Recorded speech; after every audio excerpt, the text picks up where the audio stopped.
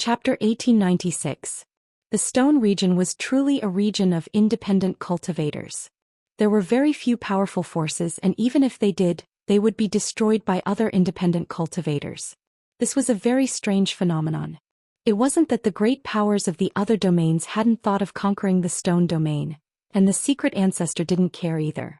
However, the Stone domain had many experts, and there were two celestial imprints.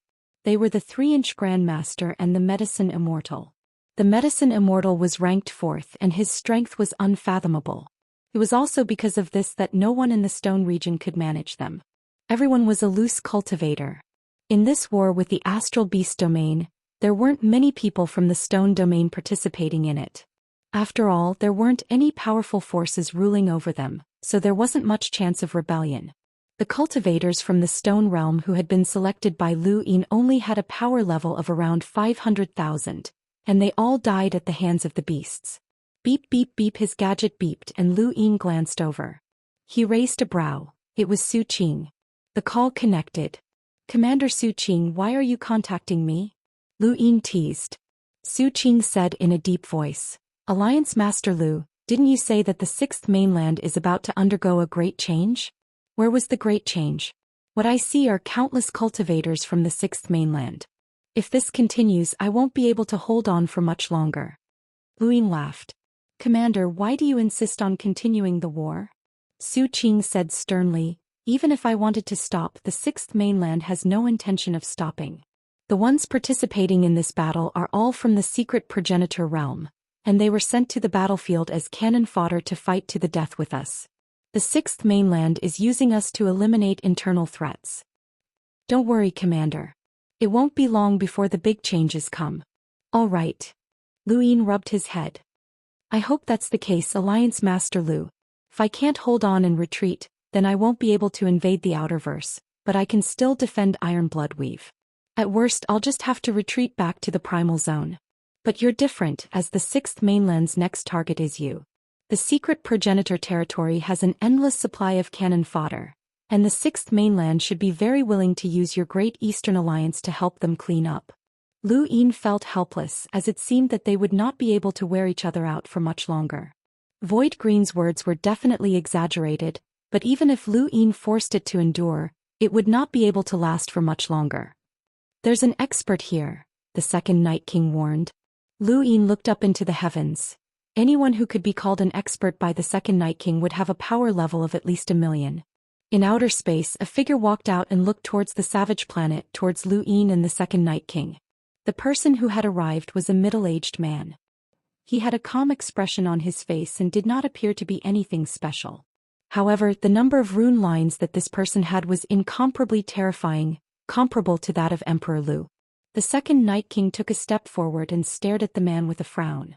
Logically speaking, with his strength he should not be afraid of this person, but for some reason this person gave him a very dangerous feeling. Lu Yin looked at the middle-aged man, especially his eyes, and his expression changed slightly. Ancestor Ling Tong. The middle-aged man was none other than Ancestor Ling Tong. He had seen the true face of the savage archer god with his pair of eyes and plotted to kill the corpse god, one of the 7 heavenly gods. Back when he was still a world imprinter, he was able to join forces with Ancestor Wuxia to deal with the Corpse King. He was a ruthless person. Lu Yin had contacted Zhou Xian before and knew about the situation of Ancestor Ling Tong's tribulation. This person had started planning from the moment he saw Zhou Xian, all for the sake of successfully passing the tribulation. Zhou Xian had almost been killed by the origin tribulation, so this person was far from being as peaceful and harmless as he seemed. Great Eastern Alliance Lu Yin. "Alliance Head Lu," Ancestor Ling Tong said as her body descended onto a savage planet. Her dual pupils looked at Lu Yin with interest. Lu Yin's lips curled up. "I've heard of Ancestor Ling Tong's fame since a long time ago. You even managed to find one of the 7 sky gods after stepping into the cosmic imprint. I'm impressed." Ancestor Ling Tong smiled and then looked at the second Night King. "Senior second Night King, you're a character from ancient times." The second Night King did not speak as this person was very dangerous. The Arrow Sect's little giant kept moving towards this place, even though he knew that there was danger ahead. "I found it strange at the time, but it turns out that Alliance Head Lu was waiting for them."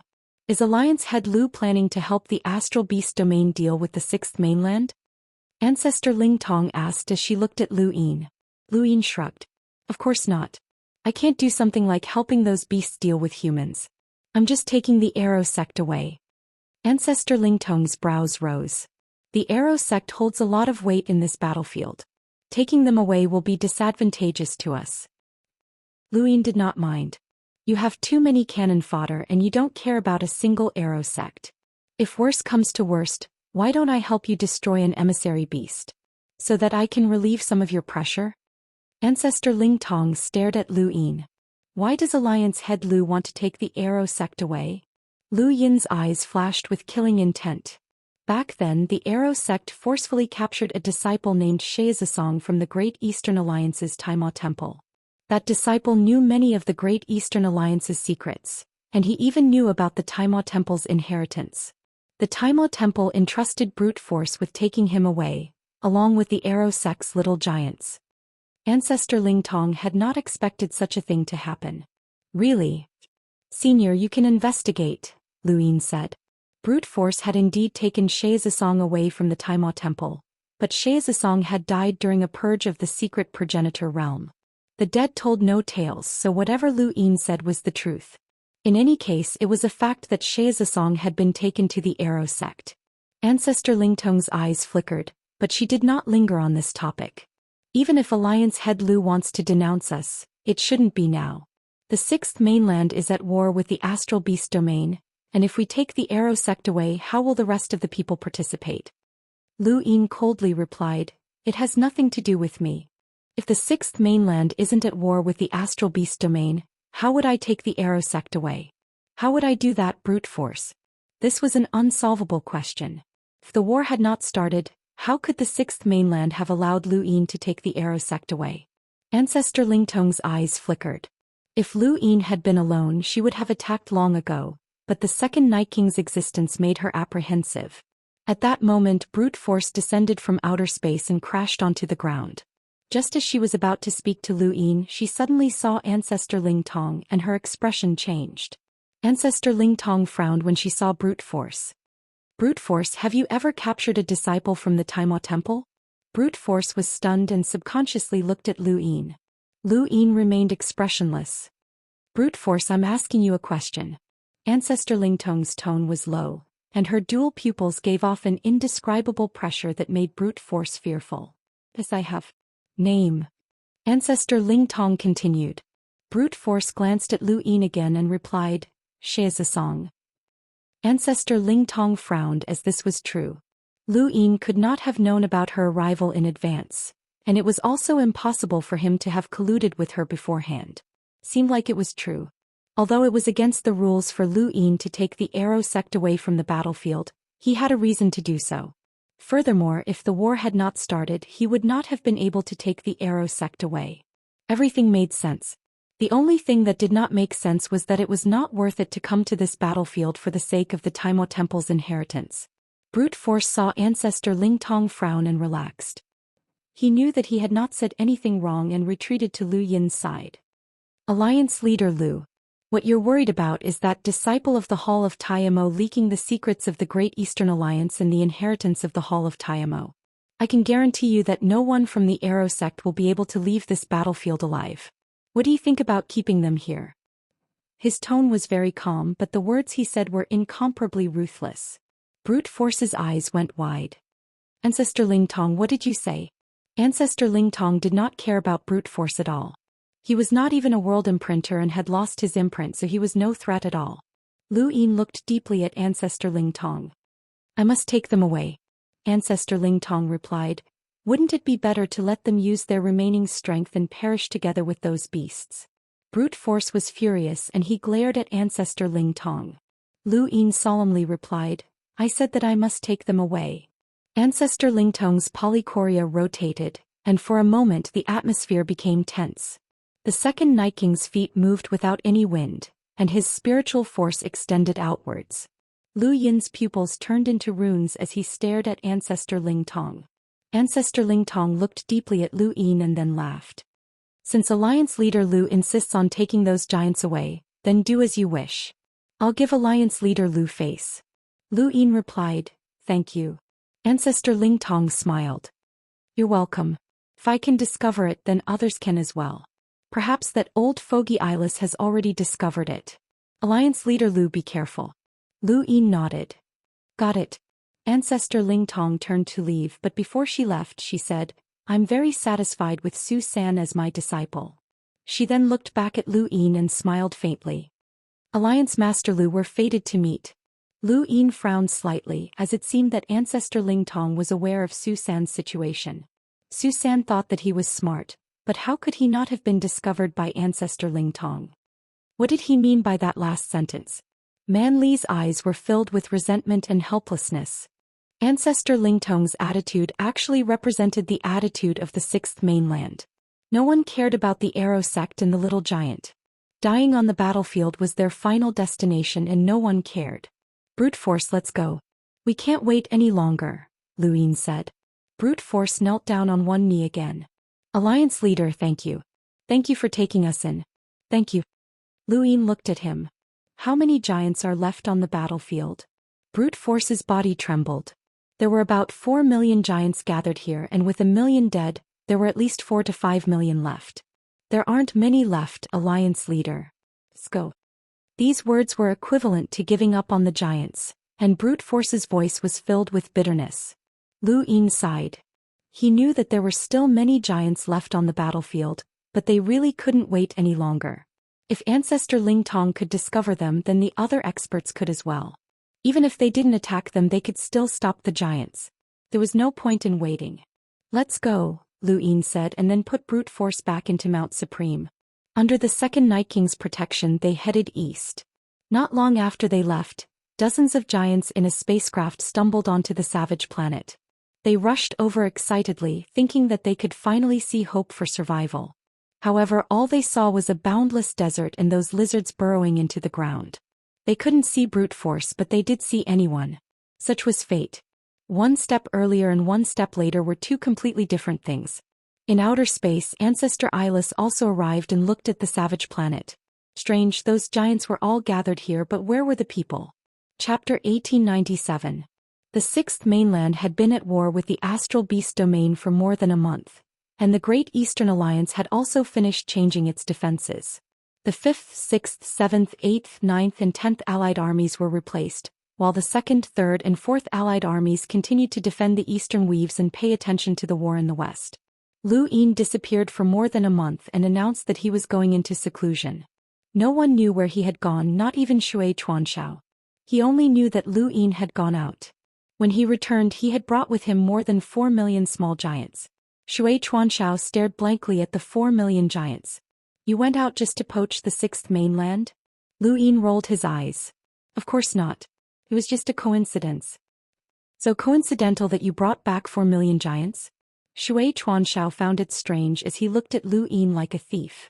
Lu Yin waved his hand and handed the 4 million giants over to Shui Chuanxiao. He could not put them into the army for the time being, but he could still choose a unit to defend. These giants all belonged to the Arrow sect, and they all had a certain level of cultivation. Of course, most of them could not explore the universe, so those who were selected were all explorers and above. Brute Force had also officially joined the Great Eastern Alliance, making up for the losses caused by Emperor Luo's death. The appearance of the small giants attracted the attention of the larger giants. They were all giants and they seemed to be quite close to each other. Nearly half of the Arrow sect's forces had left the battlefield, which weakened the Sixth Mainland's power level and put pressure on them. However, the battlefield was in the Central Weaves, and the Sixth Mainland could send reinforcements at any time. A few days later, Su Qing contacted Lu Yin again to ask about the changes. Lu Yin could only comfort him, and Su Qing threatened him again before hanging up. A few more days passed and Su Qing contacted Lu Yin once more. He was truly anxious. Lu Yin had no choice, so he turned on his gadget. "Old man, we can begin now." Kuei Luo's voice sounded from the other end. "You owe me a big favor, kid." He then hung up.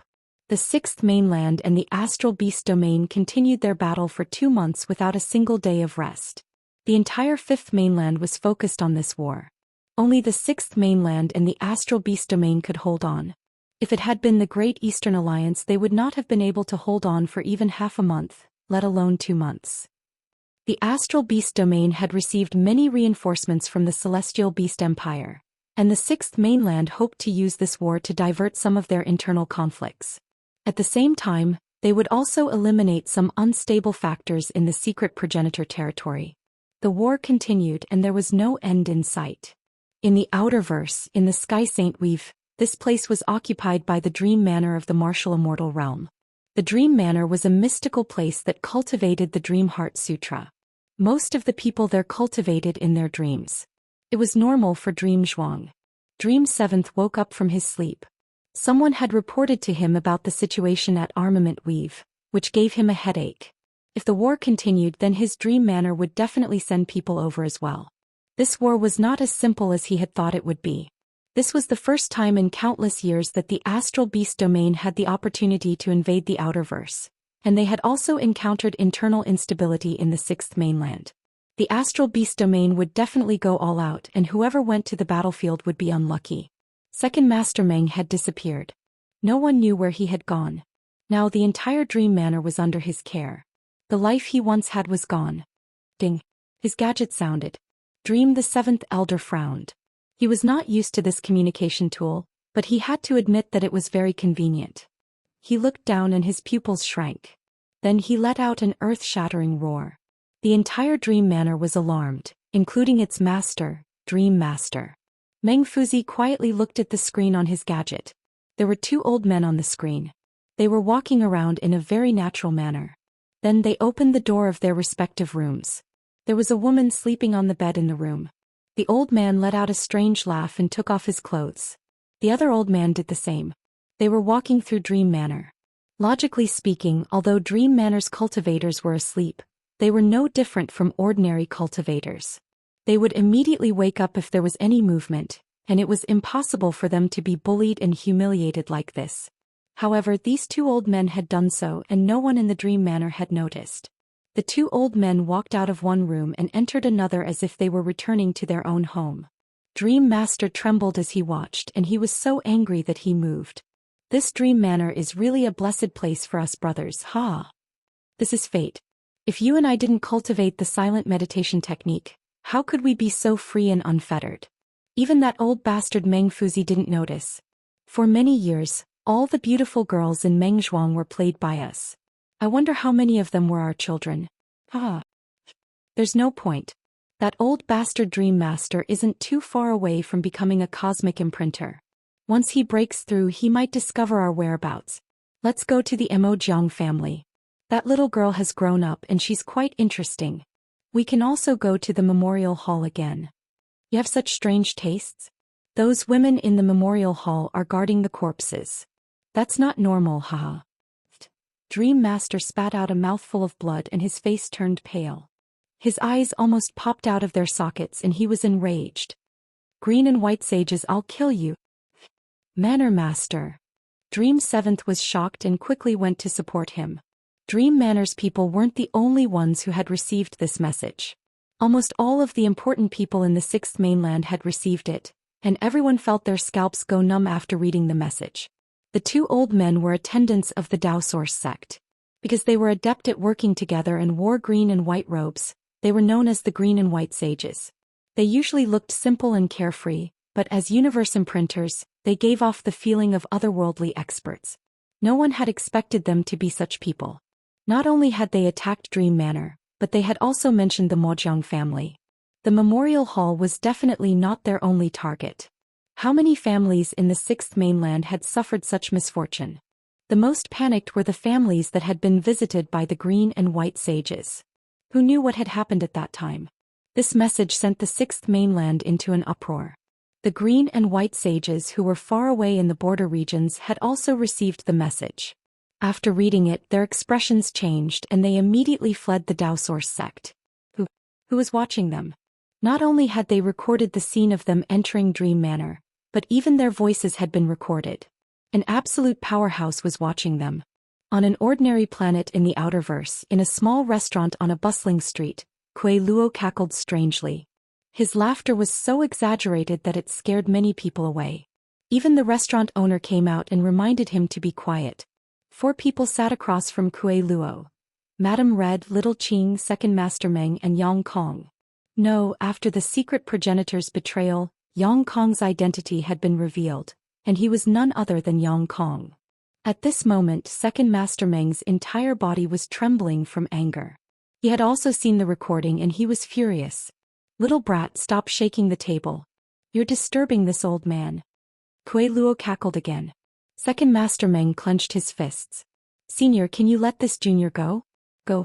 Senior, expose those two bastards and my dream manor will definitely repay you. Kuei Luo sneered. A mere dream manor, what ability do you have to repay this old man? Who knows, you might even be the child of those two old things, haha. Second Master Meng was furious and he glared at Kuei Luo, but he did not dare to say anything. Yang Kong remained calm as he did not care about such matters. After the news of the secret progenitor's betrayal had spread, his identity had been exposed, and he had become a target for everyone in the Sixth Mainland. However, that did not matter as long as he could cultivate to a higher level. Betraying the human race was not a big deal. This had always been his choice. Now his biggest headache was how to escape from this old thing. This old thing was a half-progenitor. Little Qing's face flushed red, but she also relaxed. Fortunately, she had not stayed in Dream Manor for too long, and her master was one of the four sovereigns. Those two old things would not dare to make a move, or else how could they survive? Kuei Luo suddenly stared at Madame Red. Girl, your expression doesn't look right. What happened? Did those two old things succeed? When he asked this, everyone else looked at Madame Red. Madame Red hurriedly replied, No, I've never interacted with the green and white sages. Really? Kuei Luo was interested. Madame Red was helpless. Really, but this matter is too shocking. Kuei Luo laughed strangely. Shocking? That's not enough. Pa, continue. He then sent out another message. The matter of the green and white sages infuriated the Dream Manor, and Master Meng headed towards the Daoist sect, determined to kill the green and white sages. He was not the only one, as all the powers who had interacted with the green and white sages headed towards the Daoist sect to get to the bottom of this matter. When 9 Brilliants found out about this matter, the green and white sages had already escaped from the Daoist sect. Kuei Luo had first sent the message to the green and white sages before sending it to the others. His goal had been to let the green and white sages escape and create chaos. 9 Brilliants was furious. If he had known about this earlier, he would have captured the green and white sages as an explanation to the others. Now he did not know where the green and white sages had escaped to, and both of them were world importers, so it would not be easy to capture them. At this moment, another message spread. It was also an image, but an old man and a middle-aged man had appeared. Many people recognized that the middle-aged man was the current head of the Fan family, Fan Yu, and he was also an imprinter. As for the old man, no one recognized him except for a few powerhouses from the older generation. That old man was the Fan family's grand elder, Fan Chen, and he was also a cosmic imprinter. The Fan family's lack of manpower had occurred during Fan Yu's generation. It's been so long, but you still haven't broken through to become a world imprinter. Haven't the family given you enough resources? How many times have I taught you how to absorb astral sources? You liked women, so the family gave you thousands. You liked sword techniques, so I searched the entire Sixth Mainland and asked my friends to help me find suitable sword techniques for you. For this reason, I even secretly imprisoned the previous Valley Master of Cloud Valley, Jian Jibei, and forced him to pass on the Cloud Valley sword technique to you. What else do you want me to do? Now that the secret progenitor realm has been purged, the family is in a precarious situation. If something happens to me, you won't even have the strength of a world imprinter. How will you protect the Fan region? The middle-aged man was terrified. Elder, the Cloud Valley sword technique is indeed not suitable for me. Perhaps the Upper Temple sword technique is more suitable. Fan Chen was furious. The Upper Temple has Mr. Guan Xing, one of the four sovereigns. You want me to touch his people? The middle-aged man whispered. Rumor has it that Mr. Guan Xing entered the burial grounds and has yet to return. Now that the burial grounds have been sealed, no one can enter or leave. The Upper Temple only exists in name. Fan Chen muttered to himself for a moment. Wait a little longer. If Mr. Guan Xing still hasn't returned in a year, I will go to the Upper Temple and retrieve the sword technique for you. Thank you, Elder. Chapter 1898.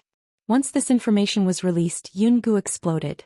Far away in Armament Weave, Sword Valley Master was furious. and he immediately contacted the Daoist sect to request for Fan Chen's trial. Half-Ancestor 9 Brilliance had just been troubled by the matter of the green and white sages, and now something like this had happened. Fan Chen had actually secretly captured Yun Gu as the new Valley Master. Yun Gu would definitely not let this matter rest, and Fan Chen would not resign himself to death either. No matter who they attacked, they would lose a cosmic imprinter and a powerful family. Who was it? 9 Brilliance's gaze turned cold, and he ordered a thorough investigation into who had released this information. As long as there were people, there would always be grudges. For countless years, the Sixth Mainland had been embroiled in constant battles, and there were too many grudges to count. It was the same for the Fifth Mainland, but most of the grudges had been suppressed in the dark and had never been exposed. Now, however, these matters had been exposed, and there were even real images of them. It would have been fine if the green and white sages had been captured, since they were only world imprinters. However, Fan Chen was a cosmic imprinter who had lived for a long time, and yet he had not even noticed that he had been captured. This meant that the attacker was at least a celestial imprinter or even a half-ancestor. 9 Brilliance's eyes flickered. It should be a half-ancestor, as even a celestial imprinter might not have the ability to capture Fan Chen without him noticing at all. But which half-ancestor would be so bored as to do such a thing? Those who had reached the half-ancestor level were all preparing to break through to the progenitor realm, and they generally did not interfere with worldly affairs. Forget about the disputes between these powers, they would not even interfere in large-scale wars. This half-ancestor had no intention of interfering with Armament Weave's war. However, if there really was a half-ancestor who specialized in such matters, then it would be troublesome and it would be a huge disaster for the Sixth Mainland. Suddenly, 9 Brilliance thought of someone. Previously, the Neo-Human Alliance's 7 Sky Gods had attacked the Daoist sect and killed Zhou Xian. After that, another half-ancestor had barged in. Could it have been him? Where had that half-ancestor come from? If he was hostile to the Sixth Mainland, could he be from the Fifth Mainland? When he thought of this, 9 Brilliance immediately contacted Elder Chan, as he needed to know the identity of that half-ancestor. With a half-ancestor's ability, if he wanted to annoy them, then the entire Sixth Mainland would be in chaos. Elder Chan was naturally the first to know about the Sixth Mainland's troubles. He had also seen the video. The first person he thought of was Kuei Luo. Other than Kuei Luo, who else would do such a thing? He had learned of Kuei Luo's reputation through the flying willow leaves. Everyone in the starry sky of the trees wanted to beat him up. Even the 4 cardinal scales were disgusted by him. Several half-step ancestors did nothing but hunt him down. From this, one could see how powerful he was. Even after coming to this part of the universe, Lu Yefei still wanted to ask Lu Yin about Kuei Luo. One could imagine how angry that old man was. Watching the video, Elder Chan heaved a sigh of relief. It was fortunate that Kuei Luo hadn't come looking for trouble with them. Otherwise, they would have had to join forces to hunt down that old man, and they might not have succeeded. Even Elder Chan, who had a good temper and had been cultivating for a long time, was disgusted. Beep beep beep, his gadget rang and Elder Zen looked over. It was 9 Glories. Amused, he answered the call. Elder Chan, I want to know who did this, said Jiu Yao. Even the martial ancestor is paying attention to this. Elder Chan said helplessly, I'm not sure either. In any case, it's definitely not someone from our side. Jiu Yao's eyes narrowed. Not someone from the Fifth Mainland? Elder Chan replied, the Gravekeeper can't leave the burial garden, and Lingji died after breaking through to the progenitor realm. Elder Gong, the sage celestial master, Xiaji, and Drunkard, who do you think is the culprit? Jiu Yao thought about it. Would Drunkard do it? He loves wine, but he won't get drunk. It's definitely not him, I can guarantee that. Jiu Yao replied, Elder Chan, I'm not trying to scare you. The martial ancestor and the blood ancestor are both paying attention to this matter. Once we catch that person, we'll kill them without mercy. I hope that this isn't the start of a war between us. Elder Chan solemnly replied, don't worry, you can do whatever you want. I won't interfere. All right. Jiu Yao ended the call with a frown. Who could it be? It seemed like it really wasn't a Fifth Mainland's half-ancestor. Could it be someone from the Astral Beast domain? Impossible, as the Astral Beast domain's half-ancestors were all Yao Emperors. How could a dignified Yao Emperor enter the Outerverse to do something like this? Jiu Yao felt a headache coming on. In the eastern weaves of the Outerverse, within the Great Eastern Alliance's fleet, Lu Yin was laughing as he watched a video. Shui Chuanxiao and Wei Rong were also present, as well as Elder Zhou Xian and the Second Night King. All of them had strange expressions on their faces. Who would do something like this? Wasn't this secretly recording someone's private matters? They had cultivated for many years, but they had never seen anything like this before. Lu Yin finally understood how the people from the Cosmic Tree domain felt. At this moment, the Sixth Mainland's 3 half-ancestors were probably the ones who understood this the most. A dignified half-ancestor was actually doing something like stealing someone's private matters. Who could tolerate this? The Sixth Mainland was in deep trouble. The Green and White Sages had sent out the Dream Manor and the Righteous Manor to search for Lu Yin. Yungu would definitely not let the Fan family off, and there would definitely be more to come. That old bastard Kuei Luo would not be so lenient with his actions. Sure enough, not long after, Lu Yin received a message. It was a list of spies. The Sixth Mainland was not a monolithic entity. The Fifth Mainland had its own wars, and the Sixth Mainland was no exception. It was normal for certain people to plant spies in certain families and powers, and everyone had done something like this before. However, once exposed, it would be abnormal.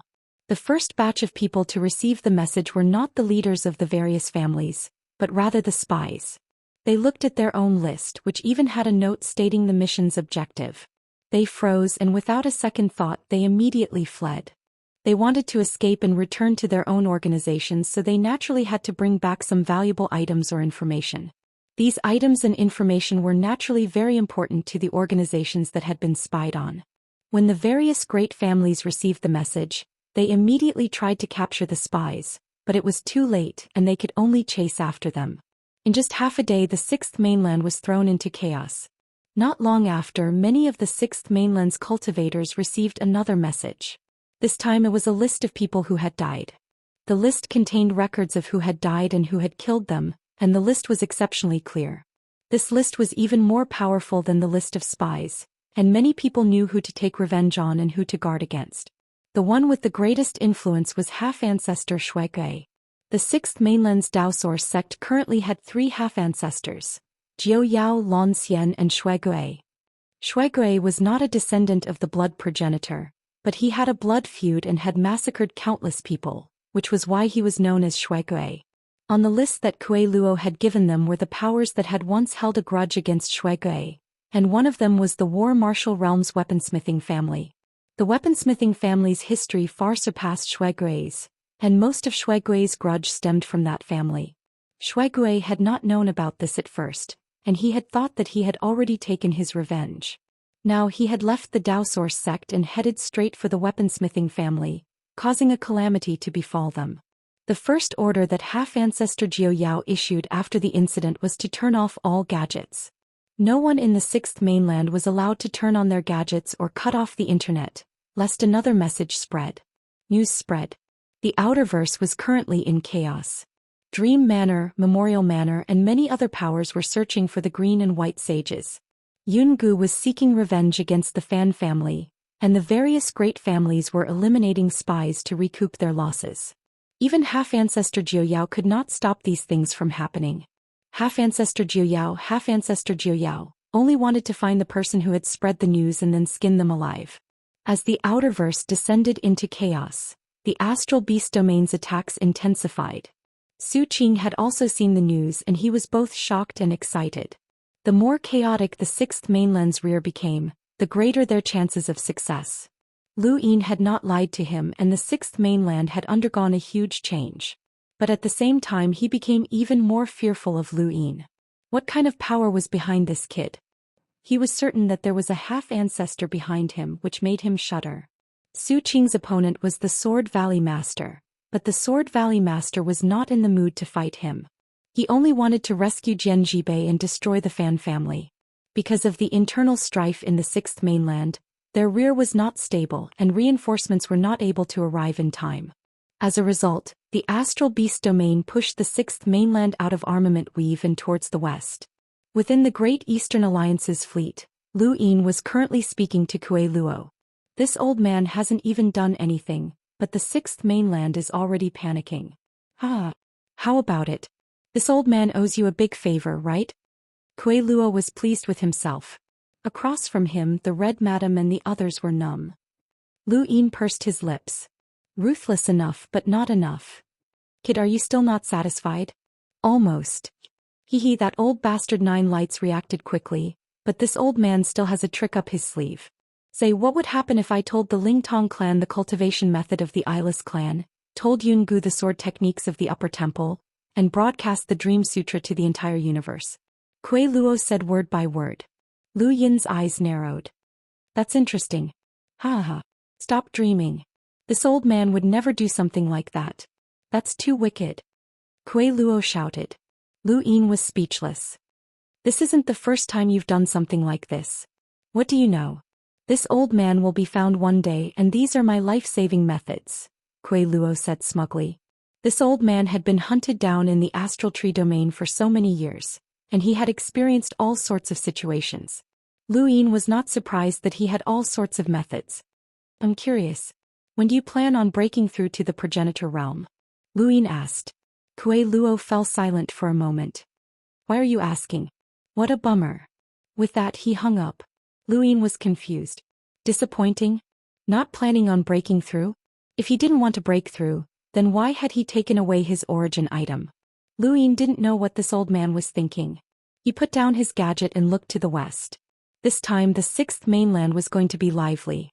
Kuei Luo's actions had not only caused the Sixth Mainland to be lively, but they had also led to a rapid defeat on the battlefield. Countless people had left the battlefield in search of their enemies, and many had discovered that their enemies were on the same battlefield as them. Instead of fighting astral beasts, they had turned to fight their own enemies. When hatred reached a certain level, it could transcend race, region, and even life and death. Many people had been blinded by hatred, causing the battlefield to change drastically. The astral beast domain continued to advance westward, and the Sixth Mainland could not stop them at all. Those from the secret progenitor realm did not want to throw their lives away. Thus, the astral beast domain even fought their way into Tyrannical Weave and into the Memorial Hall.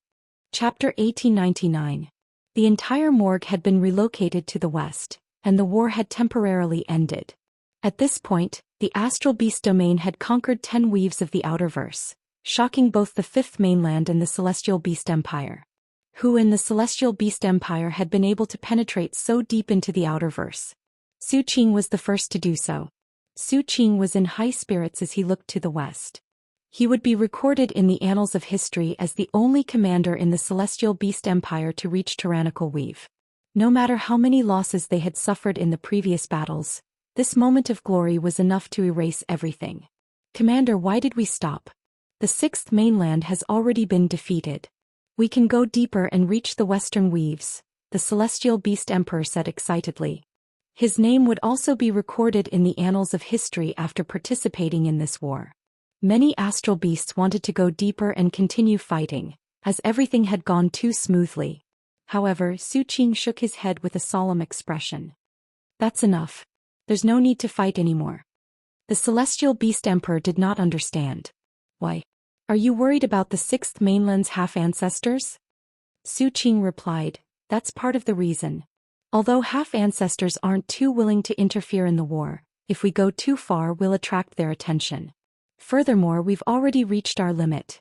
If we go any deeper, the Sixth Mainland will retaliate and will be defeated. As the commander, Su Qing would not be fooled by appearances. Most importantly, this was enough for him. Their current accomplishments were enough to erase their previous decline. He had never believed that the astral beast domain could truly conquer these weaves. The Sixth Mainland was too powerful, and once the internal chaos ended and they reacted, they might not be able to stop them. Any random half-ancestor would be enough to slaughter them. Beep beep beep. Su Qing's gadget beeped, and he raised his brows when he saw that it was Lu Yin. Congratulations, Commander Su Qing. You've reached Tyrannical Weave and left your name in the annals of history.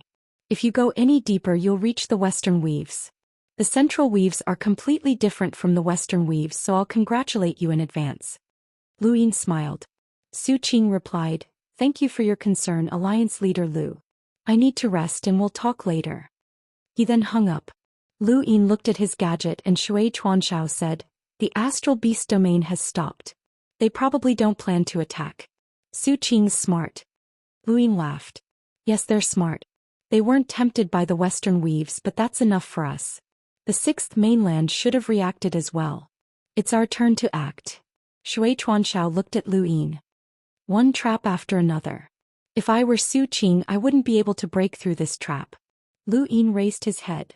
It has to join us. Otherwise, it won't be able to bear the losses when it returns to the Celestial Beast Empire. Now it's our turn to make the decision. He then contacted someone. Sword Valley Master, I have a suggestion. Not long after, Lu Yin put down his gadget and his gaze turned cold. Go to war. Following Lu Yin's command, the Great Eastern Alliance's fleet headed towards Flaxen Weave. In the west, in Tyrannical Weave, Su Qing was looking at a star chart and thinking about how to gradually retreat while facing the Sixth Mainland's counterattack without suffering too many losses. Every step he took was a new chapter in the history of the Celestial Beast Empire's invasion of the Outerverse, and he wanted to take the final step. Suddenly, Yin Guai reported, Commander, the Great Eastern Alliance is acting strangely. Su Qing was shocked. What? The Great Eastern Alliance had halted the Astral Beast Domain's invasion of the Outerverse for 2 months. However, they were not attacking the Astral Beast Domain, but rather occupying 6 planets in Flaxen Weave. These 6 planets were evenly distributed along the Astral Beast Domain's path towards the west, and the distance between each planet was just enough for Yuanshi and the others to quickly cross over to form a solid line of defense that would cut off the Astral Beast Domain's path back to the Primal Zone. Su Qing was informed of the Great Eastern Alliance's actions, and when he saw the 6 planets that the Great Eastern Alliance had occupied, his expression turned ugly. He immediately contacted Lu Yin. Alliance Master Lu, you've violated the agreement. Lu Yin was confused. Violated the agreement? Su Qing was furious. You've cut off the Astral Beast Domain's path of retreat. Are you going to join forces with the Sixth Mainland? Lu Yin smiled. Commander Su Qing, you've misunderstood. I'm not cutting off your path of retreat. This is just a normal military deployment. Flaxen Weave is also part of the Eastern Weave, so we don't need to discuss our deployment with you. Besides, our original agreement was that the Great Eastern Alliance would never act against you. Don't worry, I won't break this agreement unless you break it first. Su Qing's eyes narrowed and he said coldly, Alliance Master Lu, your actions are despicable. He had fallen for Lu Yin's verbal trap. Their original agreement was that the Great Eastern Alliance would not act against the Astral Beast Domain, but now that Lu Yin had cut off their path of retreat, they had to act if they wanted to return to the Primal Zone. Once they acted, Lu Yin would not be considered to have violated the agreement. Alliance Master Lu, the Sixth Mainland has a deep grudge with you. Why are you helping them? Is it just because of racial prejudice? Su Qing suppressed his anger. Lu Yin's lips curled up. I reminded you that you could attack the Western Weave, but you didn't listen. I can only give you some encouragement, but I have no intention of helping the Sixth Mainland. Su Qing understood. If the Astral Beast Domain had continued to attack the Western Weave, Lu Yin would not have acted. However, they had stopped and Lu Yin had seen that they wanted to retreat. If they retreated, the Sixth Mainland would not suffer too many losses, and neither would the Astral Beast Domain. What was the point of this war? Was it just to help Su Qing erase the negative influence in the Celestial Beast Empire? Was it just to help the Sixth Mainland shift its internal conflict? Lu Yin had paid such a huge price, so how could he allow the Astral Beast Domain to retreat? If they retreated, the Great Eastern Alliance would have to face the Sixth Mainland. How would they defend the Eastern Weave? Su Qing was inwardly annoyed as he had been too obvious. He should have taken things one step at a time, attacking the Western Weave on the surface while secretly retreating to the Primal Zone. Not only would that have reduced their losses, but it would also have been able to explain to the Empire that the Great Eastern Alliance was preparing to join forces with the Sixth Mainland to ambush them. That would have been a perfect excuse, but he had failed because of his own carelessness. Alliance Master Lu, there is a principle that you should understand. There are no eternal enemies, only eternal benefits. If the Astral Beast Domain and the Sixth Mainland came to an agreement to retreat to the Primal Zone and not invade again for 1,000 years, do you think the Sixth Mainland would agree? Or rather, if we joined forces with the Sixth Mainland to wage war against the Great Eastern Alliance, would you be able to handle it? Su Qing threatened. Lu Yin laughed. As expected of the Celestial Beast Empire's commander. Your thoughts are bold. We just fought the Sixth Mainland to the death for 2 months, and now you're fantasizing about cooperating with them.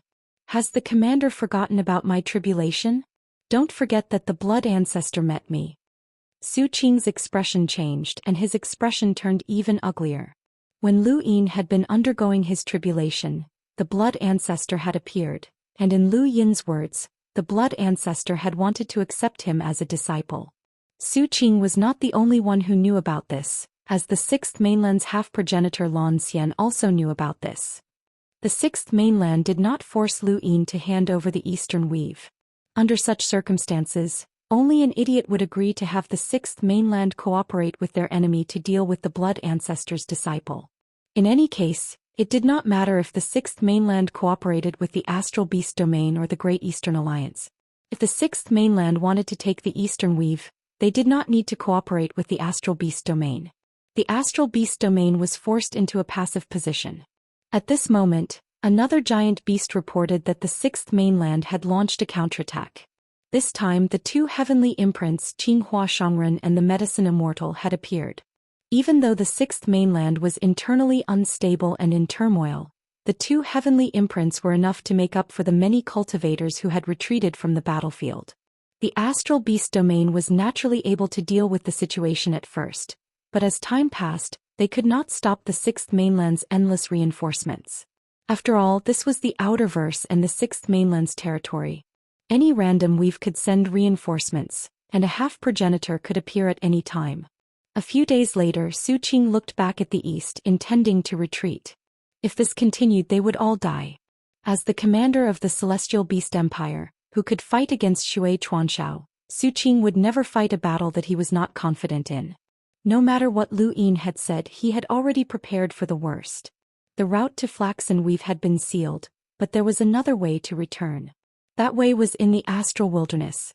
The Astral Beast Domain had been trying to invade the Outerverse for countless years. Aside from the Primal Zone, they had also explored the Astral Wilderness. After so many years, they had finally found a way to use it. They had originally planned to use this route to launch a surprise attack on the Outerverse's Western Weave, but they had been forced to use it. Alliance Master Lu, we've both won and lost in our battles. This war ends here and I look forward to our next meeting on the battlefield. Lu Yin frowned when he saw the message that Su Qing had sent him. He's confident that he can return. After all, it's Su Qing and it's a taboo to venture in alone. He won't make such a mistake, Shui Chuanshao said when he saw the message. Lu Yin opened his star chart and looked from Tyrannical Weave to Armament Weave and then to Flaxen Weave. Suddenly he looked at the Astral Wilderness. If there was anything that he could not control, it would be the Astral Wilderness. The Astral Wilderness was a region that humans did not understand. Although many people had explored it over the years, it was not a suitable place for living. The star energy was thin and there was no way to connect to the signal. There were also unpredictable dangers lurking around. Otherwise, how could humans have allowed such a region to exist? This was true for both humans and astral beasts. It seemed that the Celestial Beast Empire was ahead of the humans when it came to developing the Astral Beast Domain. Commander Shui, how big do you think the Astral Wilderness is? Lu Yin suddenly asked. Shui Chuanshao shook his head. No one knows. Does it belong to the Fifth Mainland? Lu Yin asked. Shui Chuanshao fell silent as he naturally did not know. He did not know as much as Lu Yin when it came to ancient secrets. In ancient times there had been 6 continents in the universe. Then what about beyond those 6 continents? Was it the Astral Wilderness? Su Qing was very decisive, and he left behind a few astral beasts to cover their retreat while he led most of them towards the Astral Wilderness. The Astral Wilderness was unpredictable, and the Sixth Mainland was not willing to take the risk of chasing after them. They followed the route to Flaxen Weave. They wanted to clear out the Outerverse astral beasts, reclaim Iron Blood Weave and even attack the Primal Zone. Chapter 1900. The Sixth Mainland's cultivators arrived in Flaxen Weave without any obstructions. On a planet in Flaxen Weave, Lu Yin watched as countless Sixth Mainland's cultivators boarded various spacecraft and headed towards Iron Blood Weave. There was a hint of fear in his eyes. The Sixth Mainland's potential for war was too great. If not for the Eternals destroying the Sixth Mainland, Secret Progenitor's betrayal, and the cleansing of Secret Progenitor territory, the Sixth Mainland would not have ended up in such a state. Back then, half of the Sixth Mainland had been able to attack the entire Fifth Mainland, which showed just how powerful they were. In the end, the sixth mainland's decline was largely due to progenitor Hui. Progenitor Hui had schemed against the sixth mainland over the years, causing it to end up in its current state. The Sword Valley Master flew through space and saw Lu Yin. He stopped and landed. "I've helped the sixth mainland. How do you plan on thanking me, senior?" Lu Yin smiled. The Sword Valley Master did not like Lu Yin, but when he thought about how Lu Yin might be accepted as a disciple by the blood progenitor, and how Lan Xian had specifically told him not to take over the Eastern Weaves, it was obvious that she wanted to gift the Eastern Weaves to Lu Yin. Even a half-ancestor had expressed goodwill, so the Sword Valley Master did not dare to show any displeasure. He forced a smile. "Thank you, Alliance Master Lu. If not for the Great Eastern Alliance cutting off the Astral Beast Domain's escape route, we would not have been able to break through so easily." Lu Yin laughed. "Senior is too polite. I just hope that the sixth mainland can defend Iron Blood Weave well and that this will not happen a second time. After all, past Iron Blood Weave is my Great Eastern Alliance's territory." The Sword Valley Master's face twitched. He wanted to say that the entire Outerverse belonged to the sixth mainland, but after some thought he decided against it. He remembered that even a half-ancestor had to give Lu Yin face, so he could only force a smile. "No, they won't. This time we'll even occupy the Primal Zone." Lu Yin praised. "That's bold. Then I won't disturb Senior any further." The Sword Valley Master hurriedly left. No one from the sixth mainland had ever thought that someone would refuse the temptation of being accepted as a disciple by a progenitor, even if that person was a genius from the fifth mainland. Lu Yin had spoken to the Sword Valley Master just now because he wanted to confirm the sixth mainland's attitude. He had always felt that the Sword Valley Master and the others were retreating too quickly. Did they really not care about the Eastern Weaves? Or were they certain that he would be accepted as a disciple by the progenitor? Was there something that even he didn't know about? Regardless of what Lu Yin was thinking, the tide of the battle had turned. Su Qing had led the Celestial Beast Empire's expeditionary army to flee to the Astral Wilderness. From the Tyrannical Weave to the Primal Zone, there weren't many astral beasts along the way that could stop the sixth mainland. Even if there were, they were easily destroyed. In a month's time, the sixth mainland had been unstoppable, and they had already reached Iron Blood Weave. Soon they would enter the Primal Zone. In the Outerverse, outside of a very ordinary planet, a ball of red appeared. It looked like magma, and it distorted the void as it gradually burned everything around it. The lava transformed into a human form. It was an old man with a gloomy expression. The man looked at the planet for a long time. Finally, he turned into magma again and smashed into the surface of the planet like a meteor.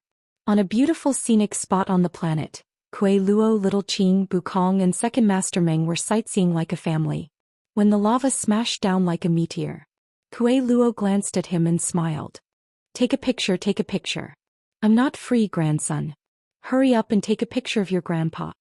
Bukong's face twitched as he felt extremely sullen.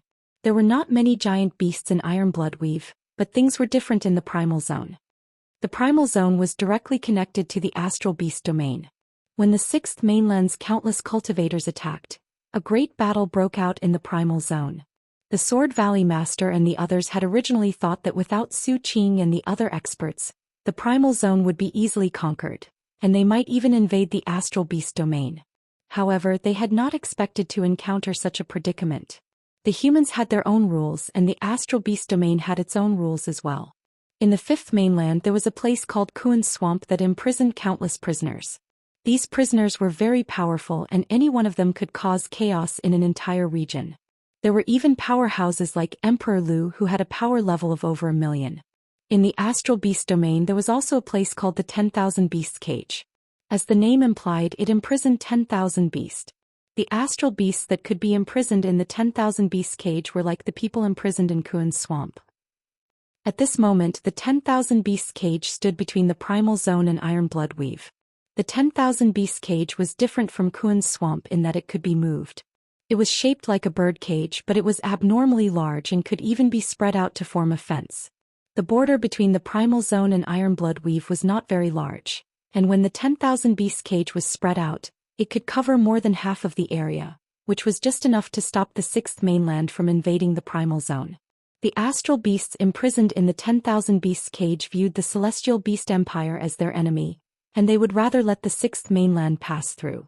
However, the Celestial Beast Empire had stimulated their bestial nature, and everything they saw was their enemy. Now they only knew how to kill. Among them there was no lack of astral beasts with power levels of over 1,000,000. Because their bestial nature had been stimulated, they did not fear death or even pain. They were like a mountain blocking the sixth mainland. If that were the case, then Lu Yin and the 3-inch Grandmaster would be able to deal with the celestial imprints, but the 10,000 Beast Cage was the most troublesome. The human Kuan swamp was corroded by death energy, while the 10,000 Beast Cage was made of a strange metal that was unique to the astral beast domain. It could devour flesh and change its hardness, and it was a very mysterious metal that had a life of its own. The more flesh it devoured, the harder it would become. This was the most troublesome aspect, as even the celestial imprints would find it difficult to destroy the 10,000 Beasts Cage. Lu Yin looked at the images taken from the border between Ironblood Weave and Primal Zone and raised his brows. What's with this 10,000 Beasts Cage? Even the celestial imprints are troublesome to deal with. Yamavis' expression turned solemn. According to the ancient records, the fourth mainland once experienced a calamity that killed countless astral beasts, and even half-ancestor astral beasts were killed. In the end, a progenitor had to take action to resolve the situation. The source of that calamity was a strange metal, and if I'm not mistaken, the 10,000 Beasts Cage is made out of that metal. Lu Yin was shocked. Even half-ancestor astral beasts were killed? More accurately, they were devoured. Yamavis was apprehensive. Do you know why the humans established the Daoist sect? One theory is that in ancient times there were endless disasters, and the humans had no choice but to band together to deal with them. Just like how ordinary people face storms and tsunamis, cultivators face disasters that are similarly unsolvable. Lu Yin understood and looked at the images. Your Mavis family has records of that metal. Don't the Celestial Beast Empire have any? If they did, why would they dare to use it? Yamavis replied, the 10,000 Beast Cage is very small, and according to the records, the metal that caused the calamity is large enough to cover half of the outerverse. Might have been discovered too late back then. The celestial imprints can deal with something of that size, but the astral beasts within the 10,000 Beast Cage are troublesome.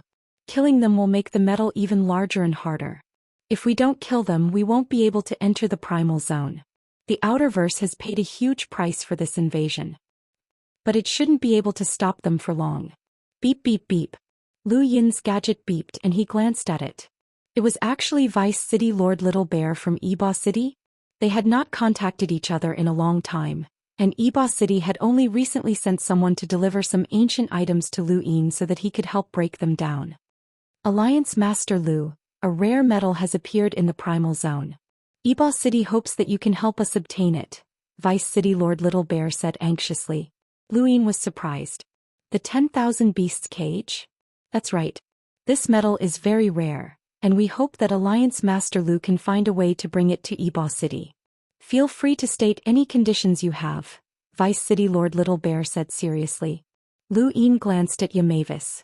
Without her explanation, he would not have known where the 10,000 Beasts Cage had come from. Vice City Lord Little Bear, may I know why you care so much about this metal? Vice City Lord Little Bear replied, this metal comes from ancient times and has the ability to devour flesh and blood to increase its hardness. It can also increase the strength of my modified bodies. I thought that it had disappeared a long time ago, but who would have thought that the Celestial Beast Empire's 10,000 Beasts Cage was made from this metal? Alliance Master Lu, I'll have to trouble you. I can only do my best. If you can see how precious this metal is, then the sixth mainland should be able to as well. They might not be able to obtain it, Lu Yin said. Vice City Lord Little Bear said gratefully, please do your best to help us. Feel free to state any conditions that Eba City can fulfill. Lu Yin put down his gadget. He was not surprised that the technocracy knew about the battlefield, but they had contacted him too decisively. It seemed that they valued the 10,000 Beasts Cage greatly. Do many people know where this metal came from? Lu Yin asked. Yamavis replied, not many. After all, it's been too long and the fifth mainland went through a war that even changed the sky. The Hall of Honor might not know. The Hall of Honor might not know, but Eba City might also know. If they did not know, why would they care so much? Lu Yin looked towards the north, intrigued by the 10,000 Beasts Cage. The fact that it could bring disaster to the ancient Fourth Mainland and force a progenitor to take action proved that this metal's upper limit was very high. If it could be improved further, Lu Yin did not know how powerful it could be. At the border between Ironblood Weave and the Primal Zone, the 3-inch master and the other imprints slaughtered all of the beasts within the 10,000 beasts cage. Fresh blood mixed with flesh and blood were devoured by the cage, causing it to expand at a visible rate. At first it had covered more than half of the border, but now it covered the entire border and even extended towards the Primal Zone and Ironblood Weave. The flesh and blood seemed to stimulate the metal, and regardless of whether it was beasts or humans, they were immediately devoured upon contact. Its hardness also gave the imprints a headache. Fortunately, it was not unbreakable. The 10,000 beasts cage held off the 6th mainland for 5 days. 5 days later, the 10,000 beasts cage shattered, and the 6th mainland charged into the Primal Zone to launch a counterattack against the Astral Beast Domain. Countless beasts from the Astral Beast Domain entered the Primal Zone as reinforcements. However, these reinforcements could not stop the 6th mainland. Gradually, the 6th mainland reached the border between the Primal Zone and the Astral Beast Domain. Once they crossed the border, they would officially enter the Astral Beast Domain. Elsewhere, Lu Yin had arrived at Ironblood Weave under the Second Night King's protection. He wanted to collect the 10,000 beasts cage. The 10,000 beasts cage was extremely large, and it covered the entire border between the Primal Zone and Ironblood Weave. After it had been destroyed, its fragments were scattered everywhere. Lu Yin was not the only one collecting them. Many others were doing the same. Chapter 1901. Those people had collected the fragments of the myriad beast cage to create weapons. Since even a celestial imprinter would find it difficult to shatter this metal, the weapons it could create would definitely be powerful. However, the results had disappointed them. The shattered myriad beast cage was like a lifeless corpse. Even an explorer could easily crush it, let alone a celestial imprinter. Although it was still quite sturdy and could be used to create weapons for a Lemeter, it was useless against space-exploring powerhouses. Lu Yin held a giant fragment of the myriad beast cage that still reeked of blood. He didn't even need to use any strength to shatter it. Why would a city need something like this? He contacted Vice City Lord Little Bear and told him about the situation, but the Vice City Lord was still adamant about wanting it. Since the Vice City Lord wanted it, Lu Yin would collect it. However, the fragments were too large and there was no way his cosmic ring could hold them all. Helpless, Lu Yin contacted the Sword Valley Master and asked him to send some cultivators from the 6th mainland to help collect the fragments. When the Sword Valley Master heard Lu Yin's request, he thought that he had misheard. They were still at war and were still invading. Sending people to help him collect these metal fragments? What was he thinking? If it had been anyone else, even a cosmic imprinter, the Sword Valley Master would have cursed them to death. However, this was Lu Yin and the Sword Valley Master had to give him face. Left with no other choice, the Sword Valley Master sent a few spacecraft with no combat capabilities to help Lu Yin collect the floating metal fragments and toss them to Frostwave Weave. Lu Yin felt strange as the Blood Ancestor had actually agreed. Something must have happened. Could the Blood Ancestor have contacted the 6th mainland? That shouldn't be the case. Where was Zhou Xian? That woman would love to see him suffer as many losses as possible. What exactly had happened? Besides the fragments of the myriad beast cage, there was one more thing that Lu Yin wanted back. It was the piece of progenitor Wuxiang's hide that had covered the face of the corpse that had chased after him. That piece of hide had come from the ghost monkey and it had been very small. It had been used to cover the corpse's face in the Primal Zone, which had allowed him to escape. Now he was going to the Primal Zone to retrieve it. Now that the bigger piece of hide was gone, the smaller piece had to be retrieved. In the outer verse, on that ordinary planet, Kuei Luo greedily looked at the delicacies on the table and licked his lips. Come, grandsons. Let's eat. Grandsons? The Kuei Luo was used to it. Grandpa Kuei Luo, Grandpa Kuei Luo. Second Master Meng also looked on with anticipation. Kuei Luo enjoyed a mouthful of the refreshing side dish and exhaled. Go. Grandpa, don't treat you. Are you unhappy, Grandpa? Why did you leave? Xiaoqing felt wronged. But I want to cultivate. Kuei Luo rolled his eyes. What's the point of cultivating? Young people should enjoy life. Cultivation is boring. Little Qing gritted her teeth. This old thing. Now that he had become a half-martial ancestor, he no longer cared about them. This was a classic example of flipping the table after eating his fill. He deserved a beating. At the door, an old man in a crimson robe appeared and walked in. Many people looked at the old man. His clothes were too strange. Very few old people would wear clothes of this color. The red-robed old man walked directly behind Kuei Luo and looked down at him. Kuei Luo didn't seem to notice. He continued to enjoy his meal. On the opposite side, Madame Red and the others looked at the old man. Their expressions gradually turned ugly. Ordinary people couldn't feel it, but they were cultivators. When they looked at the old man in red, an unimaginable pressure descended. The old man in red's figure was infinitely tall. He replaced the sky and everything they knew. Following the red-clothed old man's gaze, Madame Hong looked over. He spat out a mouthful of blood all over the table. Following that, Second Lord Meng, Bukong and Xiaoqing all vomited blood. The restaurant owner was shocked. Vomiting blood while eating? It's over. I can't do business anymore. Kuei Luo was just about to take a bite of food. All of the dishes were stained with blood, and he slammed his palm on the table in dissatisfaction. The restaurant owner hurried over to apologize, but Kuei Luo turned around and stared at the red-robed old man. Looking for trouble? The old man stared at Kuei Luo. Who are you? Kuei Luo sneered and stepped on a stool. And who are you? Old Shuigui, the old man said. Madame Hong was shocked. A half-ancestor? Second Lord Meng and the others hadn't heard of old Shuigui, but too many things had happened in the Sixth Mainland during this period. There had even been the incident of the 7 sky gods attacking the Daoist sect, and the name of the half-ancestors hidden in the Daoist sect had inadvertently spread. Old Shuigui was one of the 3 half-ancestors. A half-ancestor had actually come? Bukong's face turned ashen. It's over. Kuei Luo stared at old Shuigui for a long time. You've made a mistake. Old Shuigui raised his brows. Speak. You can't catch me. Kuei Luo's body suddenly vanished. A cold glint flashed in old Shuigui's eyes. He didn't even look at Second Lord Meng and the others as he tore through the void and left. The restaurant owner looked as if he had seen a ghost and his face went pale. Is he gone? Second Lord Meng and the others looked at each other, and Bukong subconsciously tried to escape. However, Second Lord Meng pressed down on his shoulder. Traitor, come with me. He then left with Bukong and Xiaoqing, leaving only Madame Hong behind. Kuei Luo left and Second Lord Meng and the others regained their freedom, but Madame Hong did not. She had been sealed by Kuei Luo's astral origin cyclone, and if she wanted to break free she would have to find Kuei Luo. Helpless, she could only wait on this planet. In outer space, red replaced the sky. Old Shuigui waved his hand, and the red magma that had filled the entire universe suddenly turned white.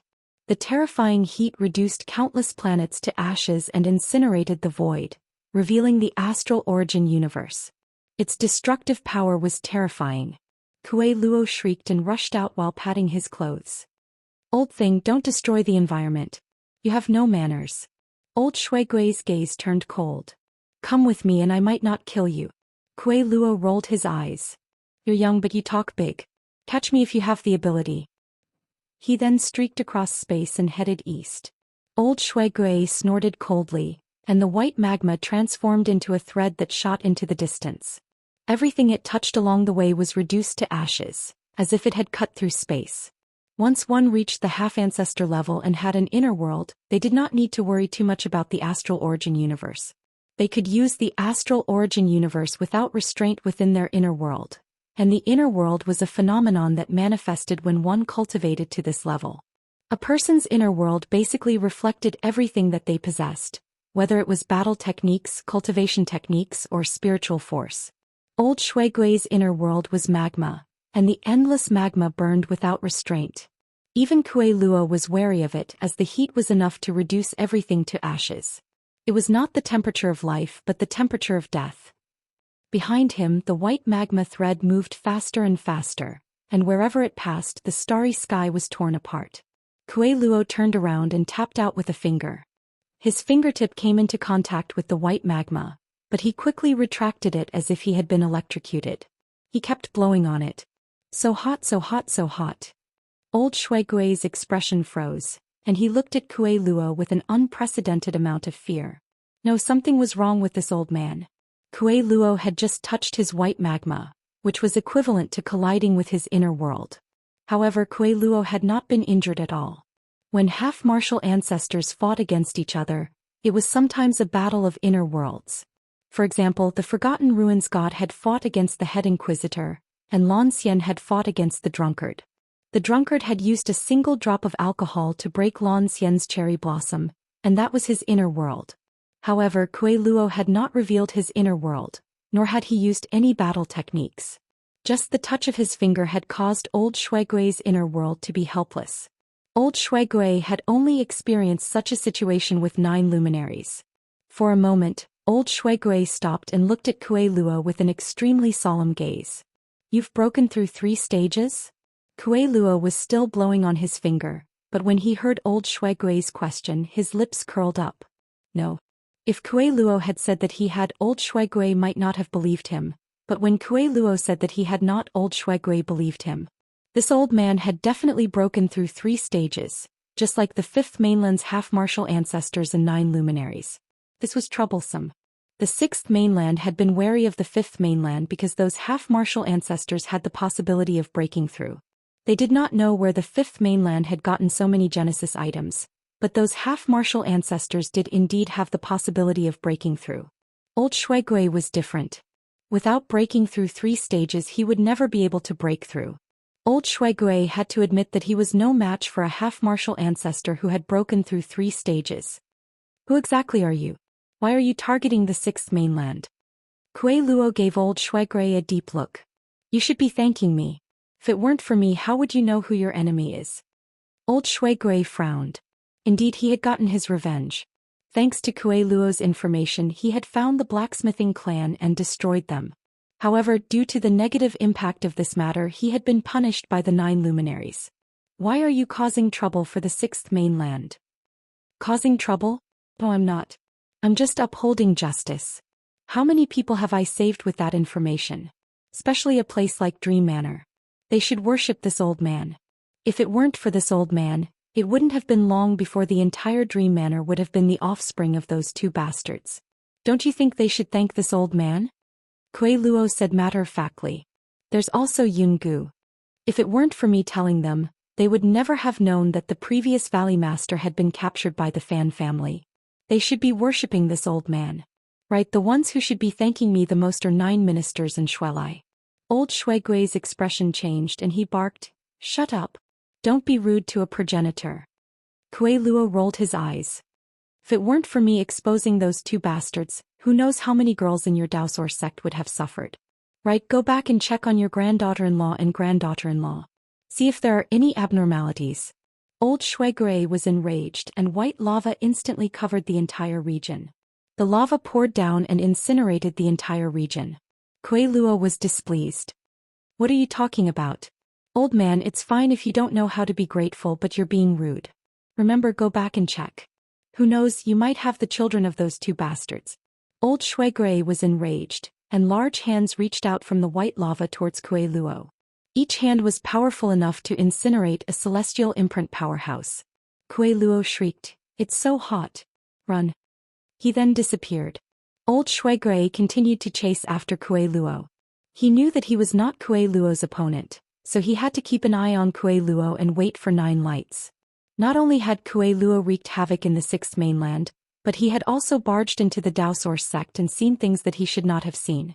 This was what old Shuigui was most afraid of. If Kuei Luo revealed anything, it would expose the Daoist sect's greatest secret, so he could not be let off. Chapter 1902. One day later, Lu Yin arrived at the Primal Zone. At this moment, the 6th mainland's Sword Valley Master and the other cultivators were already heading towards the east of the Primal Zone. He wanted to find the planet that had suppressed the mummy and dig out progenitor Wuxiang's hide. Suddenly, Lu Yin and the 2nd Night King stopped at the same time and looked at each other. They both sensed that something was wrong, as if they were being watched. The 2nd Night King's spiritual force was powerful, and his body was powerful as well, so it was normal for him to be able to sense it. As for Lu Yin, it was purely his intuition. Ever since he had become an emissary, his senses had become much sharper. "Who are you? Come out," he said as he looked around. The 2nd Night King's expression turned solemn. If he had sensed someone at the same time, then there had to be someone there. For someone to be able to avoid being seen by the second Night King meant that their strength was unfathomable. Not too far away, the void distorted and a kind-looking old man walked out. He smiled faintly at Lu Yin, and his eyes were filled with curiosity and admiration. The old man was simple and unadorned, giving people a very comfortable feeling, especially when accompanied by a strange fragrance that made people feel refreshed. This was the fragrance of medicine. If I'm not wrong, Senior should be one of the 4 sovereigns, the medicine Immortal, Lu Yin said respectfully. The elder nodded. Alliance Master Lu of the Great Eastern Alliance. I've heard a lot about you. Lu Yin was apprehensive. I wouldn't dare. In front of you I'm just a junior. There's no need to be humble. You're the only one in the universe who can sense me even though you've just become an emissary. Even the Day-Night clan member beside you only sensed me at the same time as you did, the Medicine Immortal said with a smile. Lu Yin stared at the Medicine Immortal. No matter how benevolent this person was or how much he praised him, he was still one of the 6th mainland's 4 sovereigns. The fact that he had not been discovered by the second Night King spoke volumes. The second Night King stared at the Medicine Immortal. You must be a half-step progenitor. Lu Yin narrowed his eyes and stared at the immortal alchemist. Medicine Immortal smiled. He didn't admit it, but he didn't deny it either. Alliance leader Lu, rumor has it that you are a direct descendant of the Lu clan and have the talent to appoint generals. Can you show it to me? Senior, what do you mean? I don't have any other intentions, I was just curious. After all, the general appointment stage's reputation is too great. When I was young I heard about it many times but I never had the chance to see it. Now half of my body is in the ground and I don't know when it will be gone, so I wanted to fulfill my wish. I hope Alliance leader Lu doesn't take offense. Lu Yin did not know if the Medicine Immortal was telling the truth. He glanced at the second Night King, who took a step forward and became even more vigilant. The Medicine Immortal continued to smile at Lu Yin. He did not show any hostility from the beginning to the end. Lu Yin thought about it for a moment. Since Senior wants to take a look, then let's take a look. The general appointment platform then appeared in front of him. Seeing the appearance of the general appointment platform, Medicine Immortal's eyes widened as he looked at it in amazement. This is the Lu family's talent, the general appointment platform that was once known as the one man for an entire country? Is the imprint on it the person who was chosen? Lu Yin hurriedly put away the platform. It's just some patterns. He did not have the habit of revealing his trump cards. During this time he had chosen quite a few people and he did not want to be discovered. The Medicine Immortal smiled and sighed. Back in the day, the Lu family's general appointment stage was invincible, and one person could suppress an entire battlefield. Anyone who heard of the Lu family's appearance and saw the general appointment stage was scared out of their wits. Regardless of whether they were enemies or comrades, the invincible strength of the general appointment stage intimidated both enemies and allies. Lu Yin did not understand. Back in the day, the Medicine Immortal raised a hand and tossed Lu Yin a very thin, almost transparent piece of paper. Oh, it was a skin. The second Night King caught it. This is a pill skin that I accidentally refined. That pill was ruined, but I accidentally refined this thing. It's not very useful, but its defense is decent. Can withstand a power level of 1,000,000. I'll give it to you. Thank you for fulfilling my wish, the Medicine Immortal said. Lu Yin was surprised and he took it from the second Night King. His eyes turned into runes as he looked at it. The thin pill skin in his hand had a terrifying number of rune lines that were similar to Master Yuan's. Lu Yin tried to tear it apart, but he could not tear it apart. It really could withstand a power level of 1,000,000. Lu Yin immediately thought of clothes. If he had a lot of this pill skin, he could use it to make clothes that would allow him to go anywhere. He looked up and was about to say something when he realized that the Medicine Immortal had disappeared. Where did he go? Lu Yin asked. The second Night King replied. He left. Obviously, he knew that the Medicine Immortal had left. Which direction did he go? The second Night King looked to the east. Lu Yin pursed his lips and put away the pill skin. He thought back to the Medicine Immortal's words. Back then he had spoken as if he had seen it before. Wait, what if he had? The Medicine Immortal had come from the Stone Realm, and Maiden Exen had said that many people from the Stone Realm had been sealed in stones. Could the Medicine Immortal have also been sealed in stones during the Ancient War? However, he had come out much earlier than Maiden Exen, so the two might have come from the same era. It was not impossible. Let's go. Just as Lu Yin and the second Night King were about to continue searching for the planet that had suppressed the corpse, a terrifying fluctuation came from the east.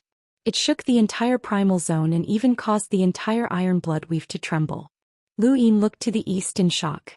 The power of a half-progenitor. To the east of the primal zone, the sixth mainland was preparing to charge into the astral beast domain and take the first step in their counterattack when a person appeared in front of them. It was a middle-aged man in long black robes. The moment he appeared, the medicine Immortal appeared as well. Two terrifying powers tore through space and collided in the dark sky. The shock waves from the collision between two half-progenitors were terrifying, and they swept through the primal zone. All of the sixth mainland's cultivators retreated. The medicine Immortal was also forced back and his expression changed. The Yao Emperor. The black-robed man who had appeared outside the primal zone was the Celestial Beast Empire's Yao Emperor, the only known half-progenitor in the astral beast domain. The Yao Emperor's appearance was not unexpected. Su Qing had lost contact with them, and the sixth mainland had invaded the primal zone and invaded the astral beast domain. Aside from the Yao Emperor, no one could stop the sixth mainland's advance. At this moment, the medicine Immortal revealed his half-progenitor strength, which confirmed the rumors about him. He was indeed a half-progenitor. However, even a half-progenitor could not stop the Yao Emperor. In just a single clash, the Yao Emperor suppressed the medicine Immortal. Retreat from the primal zone. The war ends here. The Yao Emperor was a middle-aged man who was as handsome as Zhou Xian. He had a scholarly temperament that was not lacking in dominance, and his gaze was dignified. He towered in space like a mountain, blocking the advance of all of the sixth mainland's cultivators. The medicine Immortal raised his head. The astral beast domain has invaded the outerverse. You think too highly of yourselves, Yao Emperor. The Yao Emperor looked at the medicine Immortal. If I wanted to kill you, it would be as easy as flipping my hand. The medicine Immortal's eyes flashed. You can try. He then made a hand gesture and behind him Qinghua Shangren and the rest retreated.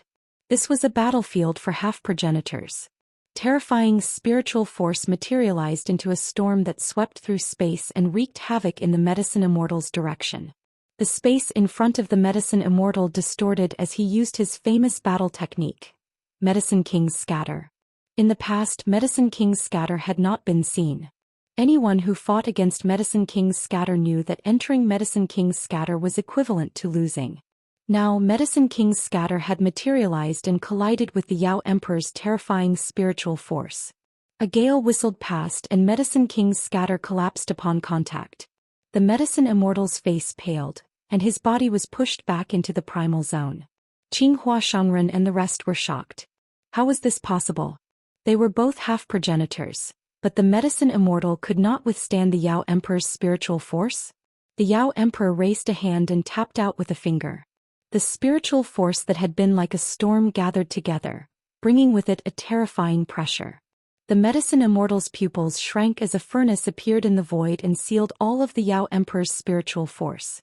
This was the medicine Immortal's inner world, and once it was sealed by the furnace, it would be incinerated. The Yao Emperor frowned. Divine burst. As soon as he spoke, the furnace's interior trembled and a crack spread out. The medicine Immortal spat out a mouthful of blood as the difference was too great. Compared to the Yao Emperor, he was as powerless as the celestial imprint against a half-progenitor. The Yao Emperor was definitely a powerhouse who had broken through 3 stages. There was only one half-progenitor in the entire astral beast domain, and he had inherited the fourth mainland's legacy. It was not impossible for him to break through 3 stages. The medicine Immortal's face was ashen. Was he going to die here today? Only the 9 glories could fight the Yao Emperor head-on. I told you that killing you would be as easy as flipping my hand, the Yao Emperor said calmly. The crack in the furnace expanded and spiritual force spread out. The Yao Emperor waved his hand and the spiritual force gathered once again, forming a single point that collided with the medicine Immortal. This single point was able to control everything, and the entire starry sky was being pulled toward the medicine Immortal like a curtain of water. From the perspective of Qinghua Shangren and the rest, it was as if the entire astral beast domain had turned into a single point that was crashing into the medicine Immortal. The furnace suddenly retreated and blocked in front of the medicine Immortal. The spiritual force pierced through the furnace and continued to crash into the medicine Immortal. Just as the medicine Immortal thought that he was going to die, he heard a gasp. Is this the spiritual force of a heavenly monster? It is indeed terrifying. Boom. Countless people stared in shock at the shattered starry sky outside the primal zone. Cracks spread out, cutting both the primal zone and the astral beast domain apart. The Yao Emperor's eyes trembled as he stared into the distance. Someone had blocked his spiritual force. Within the primal zone, the medicine Immortal's mouth was bleeding. Someone had appeared in front of him at some point, and it was Kuei Luo. With the speed of a half-martial ancestor, he could easily cross great distances and arrive at the primal zone very quickly. His appearance had coincidentally helped the medicine Immortal block an attack. A moment later, the blood demon appeared and stared blankly at the scene. What was going on? He had been chasing after Kuei Luo, and as soon as he arrived at the primal zone, he saw Kuei Luo block the Yao Emperor's attack and help the medicine Immortal. Wasn't he an enemy of the Sixth Mainland? Why was he helping the medicine Immortal? Who are you? The medicine Immortal and the Yao Emperor asked at the same time. Kuei Luo looked at the Yao Emperor in amazement. As expected of the most suitable life forms for spiritual force cultivation. Even in ancient times, heavenly monsters were the top race in the Fourth Mainland. The Yao Emperor stared at Kuei Luo with a solemn expression, much more so than when he was facing the medicine Immortal. Who are you? An outsider who has nothing to do with this war. I just saw your spiritual force and felt itchy, so I wanted to test it out, Kuei Luo said with an irritating expression. The Yao Emperor frowned. He had thought that Kuei Luo was a hidden expert from the Sixth Mainland. An outsider? Did Kuei Luo think he was an idiot? The blood demon's appearance also attracted the Yao Emperor's attention. 3 half-martial ancestors had appeared all of a sudden, and Kuei Luo who could block his spiritual force cultivation. This battle was going to be difficult to win. The medicine Immortal also saw the blood demon and was puzzled. Who is this? Chapter 1903. Old Shui did not know what to say. Kuei Luo had helped them block an attack from the Sixth Mainland, but he was also an enemy of the Sixth Mainland. If he said anything, then the old man would join forces with the Sixth Mainland and they would be finished. For a moment Old Shui fell silent. Kuei Luo looked at Old Shui, then at the medicine Immortal and finally at the Shifter Emperor.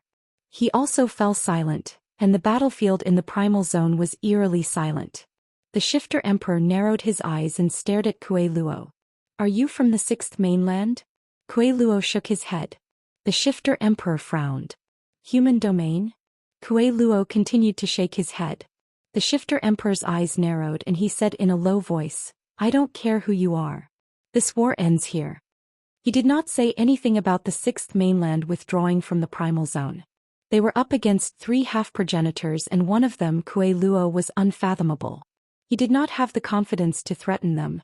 Kuei Luo hurriedly said, Don't. The war will continue. This is your problem and it has nothing to do with me. I'm just passing by. You guys continue. He then stepped through the void and charged towards Ironblood Weave. Old Shui subconsciously wanted to chase after him. The medicine Immortal hurriedly stopped him. Old Shui, do you want to watch me die? Old Shui paused and his cold gaze swept past the medicine Immortal before looking at the Shifter Emperor. If the medicine Immortal was left here alone, then not only him, but all of the Sixth Mainland's cultivators would be finished. They could not stop the Shifter Emperor, but capturing that old man was of utmost importance. He stared at the Shifter Emperor. This war ends here. The Shifter Emperor sneered. He could tell that the old man had nothing to do with the Sixth Mainland, and he even had a grudge against the Sixth Mainland. Withdraw from the primal zone and the war will end. Old Shui's gaze trembled and he was about to agree, but he suddenly paused and glanced at Sword Valley Master. Sword Valley Master had just transmitted to him that they could not withdraw from the primal zone, at least not now. The war between Ironblood Weave and the primal zone had never ended. When the Shifter Emperor said that the war between the Sixth Mainland and the Astral Beast Domain would stop, but rather the Astral Beast Domain's invasion of the Outerverse. Even if the half-progenitors withdrew, there would still be war in Ironblood Weave, and the Astral Beast Domain would continue to invade. The appearance of the Demon Emperor was only the end of one war, not all wars. Astral Beasts and the Astral Beast Domains and the Astral Beast Domain. Those giant beasts were bound to return to the astral beast domain from an unknown star field. If they wanted to return to the astral beast domain, they had to pass through the primal zone. Since they controlled the primal zone, they could decide the life and death of those giant beasts. This was the true meaning of controlling the primal zone. Otherwise, how could a mere primal zone be worth the risk of the medicine Immortal? The Shifter Emperor appeared to help Zhou Xian and the other beasts return. Those astral beasts were simply too powerful. Without them, the astral beast domain's combat power would be halved. Once they were dealt with, Iron Blood Weave would no longer have to worry about the astral beast domain. The Sixth Mainland had never thought of staying in the Outerverse forever, as their goal had always been the entire Fifth Mainland. Even though the secret progenitor's betrayal had greatly reduced their strength, they were confident that they could quickly recover. In the future, there would definitely be a war between them and the Hall of Honor. If they could pacify Iron Blood Weave, then they would have no worries about the Hall of Honor in the future. The benefits of such a move were too great. This was related to the future strategy of the entire Sixth Mainland, so the primal zone could not retreat. Even if they had to retreat, they had to use Zhou Xian and the other astral beasts to obtain benefits from the astral beast domain. Otherwise, this war would be nothing more than a joke to the Sixth Mainland. Not only would they be invaded by the astral beast domain, but they would also lose a large portion of their eastern territory. While Old Shui hesitated, Kuei Luo had long since disappeared. Even if Old Shui tried to chase after Kuei Luo, he would not be able to catch up. Retreat from the primal zone and this war will end. Otherwise, none of you will leave this place alive, the Shifter Emperor growled as he stared at Old Shui. Old Shui and the medicine Immortal exchanged glances. Can we stop him if we work together? Strike. As long as we can stop the Shifter Emperor and stall for time, Zhou Xian and the other astral beasts will be ours, the medicine Immortal said. All right. Old Shui stared at the Shifter Emperor. I've long since heard of the strength of the celestial beast bloodline. I really want to give it a try. With that, white lava spread throughout the heavens. The medicine Immortal acted at the same time, causing a furnace to appear that coordinated with the white lava to crash into the Shifter Emperor. The Shifter Emperor snorted. You're courting death. The clash between half-martial ancestors shook the heavens and earth, and Guru Qinghua and the rest were forced back. On the other side, Lu Yin had also retreated from the primal zone. He tried to contact Kuei Luo but to no avail.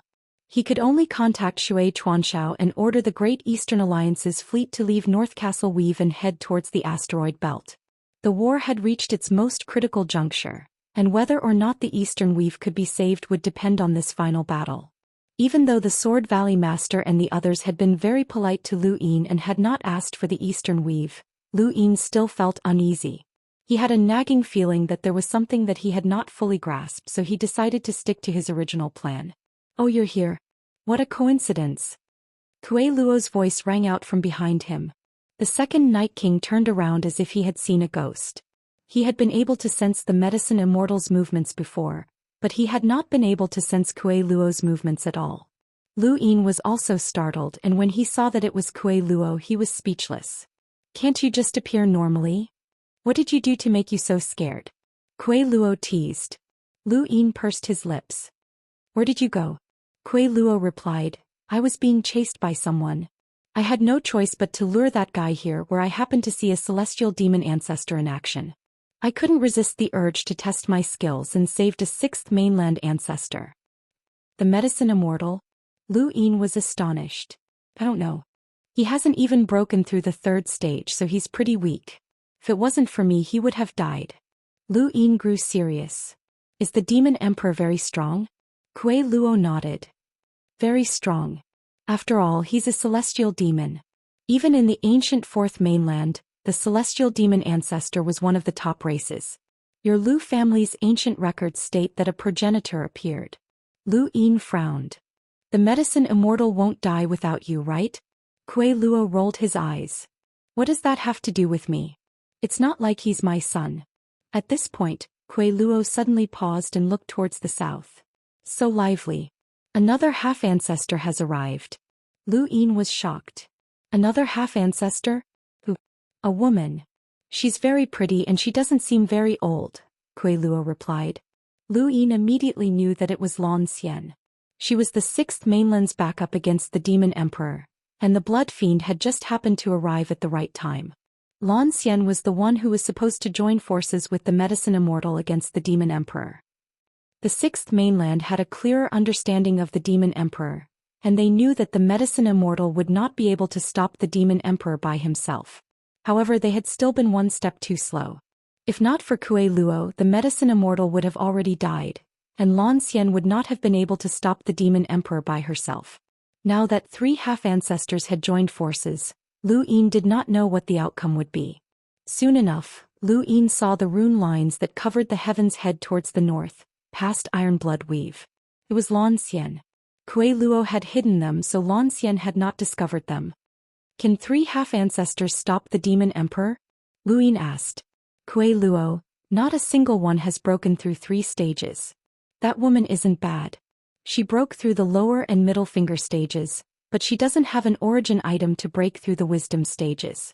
They'll know how big the gap is. Speaking of which, is the Sixth Mainland really that lacking in origin items?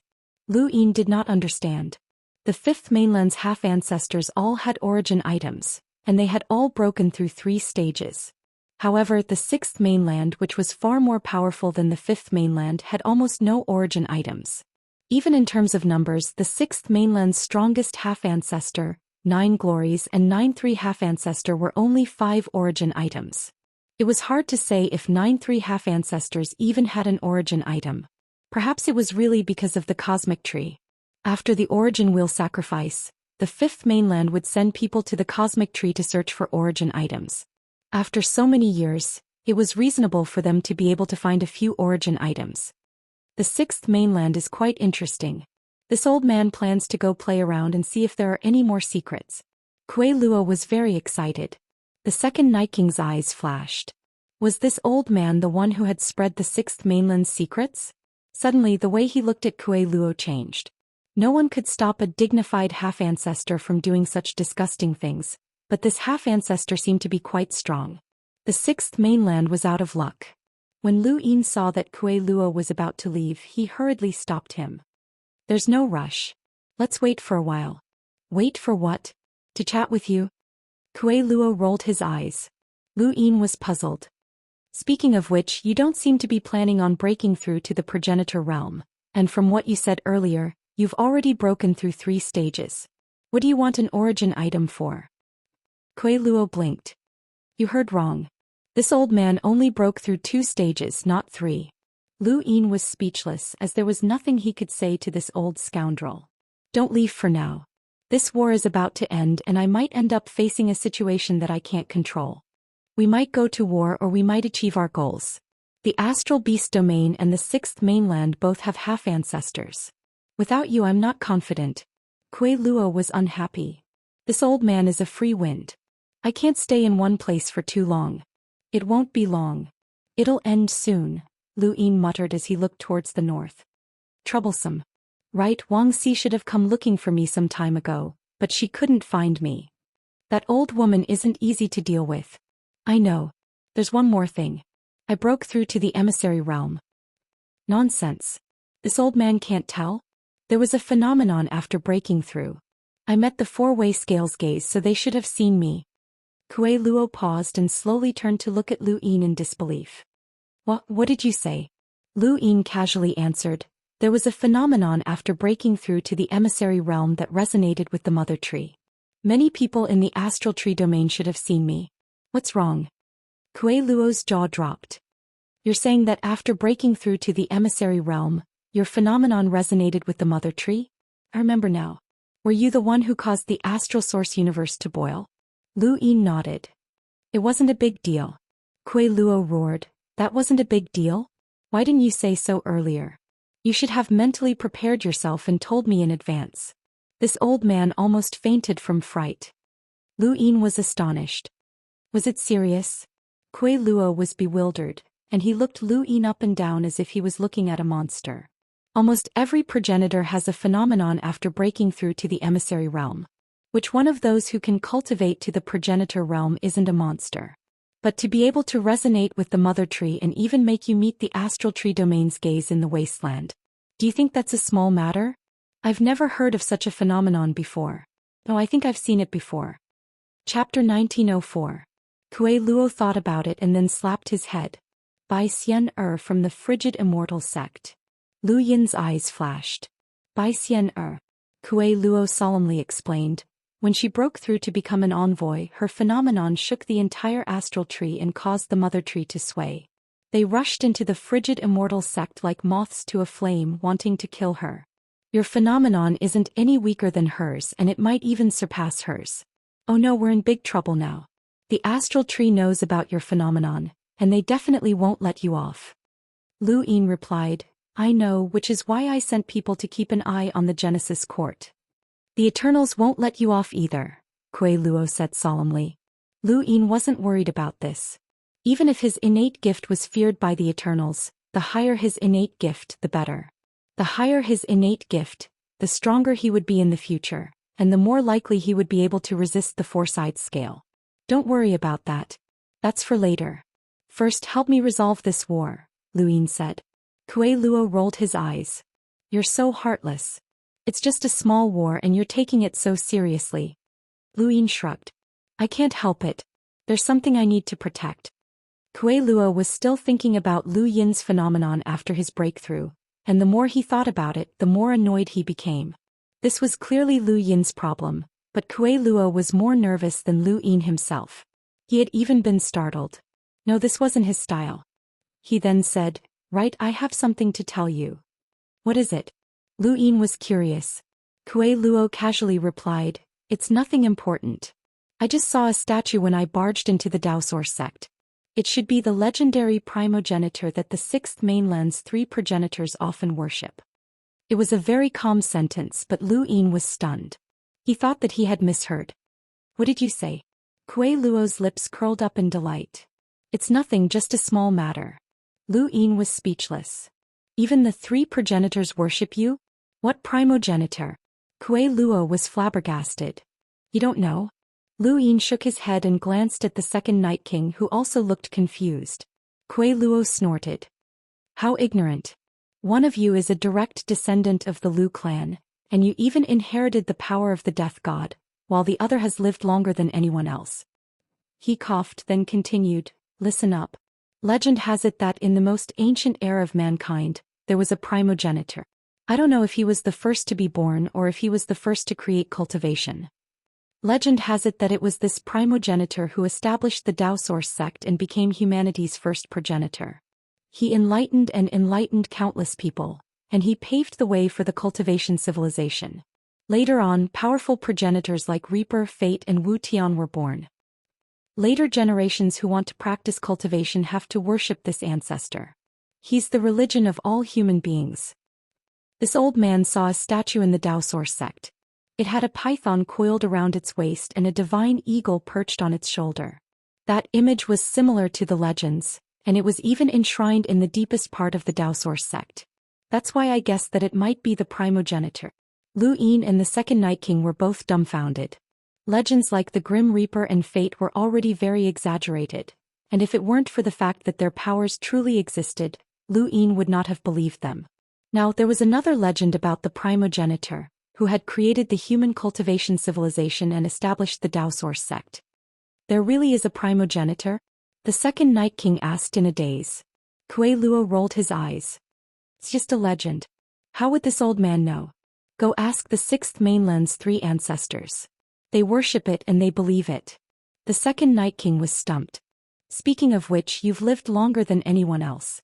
I heard that you existed before the mother tree left the wasteland. How come you don't know anything? Kuei Luo stared at the second Night King with even more disdain. The second Night King's face twitched. The Daoist clan's history was not very glorious. They had not even existed in that ancient era, and they had only been slaves of the Bai family. Do you believe it? Lu Yin asked. The legends about the primogenitor were too exaggerated, and they were even older than the death god and the others. Kuei Luo replied, There's nothing to believe. Who cares if there really is a primogenitor or not? It has nothing to do with us. Even if there was one, he would have died long ago.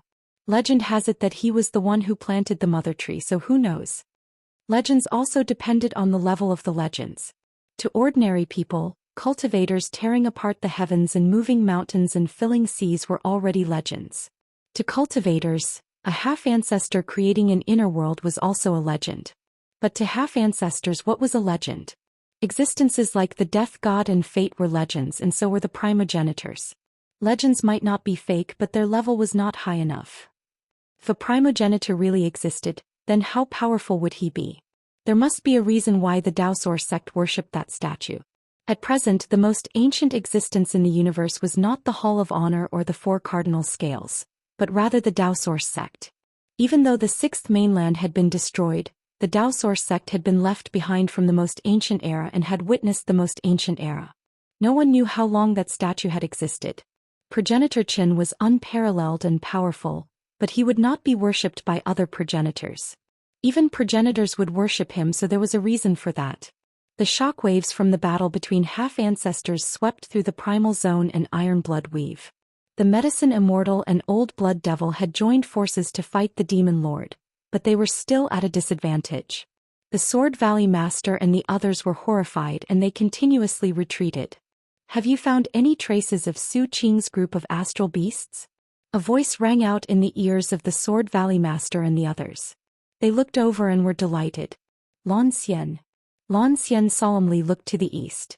The Demon Emperor's strength was terrifying, and even the medicine Immortal and Old Blood Devil would find it difficult to resist him. Fortunately, Old Blood Devil was there, or else she and the medicine Immortal would not have been able to resist him. "We have not found any traces of Su Qing's group of astral beasts, but they will definitely return to the astral beast domain, and they will have to pass through the primal zone," the Sword Valley Master respectfully reported. Lan Xian's eyes flickered. "Have the Great Eastern Alliance participate?" The Sword Valley Master was confused. "The Great Eastern Alliance?" Lan Xian replied, "Have the Great Eastern Alliance participate in the war as a condition. Once we eliminate Su Qing's group of astral beasts, recover that Eastern weave for me." The Sword Valley Master and the others were confused. What did she mean? She had clearly helped Lu Yin and forced them to give up that Eastern weave, so why was she now plotting against the Great Eastern Alliance? Lan Xian was inwardly vexed, as she had also been tricked. Back then, Lu Yin had used progenitor Wuxiang's hide as a condition to force the Sixth Mainland to participate in the war. She had thought that the Great Eastern Alliance wanted to retreat, which was why she had threatened Lu Yin with not taking over the Eastern weave. However, she had not known that Lu Yin had no intention of withdrawing from the Eastern weave at all. Everything had been a facade. She had thought that she could force Lu Yin, but in reality she had fallen right into his trap. She had even helped Lu Yin obtain the Eastern weave. When she thought about this, she was filled with regret. This had been Lu Yin's scheme within a scheme. He had used progenitor Wuxiang's hide to lure the Sixth Mainland into killing Su Qing, and he had also deceived the Sixth Mainland. If not for the fact that the Astral Beast domain had smoothly attacked Tyrant Weave and that the Great Eastern Alliance had not made any moves, she would not have been able to see through his scheme. That despicable bastard. Lan Xian had never felt so sullen before. Ever since she had stepped onto the path of cultivation, her innate gift had attracted the Daoist sect's attention, and she had become one of the Daoist's three skies. Breaking through to the half-ancestor realm was only natural, and as long as she could obtain the origin item and break through the wisdom gate, she would naturally become an ancestor. Everything had seemed to be going smoothly, but she had never expected that she would be screwed over by a junior. When she thought about this, Lan Xian's expression turned even colder. "Think of a way to lure the Great Eastern Alliance into this war. The Eastern weave must be ours." She then stepped forward, causing cherry blossoms to fill the sky as she joined the battle against the Yao Emperor. The Sword Valley Master watched Lan Xian's disappearing figure, and his eyes lit up. It seemed that the Blood Ancestor did not intend to take Lu Yin as a disciple.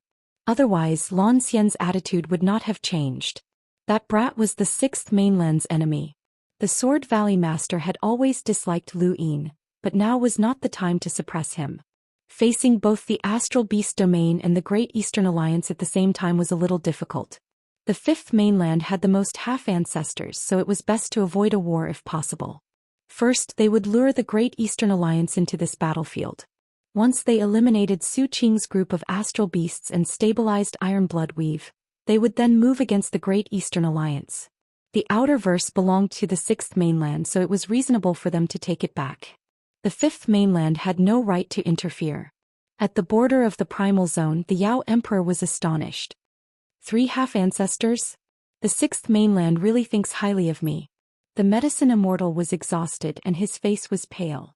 The blood ancestor did not look too good either, as his strength was about the same as the medicine immortals. Only Zhou Xian stood at the front. Although she was the youngest, she had once been one of the Daoist's 3 skies. Her innate gift was extremely high and she had broken through 2 gates. Her strength surpassed the blood ancestors. Yao Emperor, since we're invading, how can we retreat unscathed? Zhou Xian spoke, and the sound of 3 strings being plucked rang out as cherry blossoms filled the sky. The Yao Emperor's eyes narrowed. He could not afford to lose Su Qing's group of astral beasts. Otherwise, the astral beast domain would not have the strength to invade the outerverse for the next 10,000 years. Retreat from the primal zone or you'll all die. He then raised a hand and his spiritual force converged to form a black dot that shot towards Zhou Xian. In an instant, the battle between the 4 half-ancestors shook the heavens and the earth. Sword Valley Master and the others led the sixth mainland's cultivators to retreat once again while contacting Lu Yin. Lu Yin had just arrived at the asteroid belt when he received a call from Sword Valley Master, which was rather strange. Why was Sword Valley Master contacting him at this time? Alliance Master Lu, the Yao Emperor's reinforcements are about to meet up with Su Qing. With our current strength, we can't hold them off for now. We request that the Great Eastern Alliance provide reinforcements, and we can offer a weave in the east as a reward, Sword Valley Master immediately said. Lu Yin's eyes flashed. I saw that half-ancestor Zhou Xian has also gone to the primal zone. 3 half-ancestors won't be able to hold off the Yao Emperor and his reinforcements? It'll be very difficult. The Yao Emperor's strength is unfathomable, and the Celestial Beast Empire has more than one powerhouse with a power level of 1,000,000 as reinforcements. With the addition of Su Qing's forces, we won't be able to hold them off, Sword Valley Master said. Lu Yin hesitated. Sword Valley Master loudly said, Does Alliance Master Lu not want the Eastern Weave? If we're defeated and perish, then we won't have the strength to defend Iron Blood Weave anymore. At that time, the Great Eastern Alliance will have to fight as well, so it's better for us to join forces and defeat the Astral Beast domain in one fell swoop. Lu Yin frowned. With the sixth mainland's strength, it's not too late to send reinforcements. Sword Valley Master was helpless. I don't know who leaked a lot of information, but the sixth mainland's internal situation is currently unstable. People are either seeking revenge or capturing people. It's very difficult for us to find reinforcements. Alliance Master Lu, if it wasn't for the fact that there's no reinforcements, then I wouldn't have to beg you. For a cosmic imprinter to beg Lu Yin showed that he had truly reached his limit. Lu Yin sighed. It's not easy for Senior. Chapter 1905. An ominous glint flashed across Sword Valley Master's eyes, as he was furious that Lu Yin was begging a junior. Since that's the case, let's sign an agreement, Lu Yin said. Sword Valley Master was stunned. What did you say? Lu Yin raised his head. Sign an agreement to cede the Eastern Weaves to my Great Eastern Alliance. Furthermore, you won't be the one to sign it. I want a half-ancestor to sign it. Sword Valley Master was enraged. Alliance Master Lu, I've already said that I'll give you the Eastern Weaves. Do you not trust me? I don't, Lu Yin answered directly. Sword Valley Master glared at Lu Yin. What kind of status does a half-ancestor have? Why would they sign an agreement with you? Alliance Master Lu, you're helping yourself by supporting us. If we suffer any losses, not only will you have the Astral Beast domain as your enemy, but you will also have the sixth mainland as your enemy. Do you think that the Daoist sect will let you off? Lu Yin sighed. Since that's the case, then we're enemies. Sorry, but I've never been lenient when dealing with my enemies. Don't even think about supporting us and don't even think about supporting the sixth mainland. I'll tell you this clearly. Even a half-ancestor of the 9 luminaries cannot support us. Sword Valley Master's expression changed. You have a half-ancestor? What a joke. My 5th mainland has the most half-ancestors and there are 6 of them. Do the math, Lu Yin mocked. Sword Valley Master had not expected Lu Yin to be so direct. Think about it carefully. Do you really want to become enemies with my 6th mainland? The martial ancestor and blood ancestor can easily destroy you. Progenitor Qin can destroy them. Lu Yin shouted. Sword Valley Master was shocked. Progenitor Qin? Lu Yin sneered.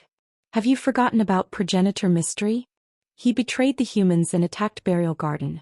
He even tried to destroy Burial Garden, but in the end he was injured by Progenitor Qin instead. The Blood Ancestor and Martial Ancestor both know that if they dare to attack me, Progenitor Qin will not remain silent. Do you really think that your 6th mainland can invade my 5th mainland? Try it. Sword Valley Master frowned and he subconsciously glanced at Blue Master.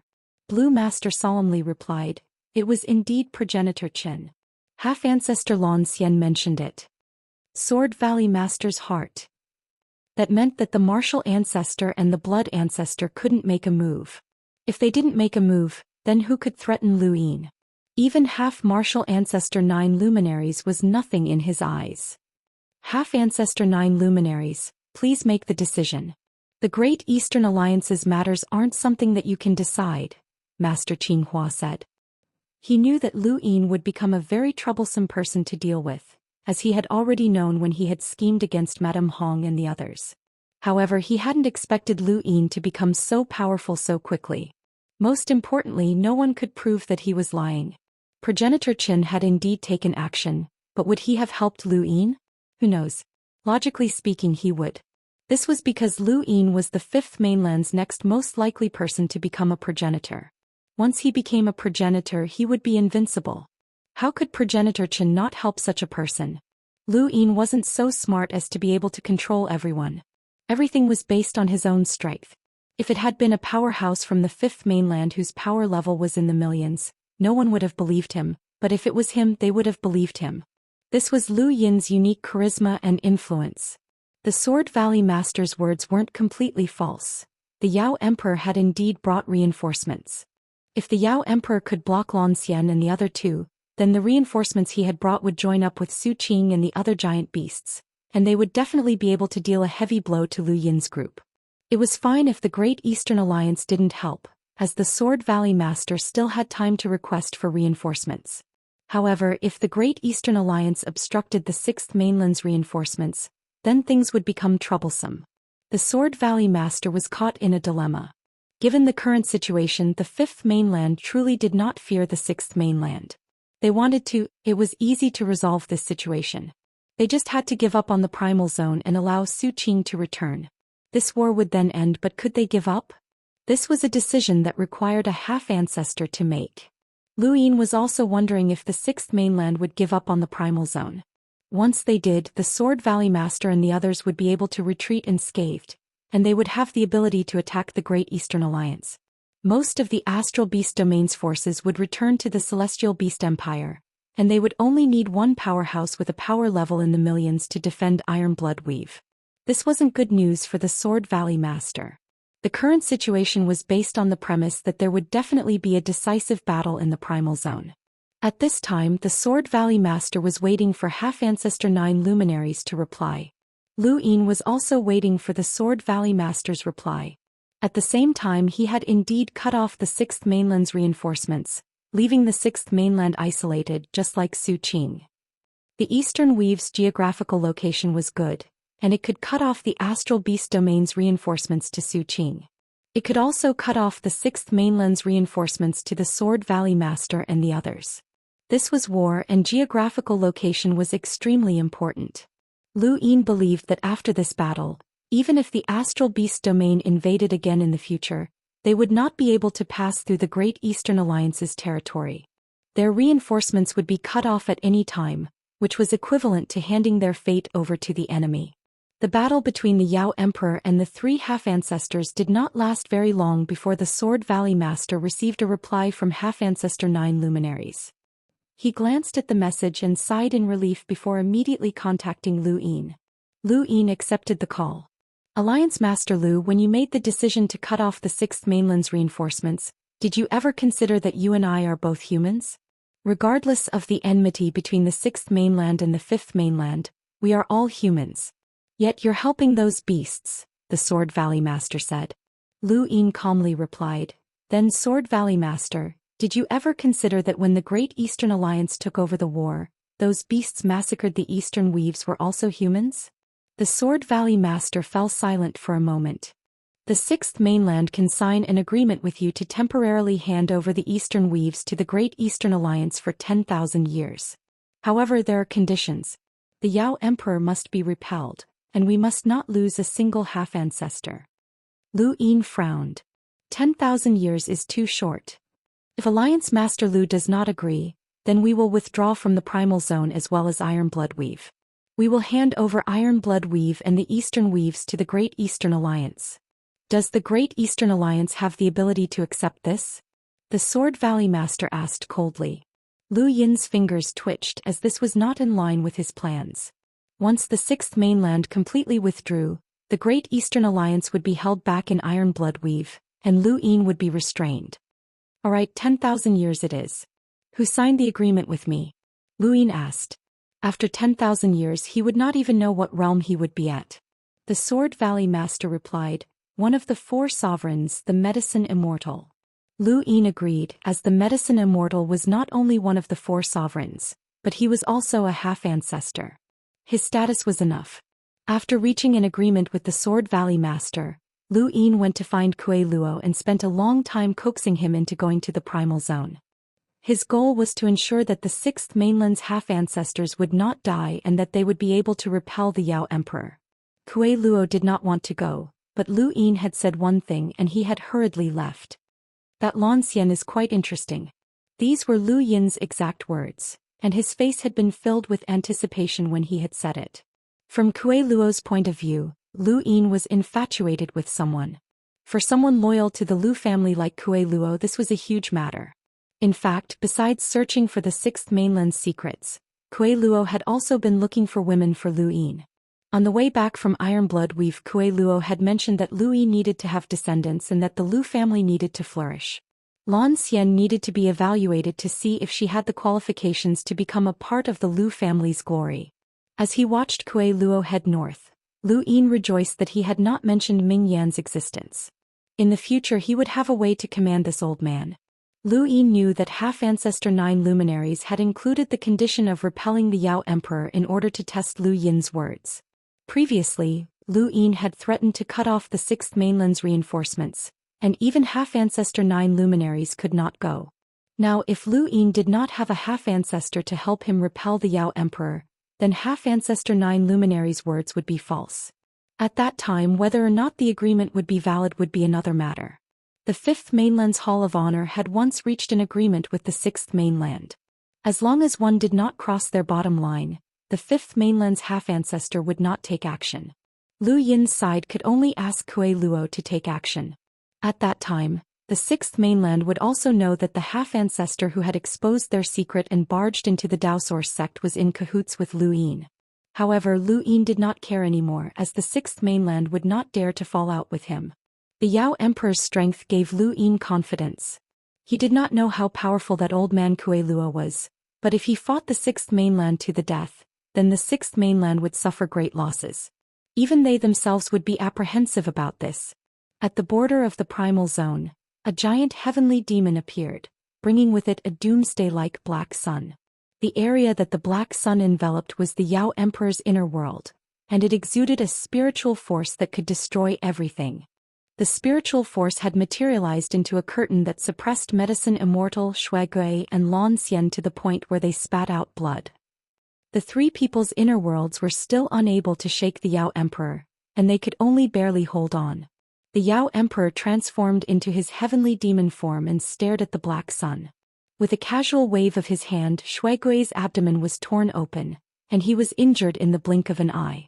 Zhou Xian gritted her teeth, and the sound of her 3 strings became louder and louder in an attempt to control the Yao Emperor. Cherry blossoms bloomed in an attempt to cover up the black sun. Within Zhou Xian's inner world, Medicine Immortal's furnace collided with Shuigui's white lava. There was a loud boom and the entire void distorted and was destroyed. However, the black sun remained unshakable. The Yao Emperor's strength was incomparably terrifying, and Zhou Xian and the others were horrified. This was what had once been the Fourth Mainland's peak race, and now, it was the Astral Beast Domain's imperial family. When the Yao Emperor raised his hand, the black sun suddenly enlarged. No, it did not enlarge but rather pressed down towards Zhou Xian and the others. Shui Gui shouted, and the white lava wrapped around his furnace as it slammed into the black sun again. Before it even got close, the furnace had already cracked open and white lava continuously dripped out. The entire inner world of cherry blossoms trembled and Zhou Xian coughed up blood. This is your last chance. Retreat from the primal zone. The Yao Emperor shouted. He did not want to fight to the death with the Sixth Mainland. Even if he killed these 3 half-martial ancestors, the Sixth Mainland still had progenitors, and he did not want to draw them to Celestial Demon Imperial City. Zhou Xian and the others exchanged glances. It was not worth sacrificing them for the sake of the primal zone. The 3 of them were about to speak when a strange laughter rang out. This old man will have a taste of the celestial demon's spiritual force. Kuei Luo stepped forward and faced the black sun. His terrifying spiritual force erupted without restraint, pushing the black sun away. The Yao Emperor's expression changed. He was a peak expert. Who are you?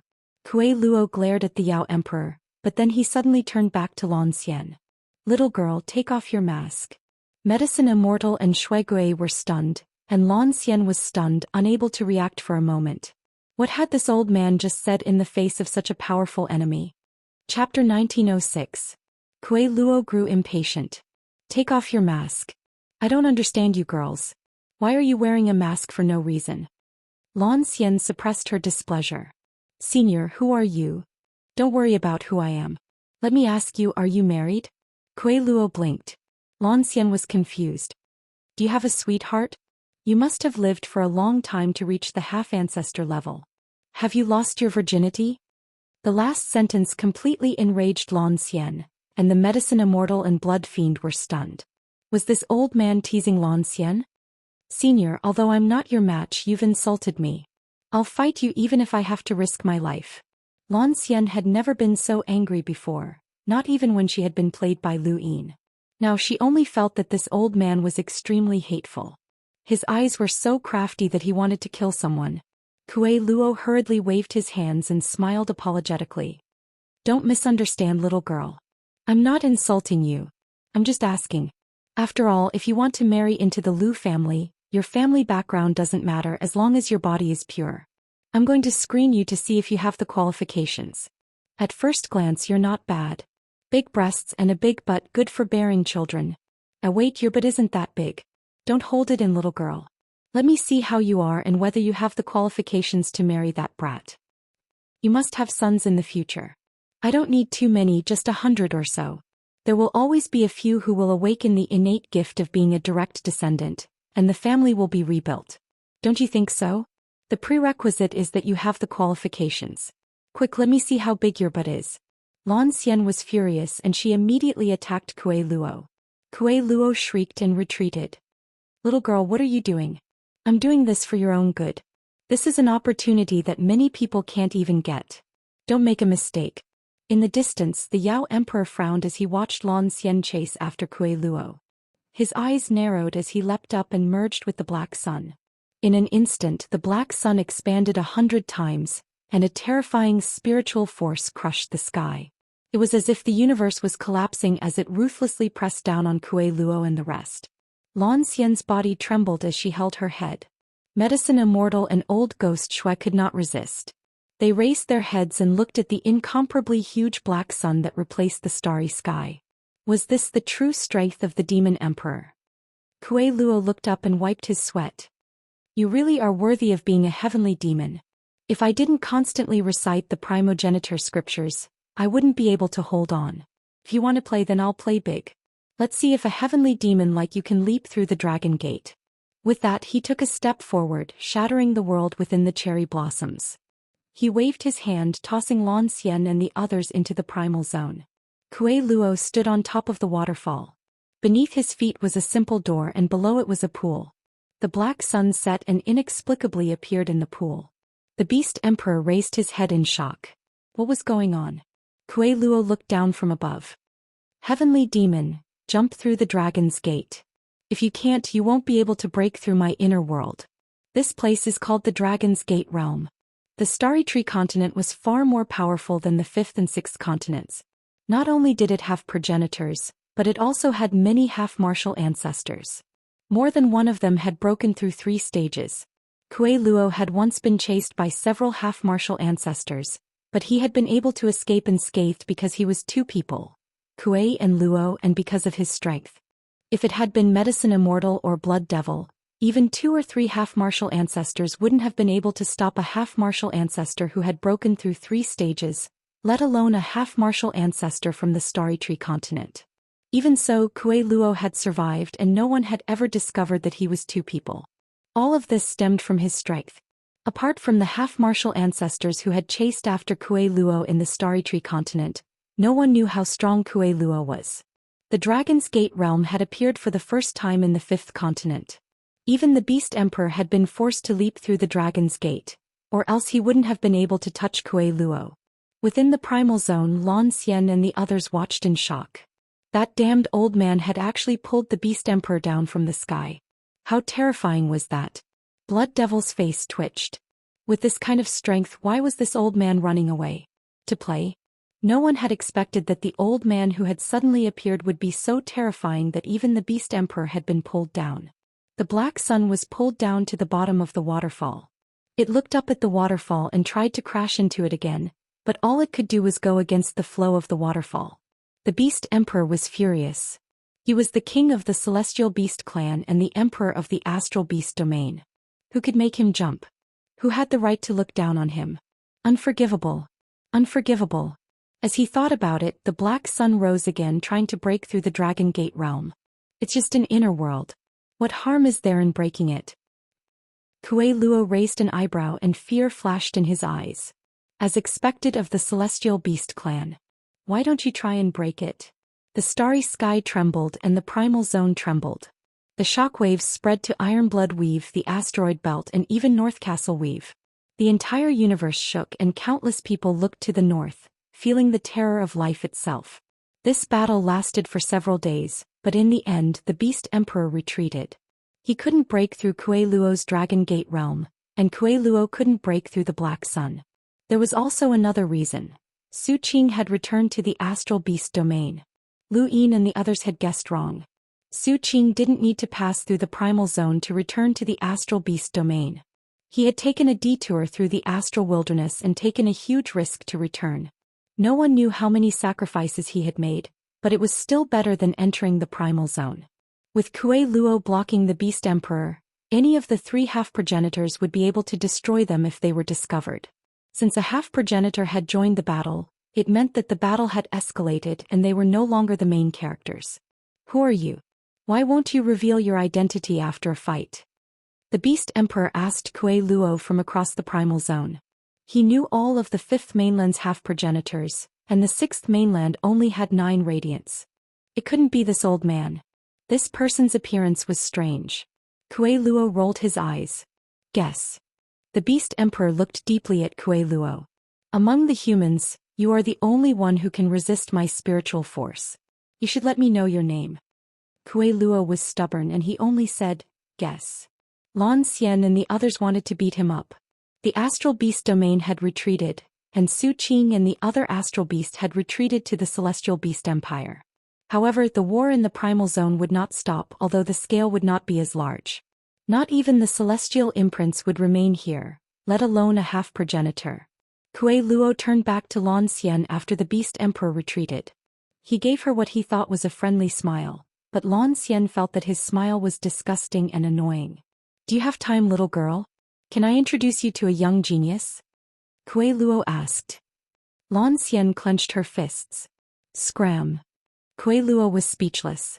He wondered if he should imitate scoundrel Lu and use the Lu family's glorious tradition to snatch her away.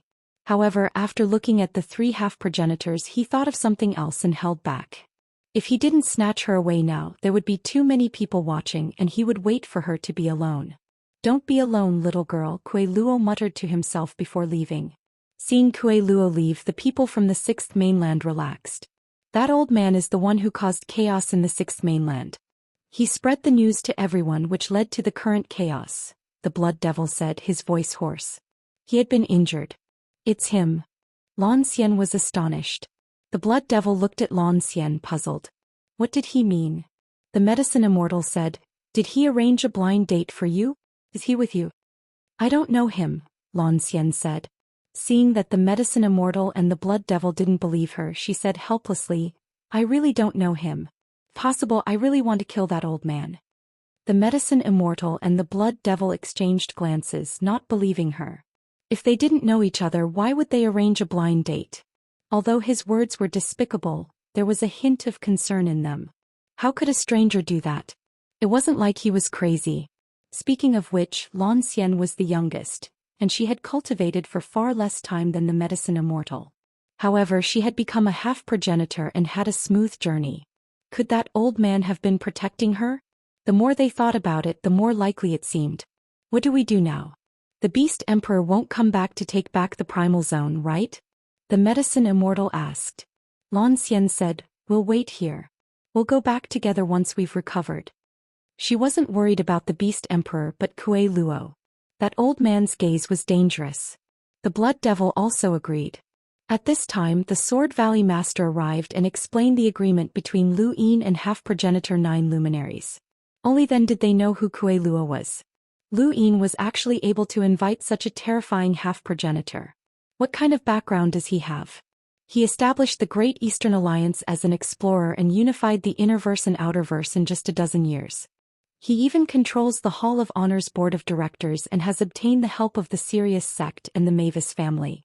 Does the Lu family have influence over the Fifth Mainland? The Blood Devil did not understand. They all knew that Lu Yin was a direct descendant of the Lu family.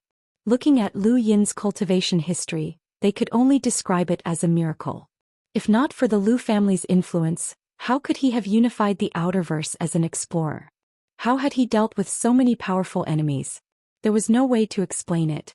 Could the young genius that the old man was going to introduce to you be Lu Yin? The medicine immortal suddenly asked as he looked at Zhou Xian. The Sword Valley Master was stunned. Introduce? Young genius? Blind date? Zhou Xian frowned and looked at the medicine immortal with extreme dissatisfaction. The medicine immortal felt awkward. Well, since the astral beast domain has retreated, and the Beast Emperor has also been repelled with Lu Yin's help, then I'll sign this agreement. 10,000 years isn't that long. The Sword Valley Master nodded. It had been exactly 1 year since the astral beast domain had invaded the Outerverse and the Beast Emperor had been repelled. During this time, the flames of war had never stopped in the Outerverse. First, it had been the Great Eastern Alliance and then it had been the Sixth Mainland. Too many people had died in these wars. After the medicine immortal signed the agreement with Lu Yin, the war had officially ended. Alliance Master Lu, can you tell me the name of that old man? The medicine immortal asked after signing the agreement. Lu Yin knew that the medicine immortal was asking about Kuei Luo. "I'm sorry, senior, but I can't tell you." The medicine immortal did not mind. "Then forget about it. That old man saved our lives, so I'll have to trouble Alliance Master Lu to thank him for me." "Definitely," Lu Yin said. The medicine immortal nodded, but he was not in a hurry to leave.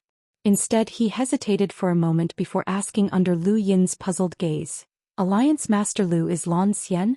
Chapter 1907. Lu Yin blinked at the medicine immortal's words. "Senior, what do you mean?" The medicine immortal smiled. "That old man said that he wanted to introduce a young genius to Zhou Xian during the battle with the Yao Emperor in the Primal Zone. That should be Alliance Master Lu, so I wanted to ask if Alliance Master Lu is truly interested in Zhou Xian." Lu Yin was speechless. What had that old man Kuei Luo said in the Primal Zone?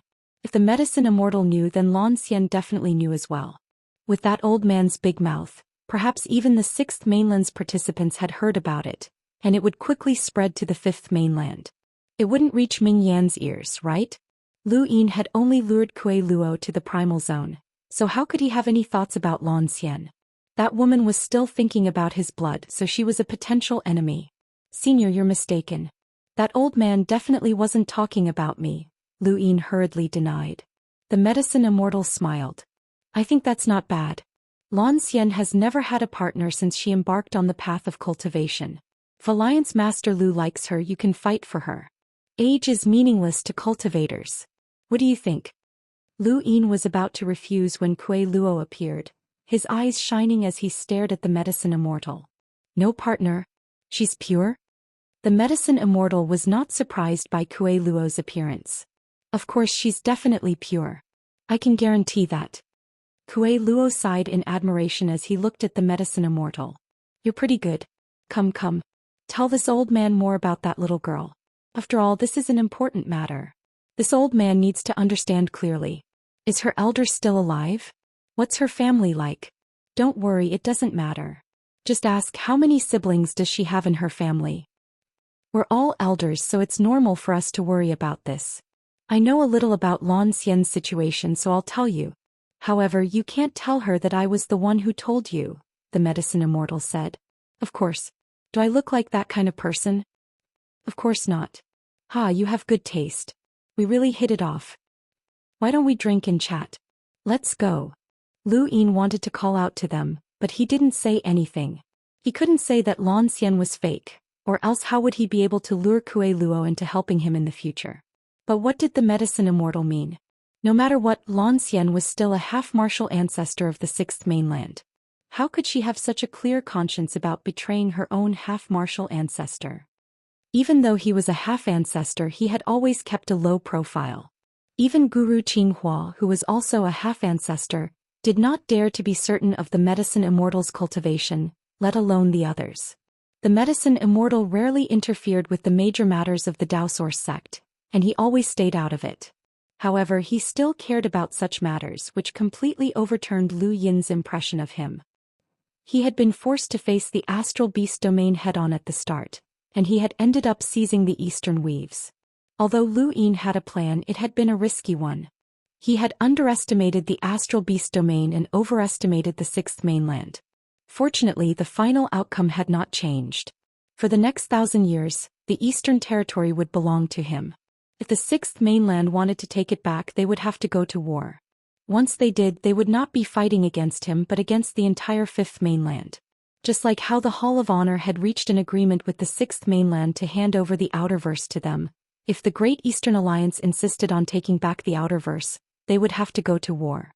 However, the consequences of such a war would not be something that the Fifth Mainland would bear. The current outcome was for the best. Not only had the Sixth Mainland chased away the invading astral beasts, but they had also discovered that the astral beasts were hiding in the astral wilderness, and they would eventually be able to find out where they had escaped.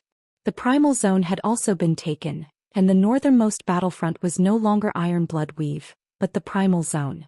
This result did not only belong to the Sixth Mainland but also to Lu Yin. With the Sixth Mainland guarding the north for the Great Eastern Alliance, the Great Eastern Alliance would not be held back here.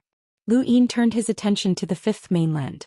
During the Outerverse War, the Hall of Honor purged the entire Fifth Mainland, and more than half of the Neo-Human Alliance's strongholds were eradicated. They also captured many powers that had colluded with the Neo-Human Alliance. There were more than 1,000 of them in the Innerverse alone, and they were all from small flow zones. After listening to Huan Sha's report, Lu Yin gazed into outer space. More than half of the Neo-Human Alliance's forces in the Fifth Mainland had been eradicated, but there were definitely still some hidden forces. The one that Lu Yin was most concerned about was the Eternal Kingdom. Where exactly was that place? In the Starfall Sea, the Hall of Honor has conscripted 1 billion cultivators and 1 million warships from the Innerverse, Cosmic Sea and Neoverse. There are also 15 emissaries stationed there. The Sixth Mainland's Daoist sect has also sent an additional 200 million cultivators and 300,000 warships, as well as 22 emissaries, Huan Sha reported. Lu Yin was stunned. 1 billion cultivators. 1 million warships? This number far exceeded the Great Eastern Alliance's. The Hall of Honor truly lived up to its reputation of conscripting the entire human domain to gather so many cultivators. Cultivators were not a big deal. With the Great Eastern Alliance's ability, if they were willing, they could also gather more than 100 million cultivators to participate in the war. The 10 great allied armies combined would have more than enough cultivators, and their quality was not low either. However, 1 million warships was a bit of an exaggeration. The Great Eastern Alliance had less than 30,000 warships in total, but the Hall of Honor had actually conscripted so many? Could all of the Innerverse warships have been conscripted away?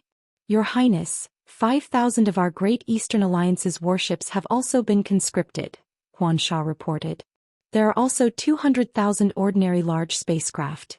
The Great Eastern Alliance had definitely been conscripted, but because the Outerverse was also at war, not many had been conscripted. This was especially true for cultivators, as not a single one had been conscripted. However, there were still too many cultivators from the Innerverse who had been conscripted. The Hall of Honor and the Daoist sect had more than 1 billion cultivators combined. 37 emissaries had also been sent to the Starfall Sea in order to prepare for a possible war. This was not the end, as both sides were still conscripting.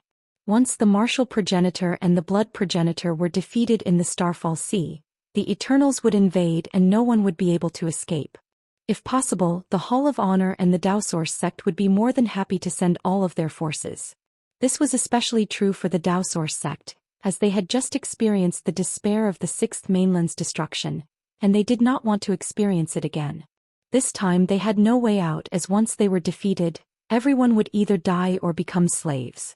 Beep beep beep beep. Lu Yin's gadget rang and he told Huan Sha to stop reporting. He glanced at the caller ID and saw that it was Su Qing.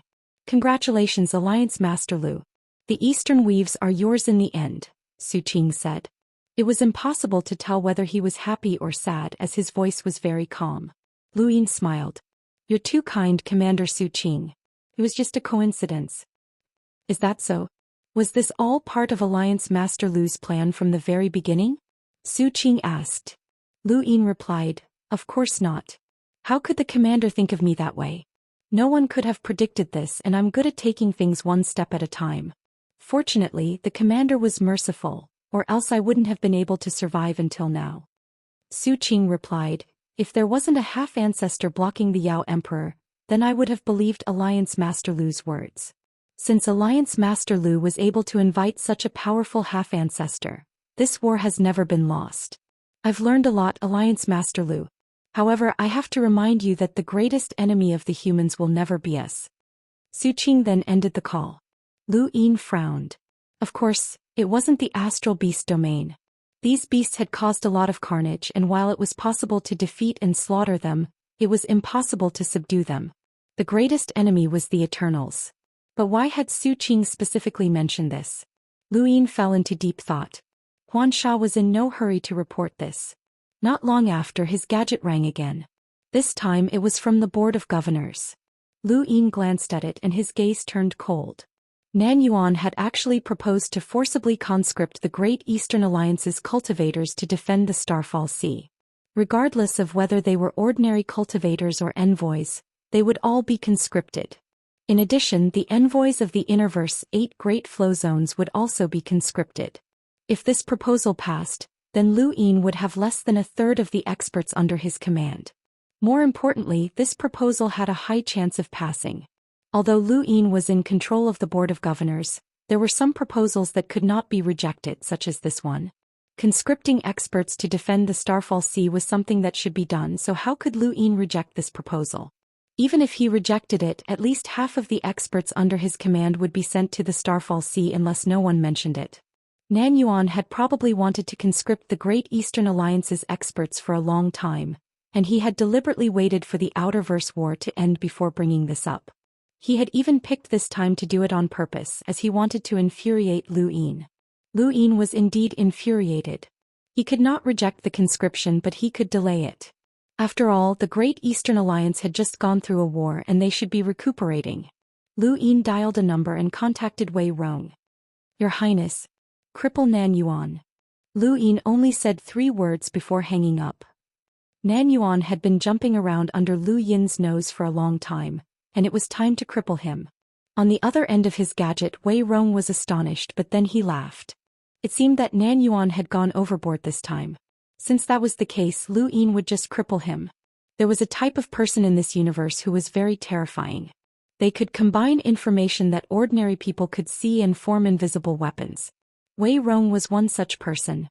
In the Neoverse, in a black street, Ming Yu's gadget rang. She looked over and was astonished. After thinking for a moment, she contacted Ming Yan.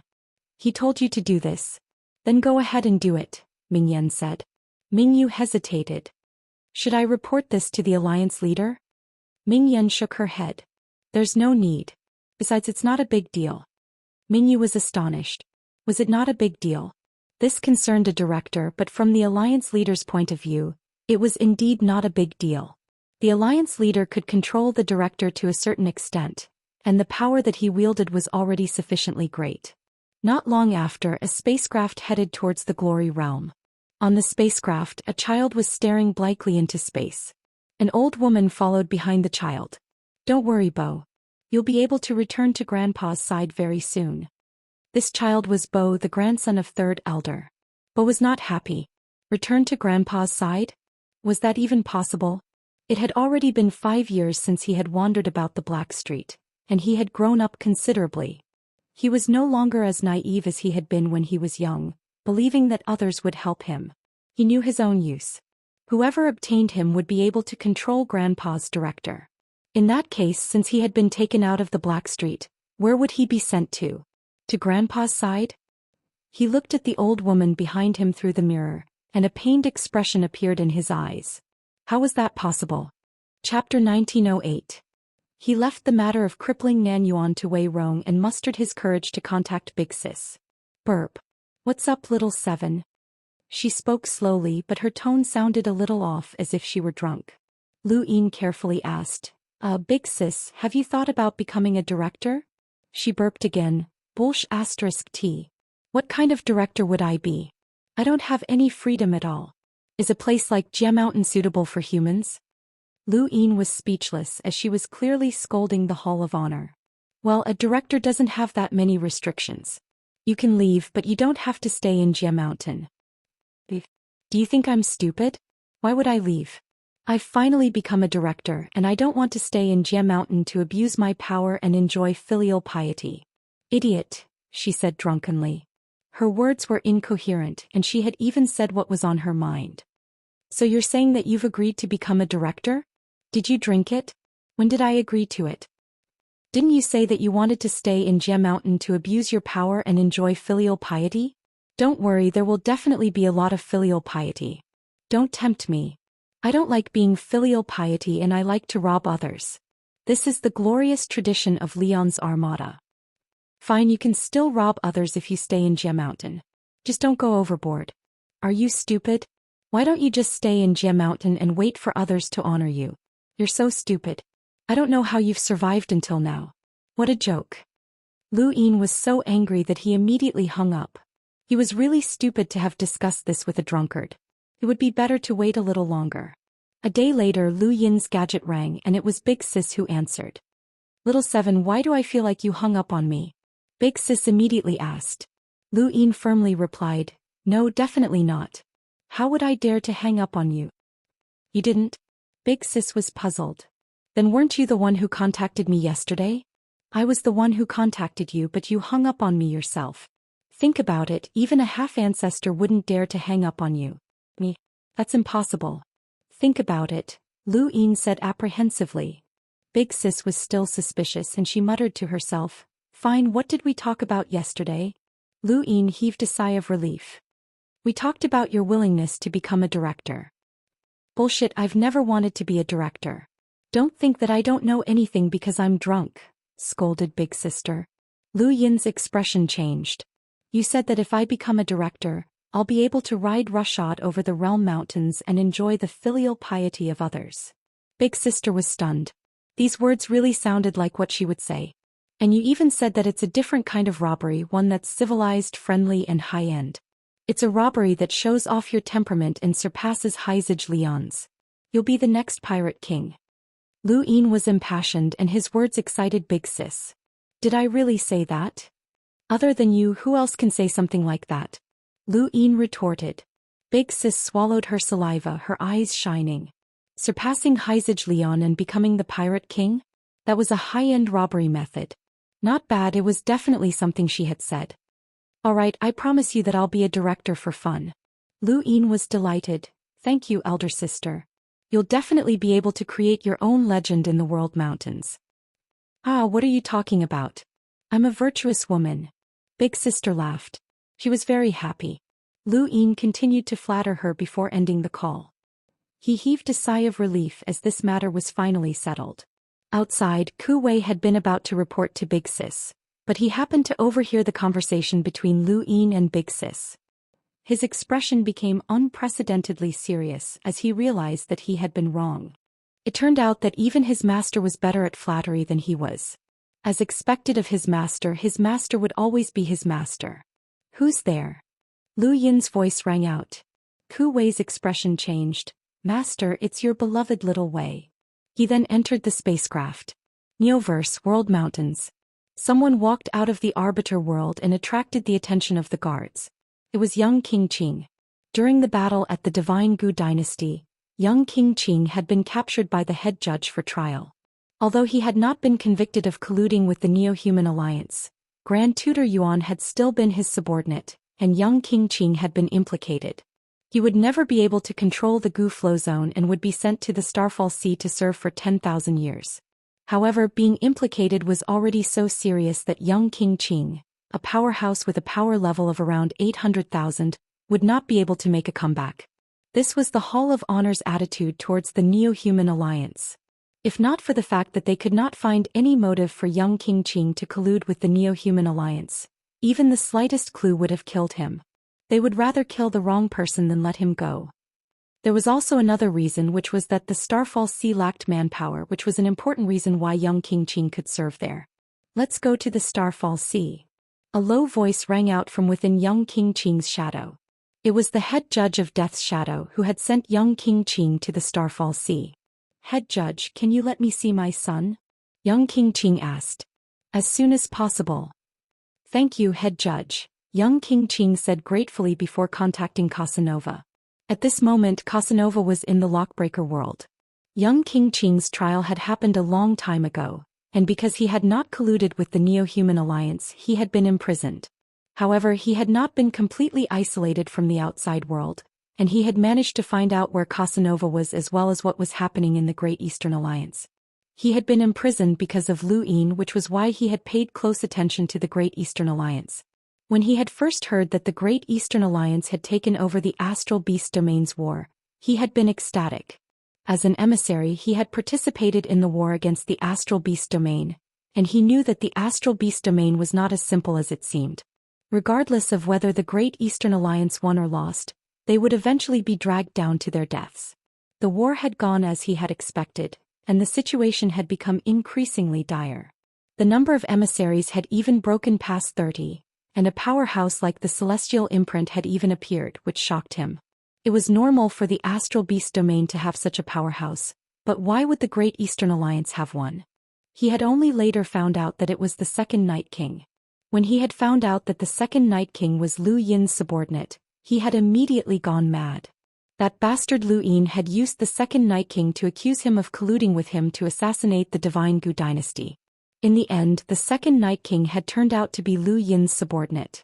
What a despicable and shameless person.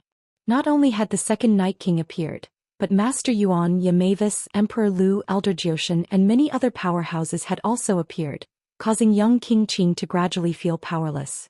How could he resist such a powerful Great Eastern Alliance?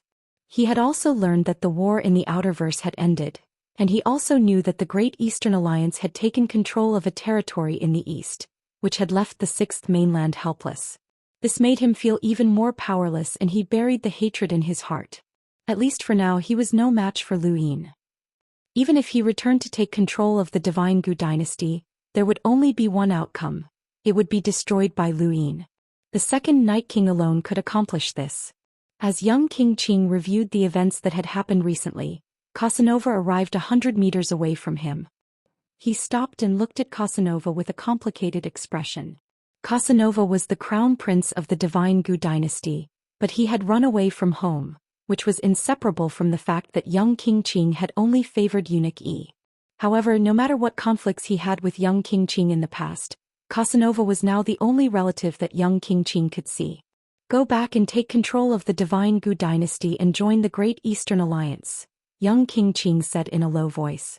Only he knew how sullen it was to say such a thing. He felt helpless, but there was no other way.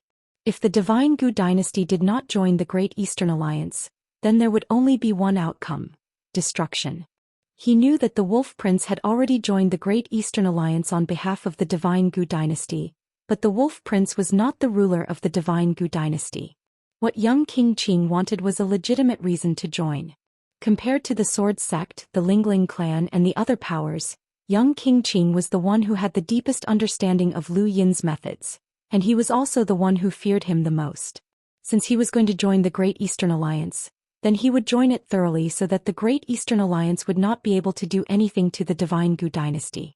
Casanova looked at young King Qing with a complicated expression. "Where are you going?"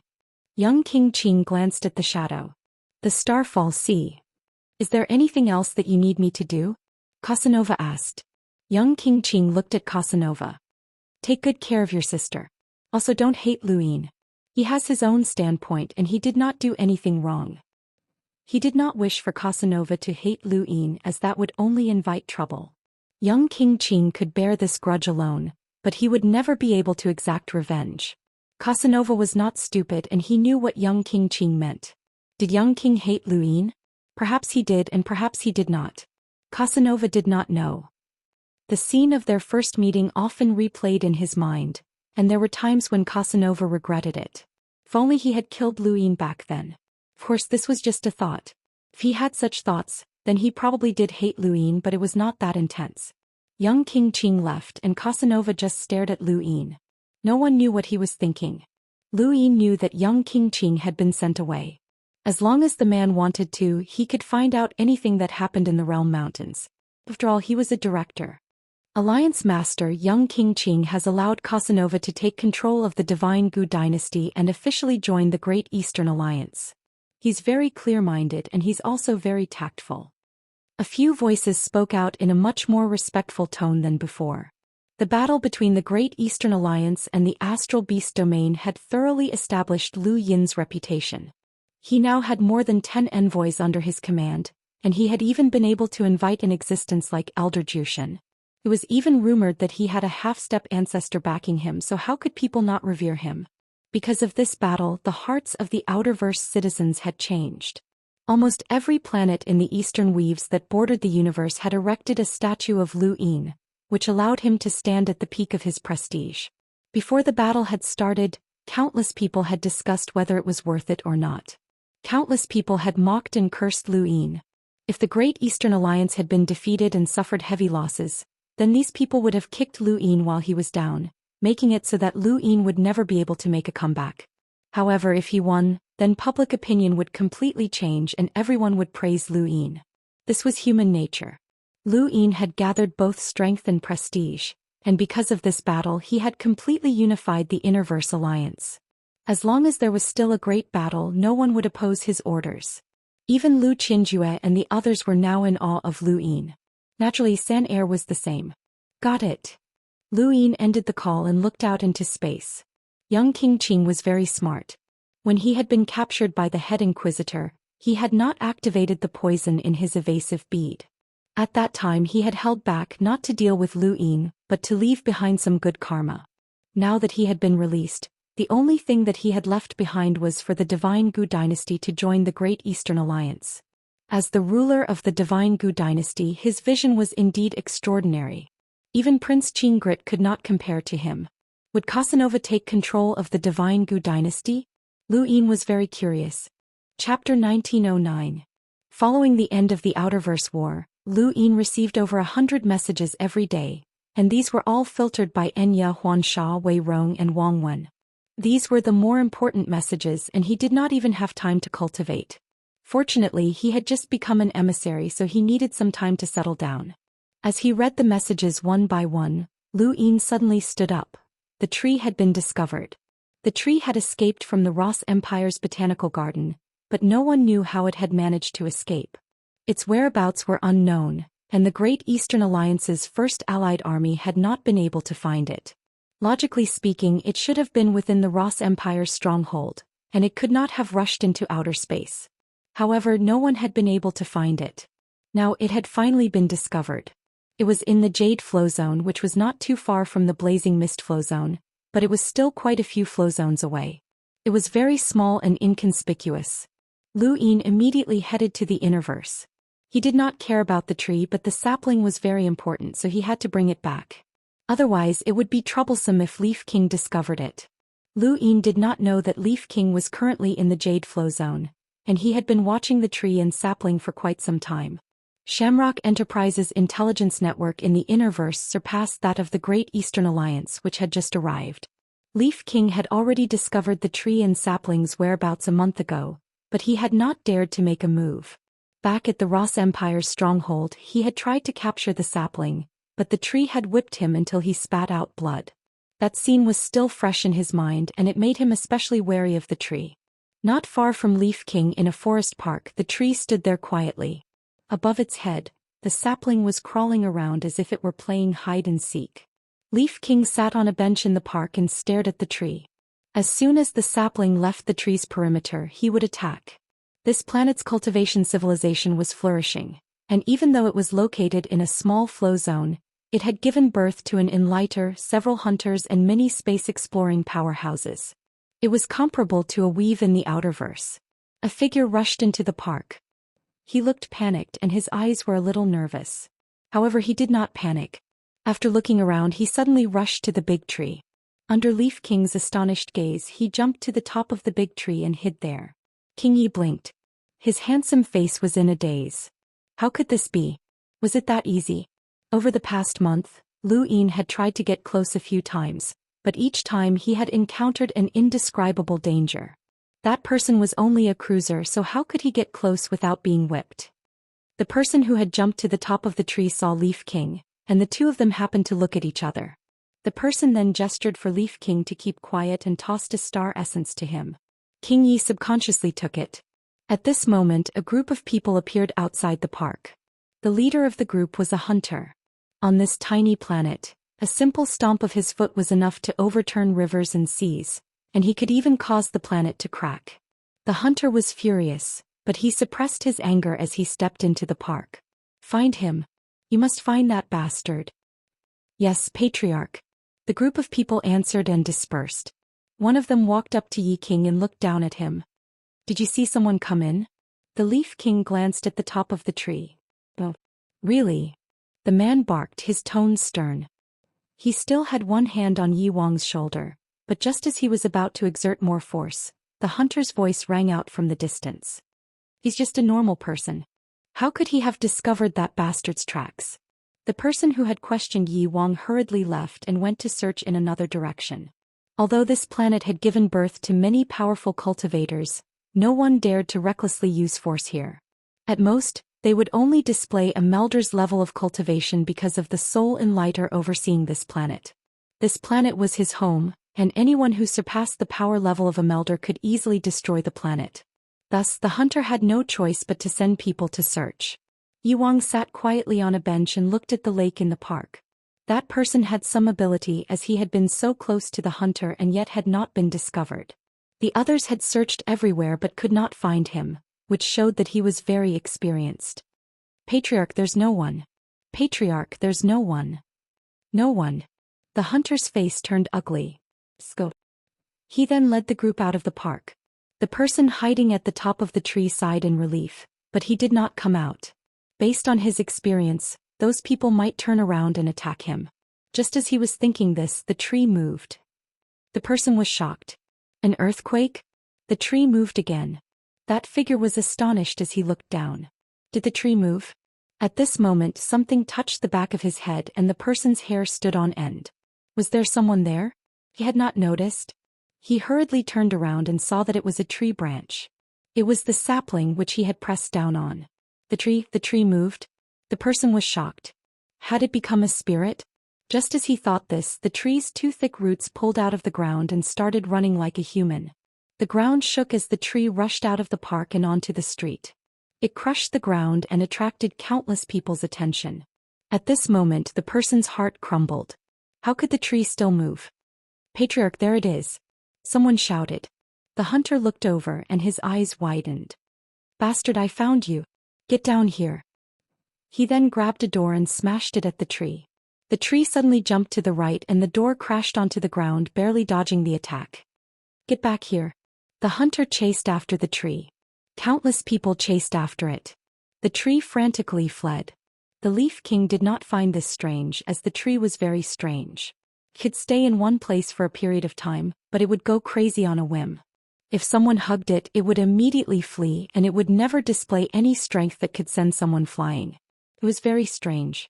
The entire street was bustling with activity. The tree was frantically fleeing and countless people were chasing after it. Hurry up and report to the Alliance Master that the tree has started to flee. I'll keep track of it, someone reported on his gadget.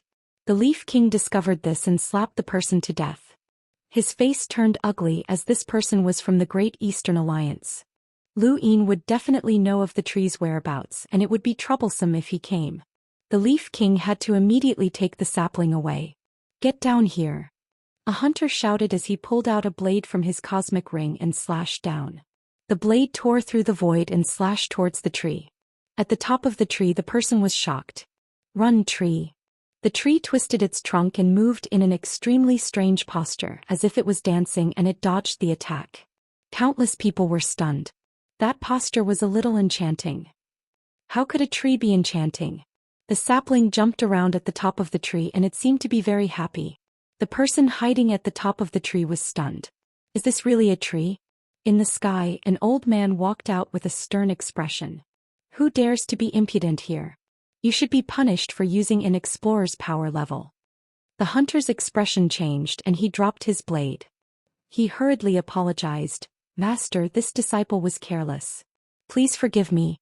Then, this old man was the only enlighter on this planet and he had set the rules for survival on this planet. The reason why so many cultivators had been born on this planet was because of this old man. All of the cultivators on this planet were his disciples.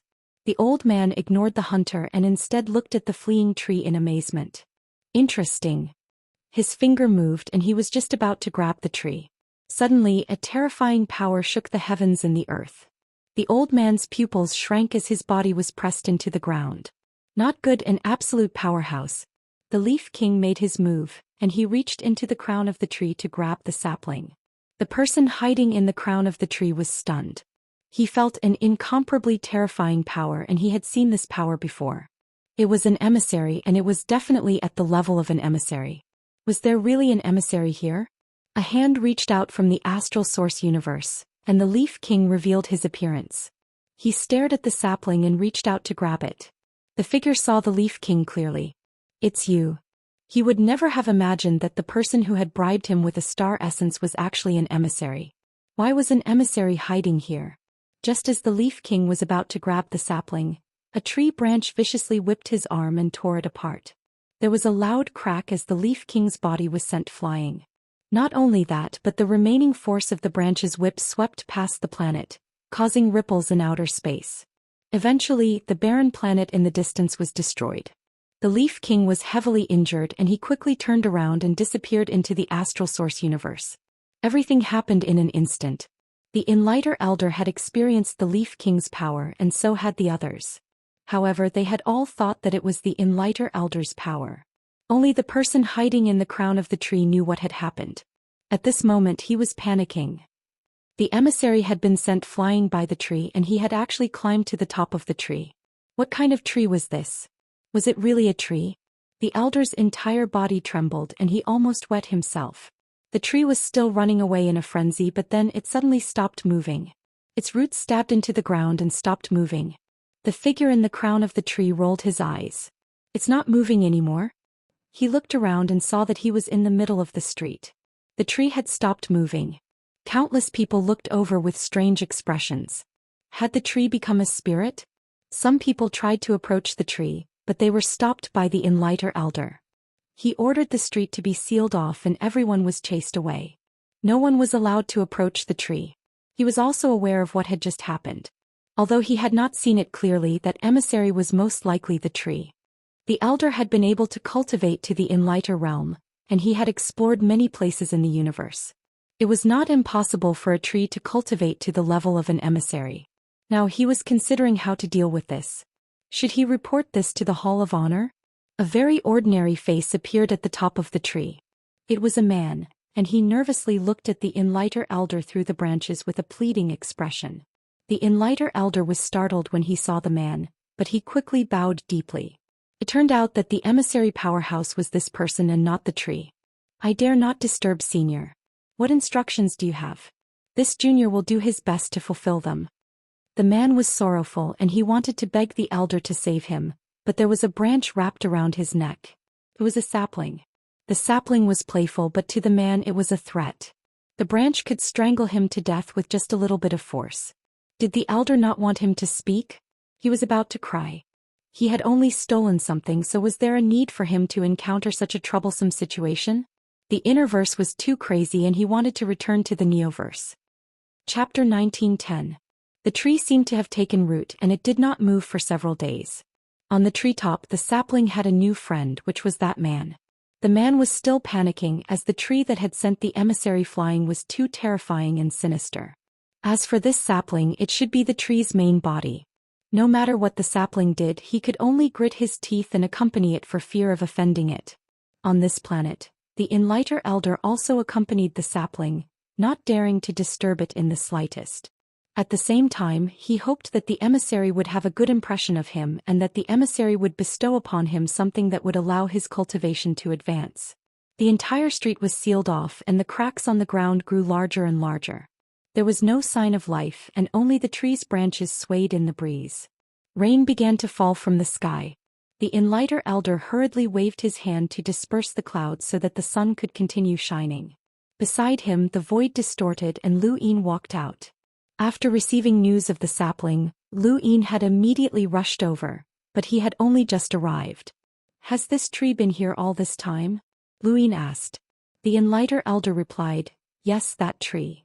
At this point he was stunned and hurriedly turned around to look at Lu Yin in shock. He had wanted to ask who Lu Yin was as he had not noticed this person standing right next to him. However, he felt that Lu Yin looked familiar and his thoughts became extremely complicated. He did not know what to say. Lu Yin calmly asked, "There are traces of battle." He raised a hand and pinched his fingers. "Do you have any images of the emissary's battle? Let me take a look." The Enlighter Elder stared at Lu Yin in a daze, but then he suddenly remembered something and was shocked. Lu Yin? No, Alliance Master Lu." Lu Yin looked at him and smiled. "Do you have any images?" The Enlighter Elder was shocked. It really was Lu Yin, the Great Eastern Alliance's Alliance Master, who had unified the Innerverse. He had never thought that he would be able to talk to such a person in such close proximity while he was still alive. Lu Yin had only ever appeared on a screen on that dazzling stage, the Astral Combat Tournament, the Supreme Tournament, and the most recent battlefield in the Outerverse. It was said that there were dozens of emissaries there, and the Elder could not imagine how someone like him could interact with such a person, even if he was an Enlighter. It was said that there were several hundred Enlighters in the Outerverse battlefield. But now, such an influential figure was actually standing right next to him. The Enlighter Elder forgot to reply and hurriedly bowed. "Zhong Nan from Fisha Planet greets Alliance Leader Lu." Lu Yin asked again, "Do you have any recordings of the battle?" Zhong Nan was still immersed in the shock of Lu Yin's sudden appearance, and she hurriedly replied, No, the battle was too sudden. Even I didn't see it clearly, let alone the surveillance equipment.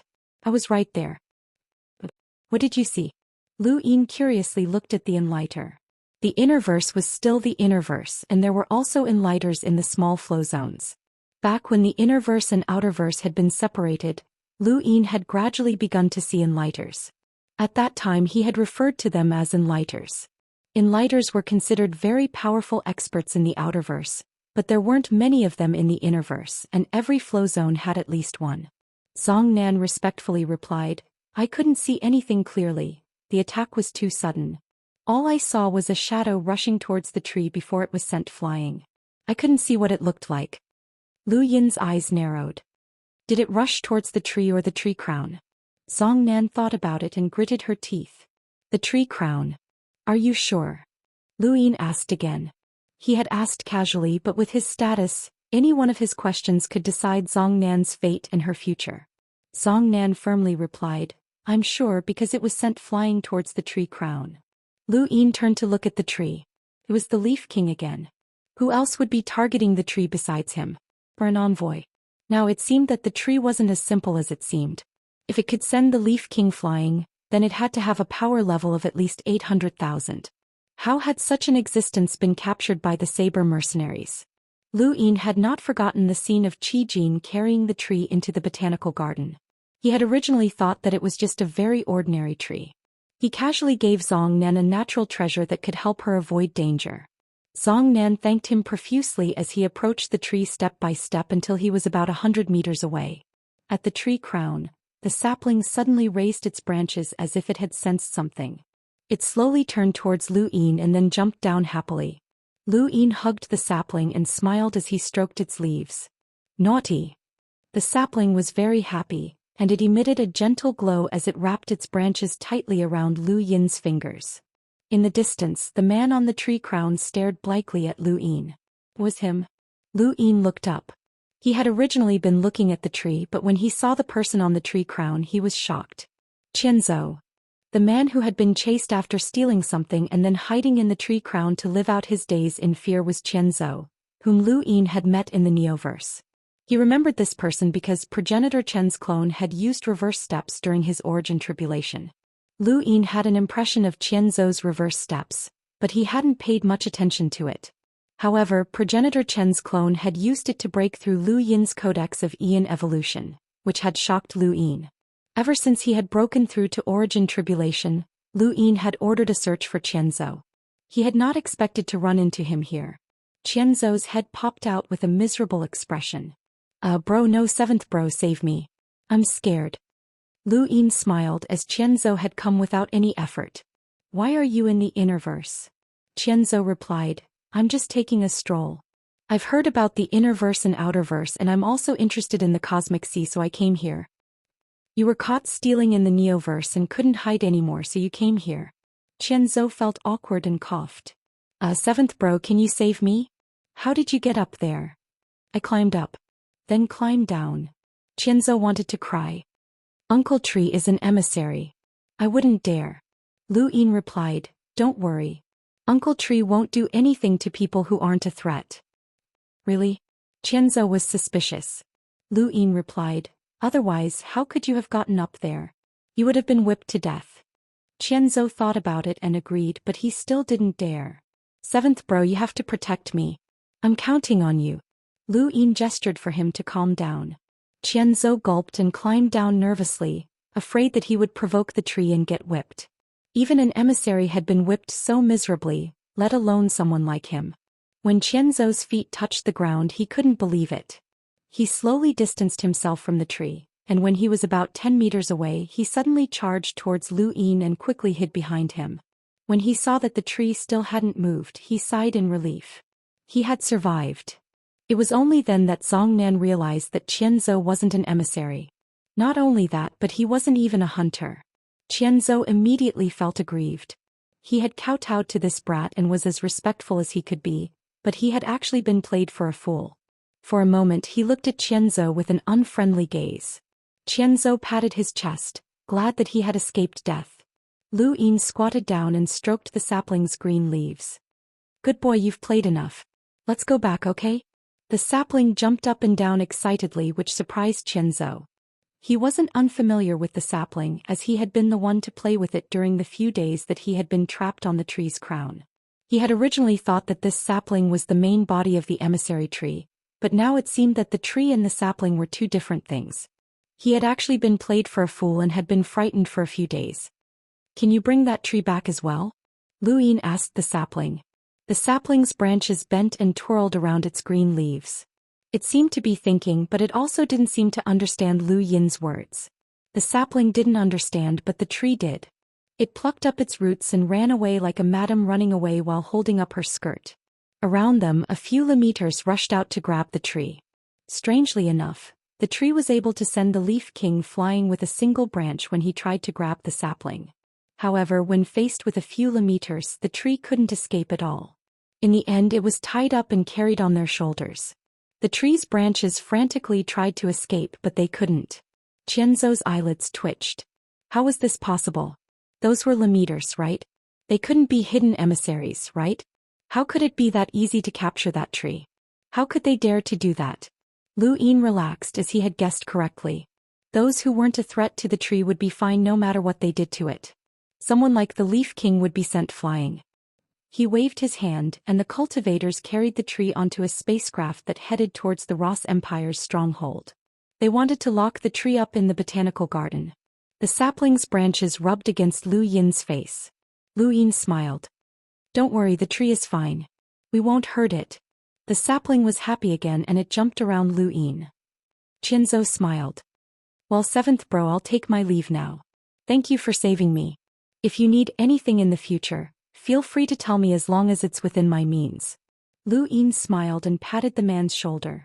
There's no need for the future. I have it now. Qianzhou's face twitched. 7th bro, I'm tired. Why don't I rest for a few days? Lu Yin opened his hand, revealing a pill. Here, eat it. You'll recover quickly. Qianzhou was speechless and he asked carefully, 7th bro, do you have any instructions for me? Lu Yin's hand on Qianzhou's shoulder tightened slightly and he solemnly said, I don't have any instructions. I just want to make a deal. I'm very interested in your technique, reverse step. Qianzhou was astonished. Reverse step? 7th bro, you're interested in it? Lu Yin nodded. Qianzhou was puzzled. They had known each other for a long time. They had met during the Star Tower contest and the Sovereign Tournament. If Lu Yin was interested in reverse step, why hadn't he mentioned it at that time? How long had it been since then? 7th bro, it's not that I don't want to teach you, but I really don't know how to. Lu Yin was curious. What do you mean? Qianzhou explained, some battle techniques require a technique to exert force, a method to convert star energy and a method to circulate it. They're easy to teach, but some battle techniques are directly branded into the body and cannot be taught. Reverse step is one such technique. I learned it all because of a piece of jade. Chapter 1911.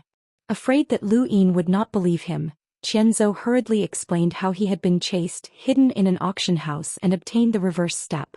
Lu Yin did not doubt him. If the reverse step was the same as progenitor Chen's, then its value would be comparable to a secret technique. Of course, it would be very difficult to teach it to others. Things can only move in the opposite direction when pushed to the extreme. Not being able to learn it did not mean that he had to give up.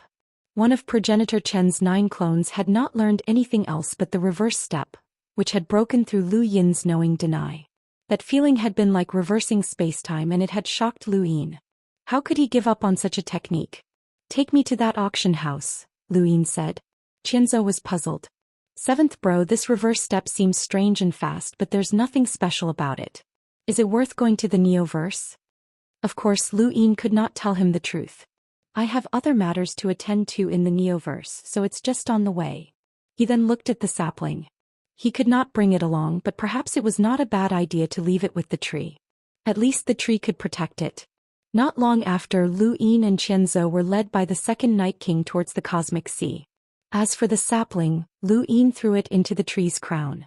With the second Night King's strength that was second only to a half-ancestor, he was able to travel across the universe so quickly that Qianzhou began to doubt himself.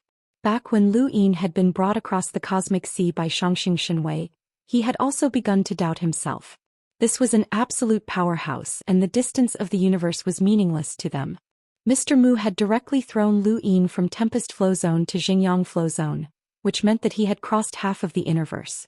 Qianzhou's view of the universe had been refreshed. There was a heavenly city in the Neoverse called Sky-Bearing City.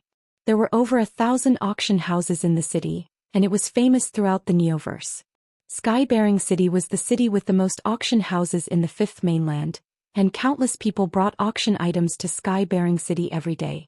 Whether it was in the open or in the dark, everything could be sold here, and the prices were the highest among those in the same industry. On the contrary, the commission was very low because of the fierce competition. Lu Yin and Qianzhou were currently walking through Sky-Bearing City, looking at the city's unique atmosphere. Sky-Bearing City was larger than any of the other heavenly cities that Lu Yin had seen before. The buildings were densely packed together and there was a large population. When he first arrived, he discovered that there were no less than 20 enlighters scattered throughout the tallest buildings. There was even an envoy at the center of the city. Emissaries were rare even in the new universe. While the rune lines of this emissary were not strong, an emissary was an emissary. With an emissary in charge, Sky-Bearing City was definitely one of the top cities in the new universe. There were countless people hawking their wares on the streets, and a small auction quickly took place. This was very normal in Sky-Bearing City. This place had a unique auction atmosphere.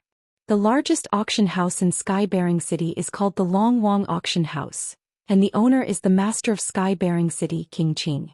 It is said that King Qing is extremely powerful, and even the masters of the 3,000 major worlds of the Glory Realm have to respect him. Those colossal beings have to take the initiative to visit Sky-bearing City, Zhou introduced. He was familiar with this place. Seventh brother, look. That's the Long Wang Auction House. It's the tallest building in Sky-bearing City. Seventh brother, that's Sky-bearing City's food street. There are countless unimaginable ingredients there, and many of them are purchased from the border guards from the astral beast domain. Seventh brother, look. It's a brothel. Qianzhou was excited. Booing. Yin was astonished and looked over. A brothel? In the distance, an antique building descended from the heavens. It was a brothel. Brothels in the Neoverse were one of the unique features of the Neoverse. They could fly and they attracted countless people's attention. Lu Yin had not expected that a brothel would coincidentally come to Sky-bearing City. There were a total of 6 brothels in the Neoverse, and this one should be a brothel in the north since Sky-bearing City was in the north. When the brothel landed, it immediately attracted countless onlookers. The appearance of the brothel caused a huge commotion, and even Sky-bearing City's guards appeared to maintain order. We're really lucky. Seventh brother, why don't we take a look around the brothel? Qianzhou was looking forward to it.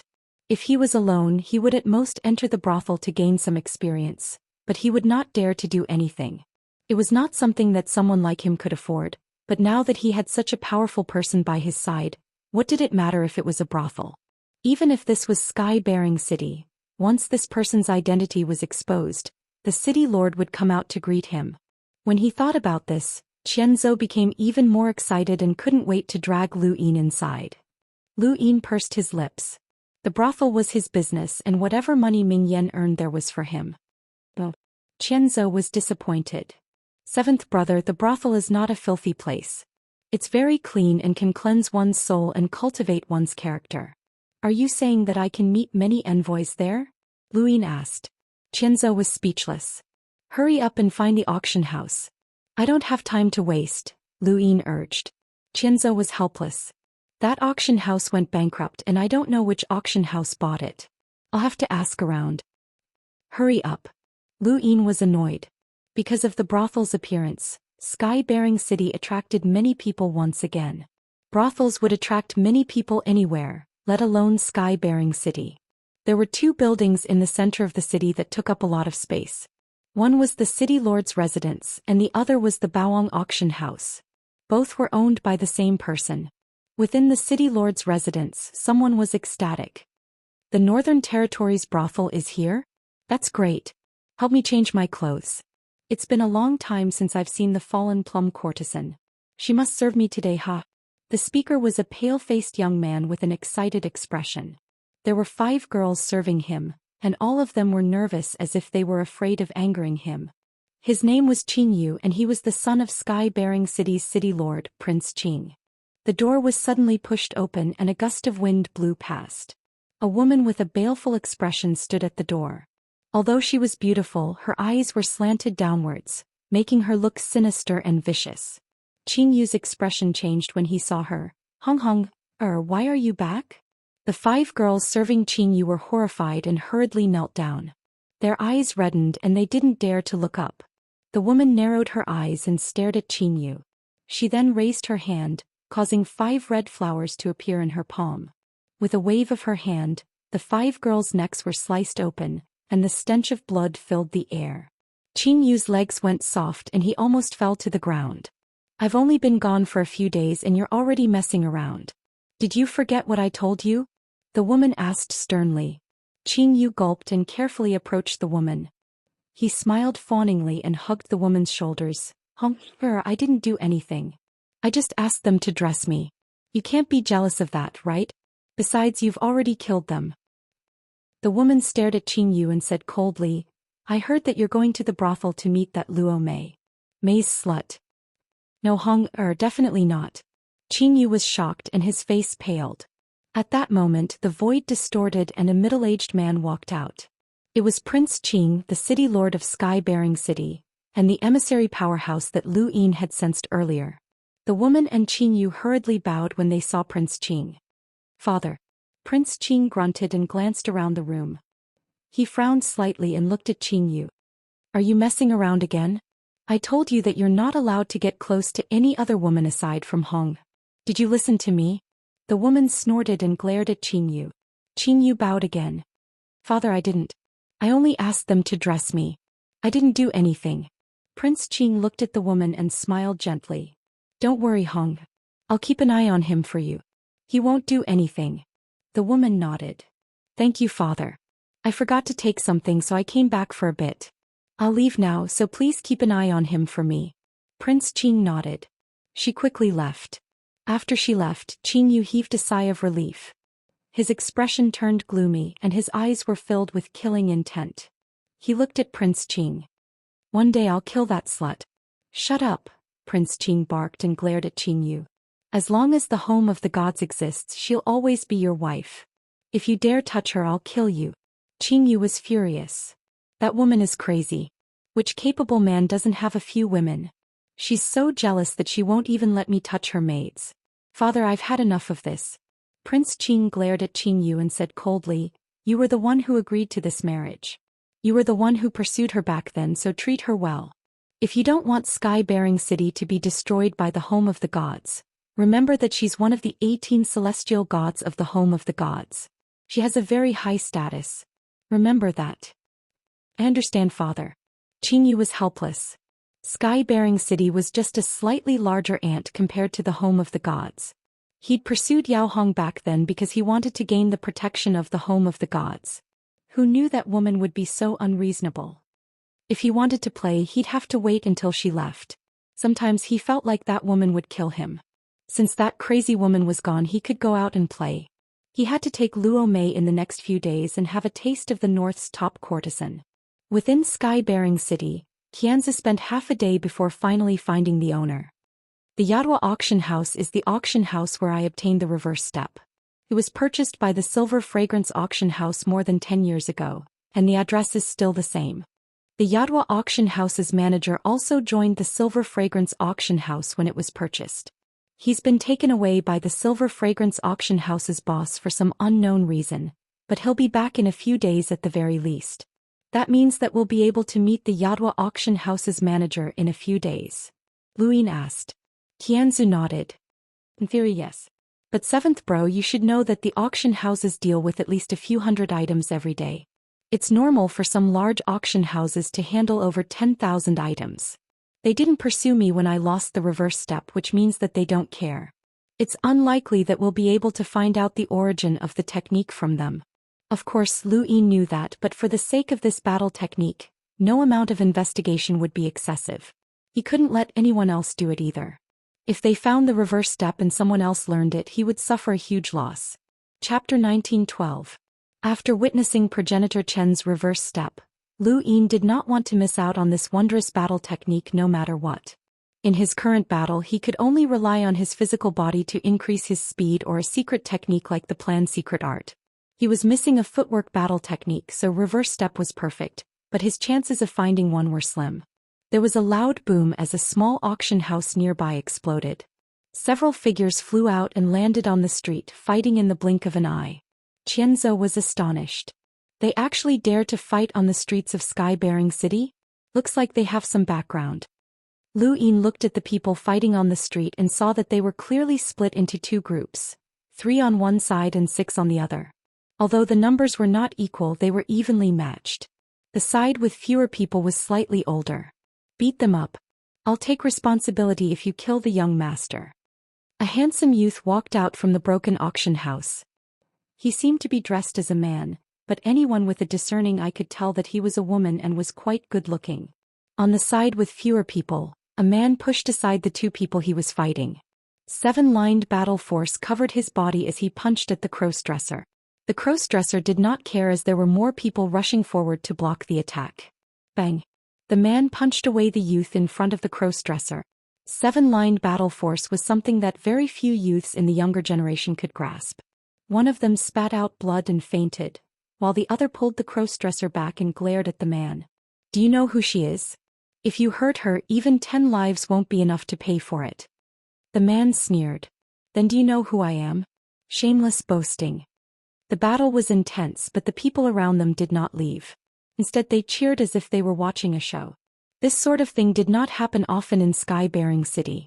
Fighting was forbidden within the city, so the city guards were about to arrive. As they spoke, the guards had already arrived. They reacted extremely quickly. The leader was a man with a scar on his face. His face was weathered and his gaze was fierce. Sky-bearing City doesn't allow fighting. Don't you know the rules? The scarred man's gaze swept over both sides. Qianzhou introduced, "Seventh bro, this person is the captain of Sky-bearing City's guards. People call him Uncle Blade." Apparently, the wound on his face was left behind by King Qing. King Qing did not kill him, so he stayed in Sky-bearing City to repay his life. Lu Yin took a sip of his tea. With a power level of over 400,000, he was practically invincible in the outerverse. Even in the innerverse, someone with such a power level could become a powerhouse in a small flow zone. For example, Northgate Taisui and Lu Yin's power levels were about the same. The man said, "We know the rules. We're willing to pay half of the compensation." "Yes, all of them," said the cross-dressing young man. The man was furious and he glared at her. "You were the ones who attacked first. We're already willing to bear half of the cost because we don't want to cause trouble. Don't look for trouble. My Crimson Rainbow Great Realm is not a place to be trifled with." Many people cried out in alarm. The Crimson Rainbow Great World? The Crimson Rainbow Realm? That was one of the 3,000 Great Worlds. He had heard of it before. Among the 3,000 Great Worlds, there were very few that had envoys. The Radiance Great World, the Jade Great World, and the Crimson Rainbow Great World also had envoys. Lu Yin had always paid attention to the 3,000 Great Worlds. Some of them were very weak and a single drop of the life poison could wipe them out. However, some were terrifyingly strong. For example, when Mu'en had brought him to the Realm Mountains for the first time, they had encountered a card that even Mu'en had not dared to touch. Lu Yin had looked up some information, but there were no records of that card's world. 3,000 Great Worlds. Although the Great Worlds were part of the Glory Realm, they seemed to be independent as well. After becoming a director, Lu Yin had looked up some information on the 3,000 Great Worlds. The records were rather old, and even the Hall of Honor found it difficult to completely analyze the situation of the 3,000 Great Worlds. Among them, some Great Worlds had become weaker and weaker, while some Great Worlds had developed beyond expectations. Regardless, the records stated that there were no more than 10 envoys in the 3,000 Great Worlds. "You're from the Crimson Great Worlds, Yanzhu?" Uncle Blade was astonished and he looked at the three men seriously. These three were not very strong. The man politely replied, "We're the Yen Crown Prince's retainers. We came to Sky-bearing City to find some defensive treasures for the Crown Prince." "So you're from Yen Chen's side.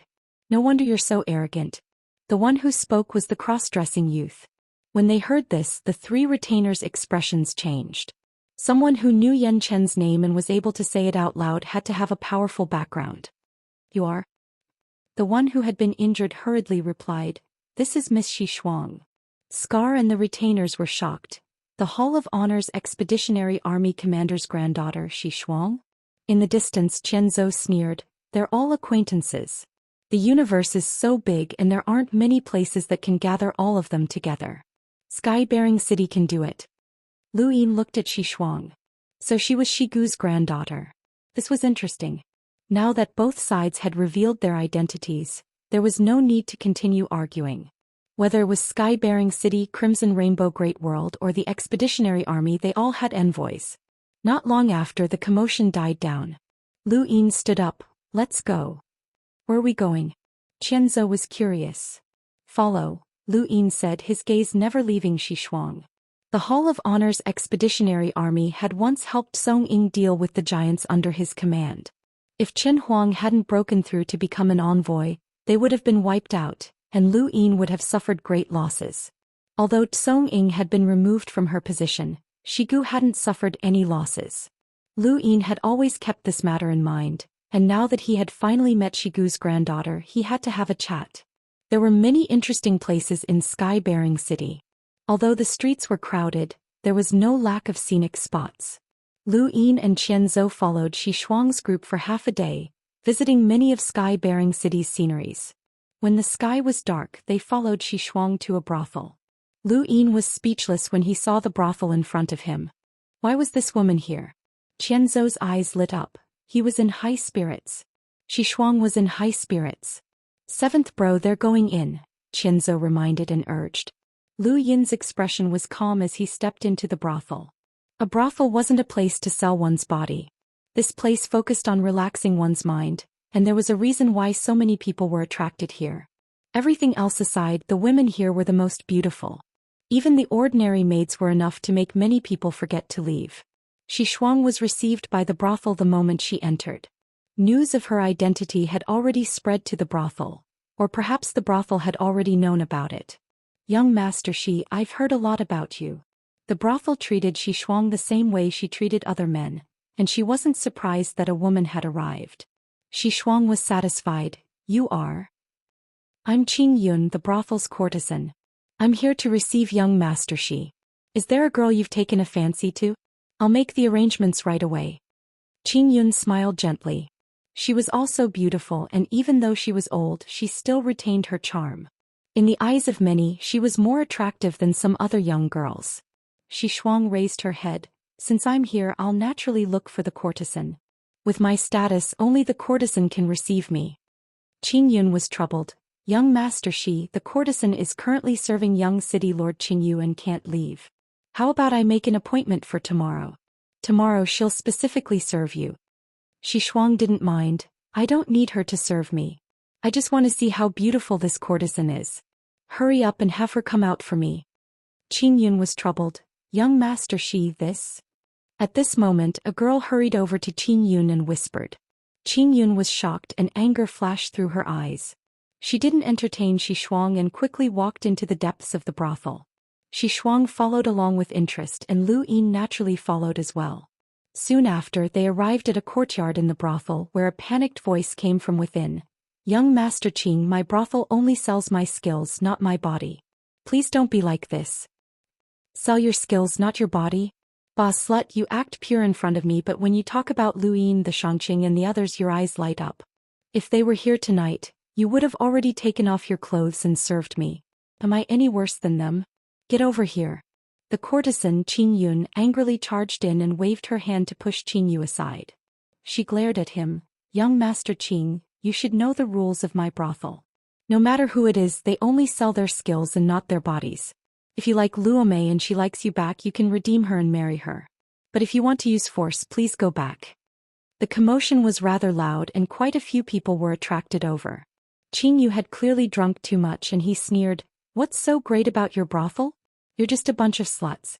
Don't even think about leaving after coming to Sky-bearing City today. He then pointed at Qing Yun. You all of you, I'm going to make your entire brothel serve me naked today. Ha! Qing Yun was furious and clenched her fists. Young Master Qing, you're drunk. Qing Yu sneered. What if you have the ability to get that emissary behind you to come out? Don't think that I don't know that the person behind your brothel is the old man. That old man didn't even dare to fart because of Lu Yin, and all of the experts under him were killed. Your brothel doesn't even have an emissary behind you anymore. You bunch of sluts still want to act all high and mighty like before. If I tell you to strip, then you'll strip. Xishuang frowned and looked at Qing Yu. Your mouth stinks. All men are like that. Disgusting.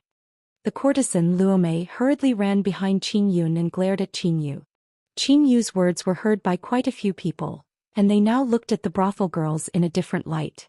In the past, the brothel had been one of the more powerful organizations in the Neoverse, and they had been backed by the old man and an emissary. Because of the Black Street, the old man had held an extremely high position among the directors, and no one dared to offend him. Thus, the brothel was treated as a guest of honor wherever they went, and no one dared to use force against them. However, things were different now. The old man had been crippled, and an emissary expert had not appeared in a long time. He must have been killed by Lu Yin, so there was no need for the brothel to care about them anymore. Everyone, the brothel needs to change its rules today. All the talk about selling your skills and not your body is bullshit. From now on, all the women in the brothel have to strip naked and receive me. Don't you all agree? Qing Yu shouted. The more sullen he had been when he was with Yao Hong, the more indulgent he was now. Quite a few people laughed in agreement. Yes, the young city lord is right. We'll have to strip naked and receive you in the future. Strip naked and receive you in the future, huh? Chapter 1913. Qing Yu laughed maniacally. In Sky-bearing City I have the final say. The brothel won't be able to escape until every man in Sky-bearing City is satisfied, huh? Qing Yun's face paled as the situation had spiraled out of control. Shi Shuang's expression was ugly as well. She was a girl and the men around her disgusted her. She couldn't help but walk out. Shut up. All of you men deserve to die, you beasts.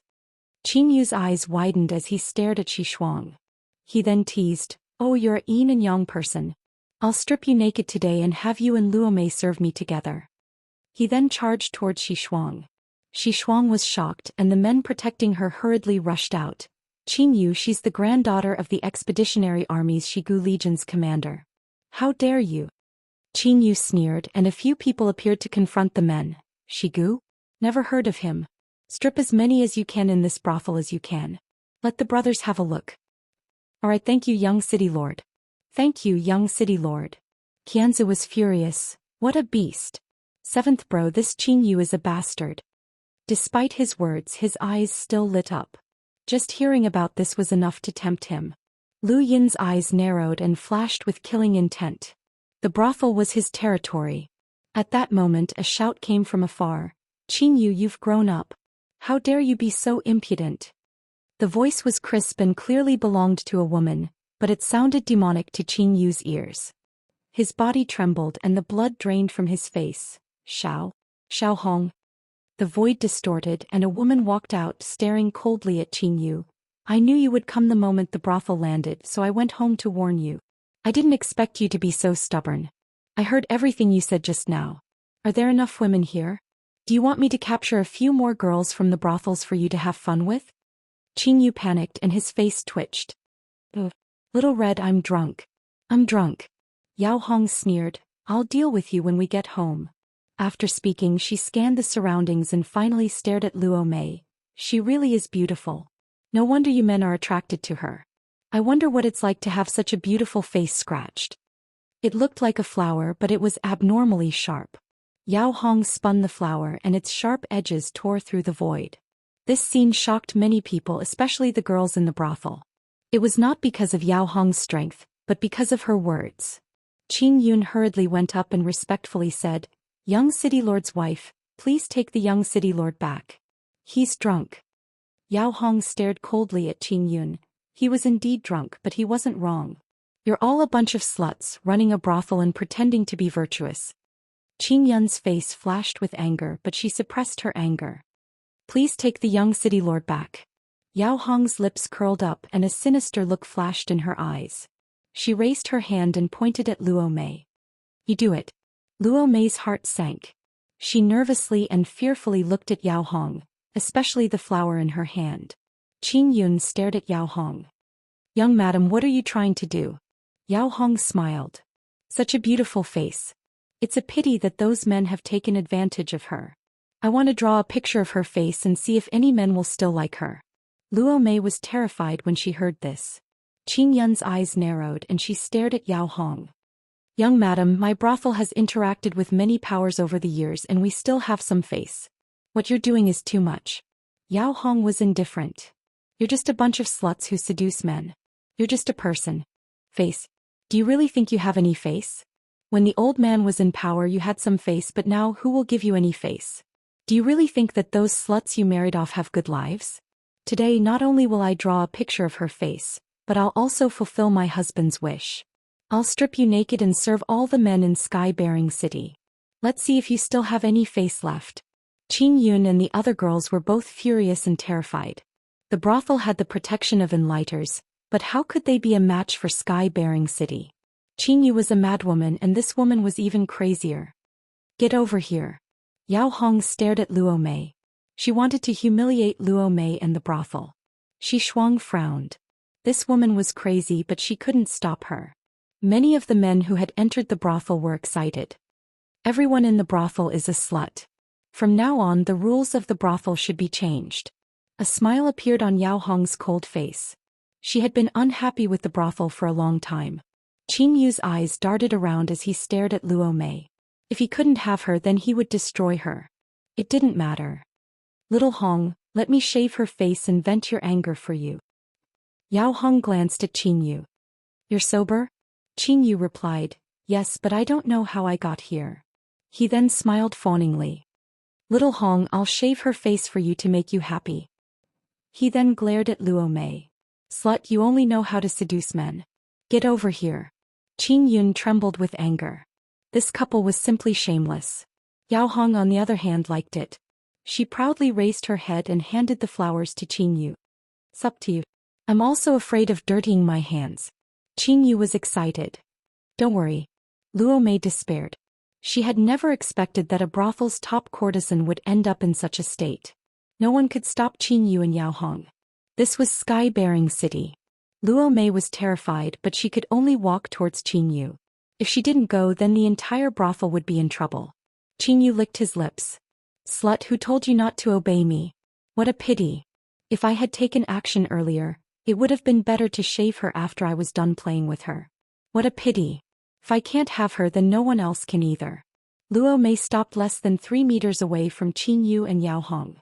Qin Yu frowned, his gaze sinister. Slut, come here. Didn't you hear me? Luo Mei exhaled and looked back. Huanyang, my brothel is in trouble today. Rather than being humiliated, I'd rather die. She then slapped her own forehead. Yao Hong's eyes turned into runes as she stared at Luo Mei's palm. Luo Mei slapped her own forehead, but there was no power behind it. He was at a loss. Yao Hong sneered. You want to die in front of me? In your dreams. I'll make you wish you were dead. Qin Yu suddenly charged at Luo Mei. Let this young master disfigure your face. But the moment Qin Yu got close to Luo Mei, there was a light slap. Qin Yu seemed to have been slapped in the face and his body spun in the air before crashing to the ground. No one saw what had happened. Yao Hong's expression changed when she saw Qin Yu fall to the ground. She ran over and picked him up, turning him over. There was a palm print on his face and half of his head had been smashed to pieces. Even his teeth were missing, but he didn't faint. Yao Hong was furious. She glared at Qin Yun and the others. Who is it? Get out here. Slap. Another loud sound rang out. This time it was Yao Hong, but it was much lighter than when she had slapped Qin Yu. This slap only made her kneel on the ground. Half of her face was swollen, but she didn't faint. Qin Yu finally reacted. He stood up and mumbled, Who is it? Slap. Another loud sound rang out, and the other side of Qin Yu's face was slapped. His body swayed and he almost lost his footing. Yao Hong covered half of her face. She was about to go crazy. Who is it? Get out here if you dare. Slap, slap, slap. Dozens of slaps landed on Qin Yu and Yao Hong's faces. The two of them were battered and exhausted and they knelt on the ground. Qin Yu's mind was on the verge of collapse, and the people protecting them couldn't move at all. Yao Hong's gaze cracked, but she was also incomparably terrified. They had been slapped in Sky-bearing City, but Prince Qing didn't react. There was only one explanation. Prince Qing didn't know that someone had sealed off the brothel. Who was it? Could it be the expert behind the brothel? The old man was already crippled, so there was still someone supporting the brothel? Shi Shuang didn't understand. She looked around and saw that there was an expert. Qin Yun panted heavily. She didn't know who had attacked them or who was supporting them. Yao Hong wasn't wrong. Ever since the old man had been suppressed, the women who were married out of the brothel hadn't had an easy time. When the brothel had been at its peak, the marriage of top courtesans was equivalent to a marriage alliance. Countless people had supported the brothel, but everything had been built on the old man's power. Now everything was gone. Who would support the brothel? In the crowd, Qianzhou blinked. Seventh bro, what are you doing? The one who had slapped them was naturally Lu Yin. Insulting the brothel was the same as insulting Ming Yan. Is your brothel declaring war on Sky-bearing City and the home of the gods? Yao Hong shouted. Qin Yun's face was deathly pale. Sky-bearing City was one thing, but the home of the gods was a colossus. Even at its peak, the old man did not dare to openly offend the home of the gods. Yao Hong was a member of the home of the gods. Slap. Another slap landed on Yao Hong's face. This slap had lured King Qing out, but Lu Yin didn't continue to seal the brothel. Instead, he allowed King Qing to discover him. Within the city lord's mansion, King Qing had clearly heard the slap. His eyes trembled as he stepped into Astral Source Universe and walked out of the brothel. When he saw Yao Hong and Qing Yu's miserable state, he moved his finger and a terrifying aura swept through all of Sky-bearing City. Within the brothel, everyone was suppressed by this aura and even breathing became difficult. The entire sky of Sky-bearing City changed. Everyone looked in the direction of the brothel and felt the pressure. The space around them distorted and even their surroundings were affected. Spacecraft after spacecraft exploded. "Father, father!" Qing Yu wailed. Yao Hong's eyes were filled with madness. "Who is it? Father, find that person and skin him alive. I want to torture him to death." King Qing frowned. He had scanned the area just now, but he hadn't discovered who had attacked, which was strange. If it had been an enlighter, they would have left behind traces and King Qing would have been able to find them. However, if it had been an emissary, that was impossible. How could an emissary secretly protect a brothel? When he thought of this, he asked, "Who attacked the juniors? Come out and meet me." Nobody bothered with him. King Qing's eyes narrowed. "You have the face to attack the juniors, but you don't have the face to show yourself?" Yao Hong's venomous eyes scanned the area, and she suddenly stared at Luo Mei. Her eyes widened and she screamed, "It's that woman! Qing Yu was just about to shave her face, but we were attacked. Someone's protecting her." She believed that the person who had attacked them hadn't come out because they didn't dare. After all, King Qing was an emissary. How many emissaries were there in the Neoverse? How could there be an emissary secretly protecting a brothel? Chapter 1914. Hearing Yao Hong's words, Prince Qing looked at Luo Mei with a dignified expression. "You come here." Luo Mei trembled and looked at Prince Qing in fear. Prince Qing's eyes widened. "I said come here." Luo Mei was terrified. Prince Qing's face seemed to be magnified infinitely, and he could easily trample her to death. She couldn't move at all. Prince Qing raised his head. "You're not coming out? Fine." He reached out to grab Luo Mei. He had the same thought as Yao Hong. If Luo Mei didn't come out, it was obvious that she was afraid. Although he didn't know what method Luo Mei had used to hide herself, since Prince Qing wanted to protect this woman, he had to force her out. An emissary was secretly protecting the brothel? That was impossible. Neither Yao Hong nor Prince Qing believed that this was possible. Just as Prince Qing was about to grab Luo Mei, a palm appeared in front of him and slammed down. Prince Qing's expression changed drastically.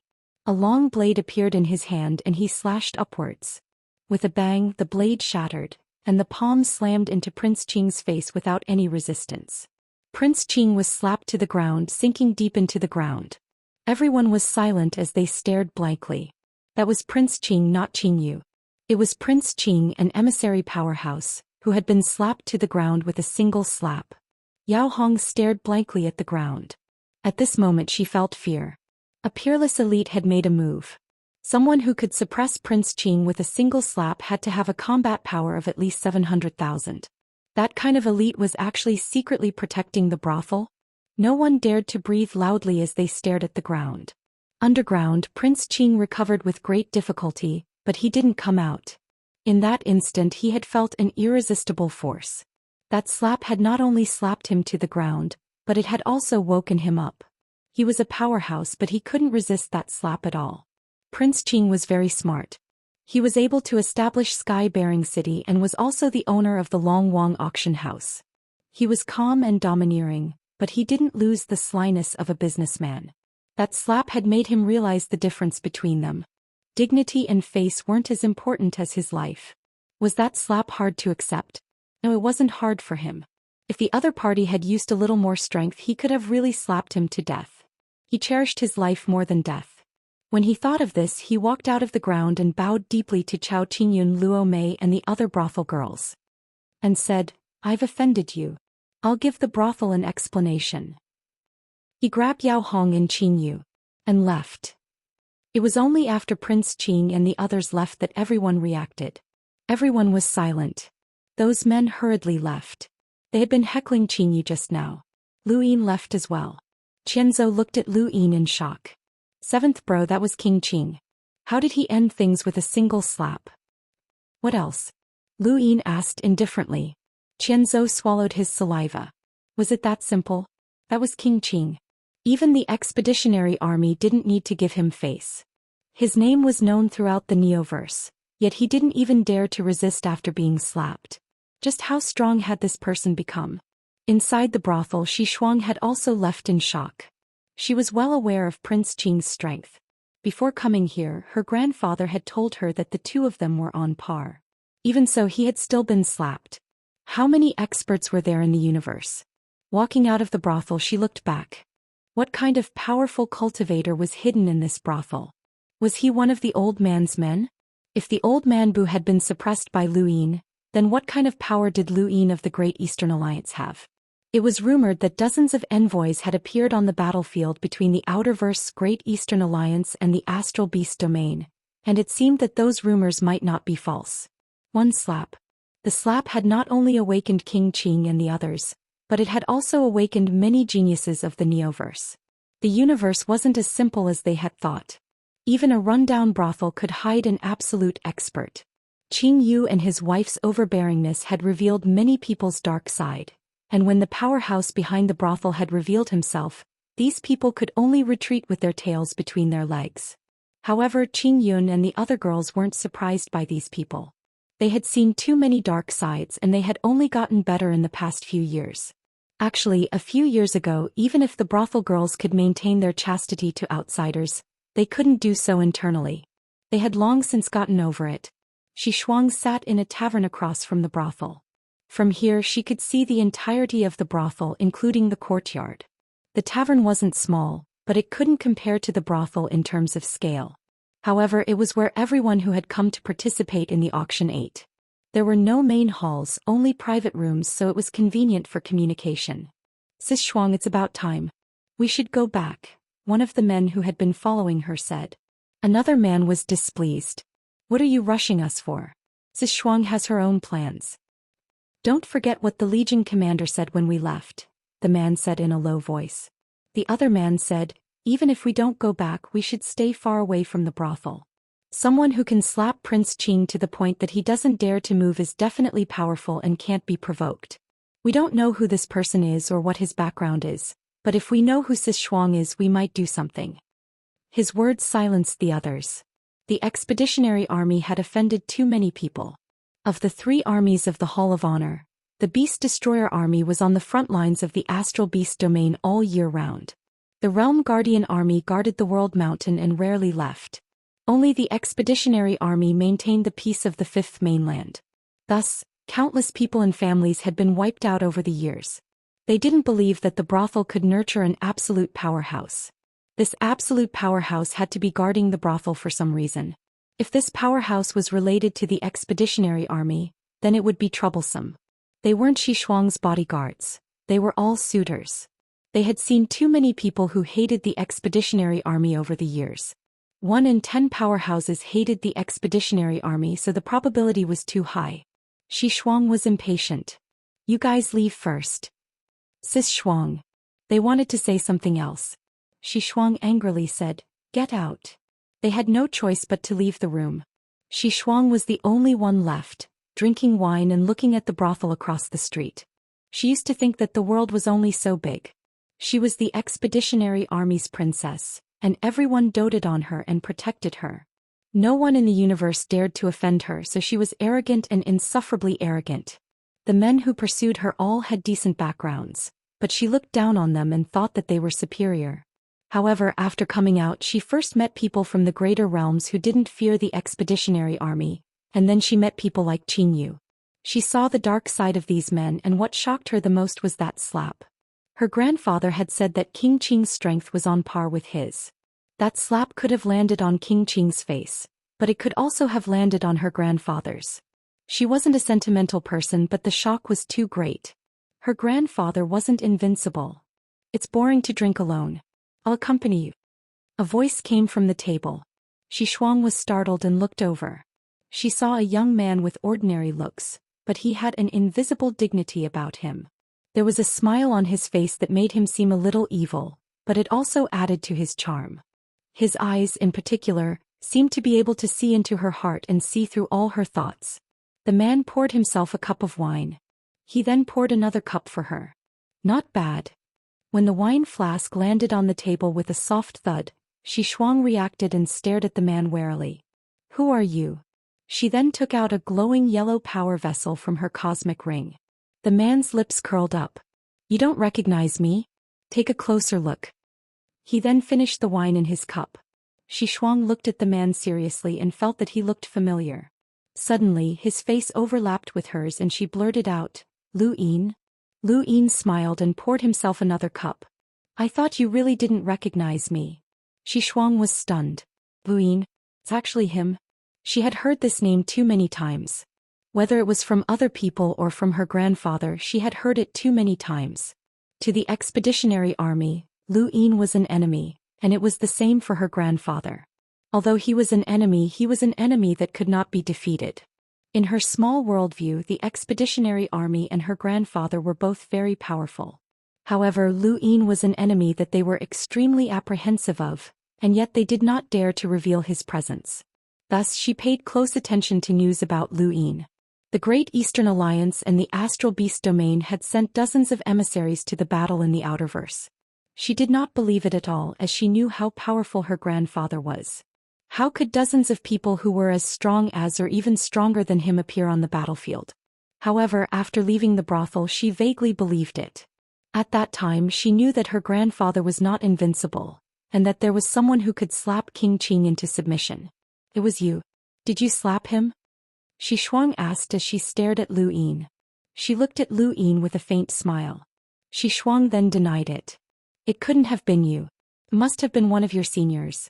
I heard that you invited more than 10 emissaries for the battle in the Outerverse. Lu Yin was amused. You guessed right, so why are you denying it? Shi Shuang was stunned. It was you. Lu Yin nodded. It was me. Shi Shuang could not believe it. Impossible. You're not even that much older than me, so how could you slap King Qing into submission? That's impossible.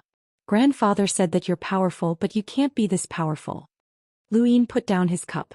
Perhaps you can ask Shigu if I can do it. I can also take you to him and slap him personally. Let's see if he can avoid it.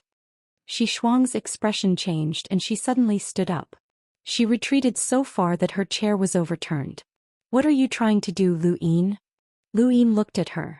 From the moment you recognized me, your eyes were filled with hostility. It seems like this is the expeditionary army's attitude and it's Shigu's attitude. I never go easy on my enemies. Shi Shuang was alarmed as the commotion had attracted the attention of the men outside the room. They rushed in and saw Lu Yin. Who are you? What did you do to Sister Shuang? One of them barked. Lu Yin did not even look at them. Get out. That person was about to speak, but he was stopped by two other men. They bowed deeply. Director Lu, please excuse us. They then pulled that person out and closed the door behind them. Shi Shuang and the expeditionary army were not as ruthless as this man. He was a truly ruthless person who could not be offended. Shi Shuang's expression changed as she watched the men who adored her and were willing to die for her escape. Her entire body felt weak, and the power vessel that her grandfather had given her did not give her any sense of security. Lu Yin tapped the table. Sit down. Chapter 1915.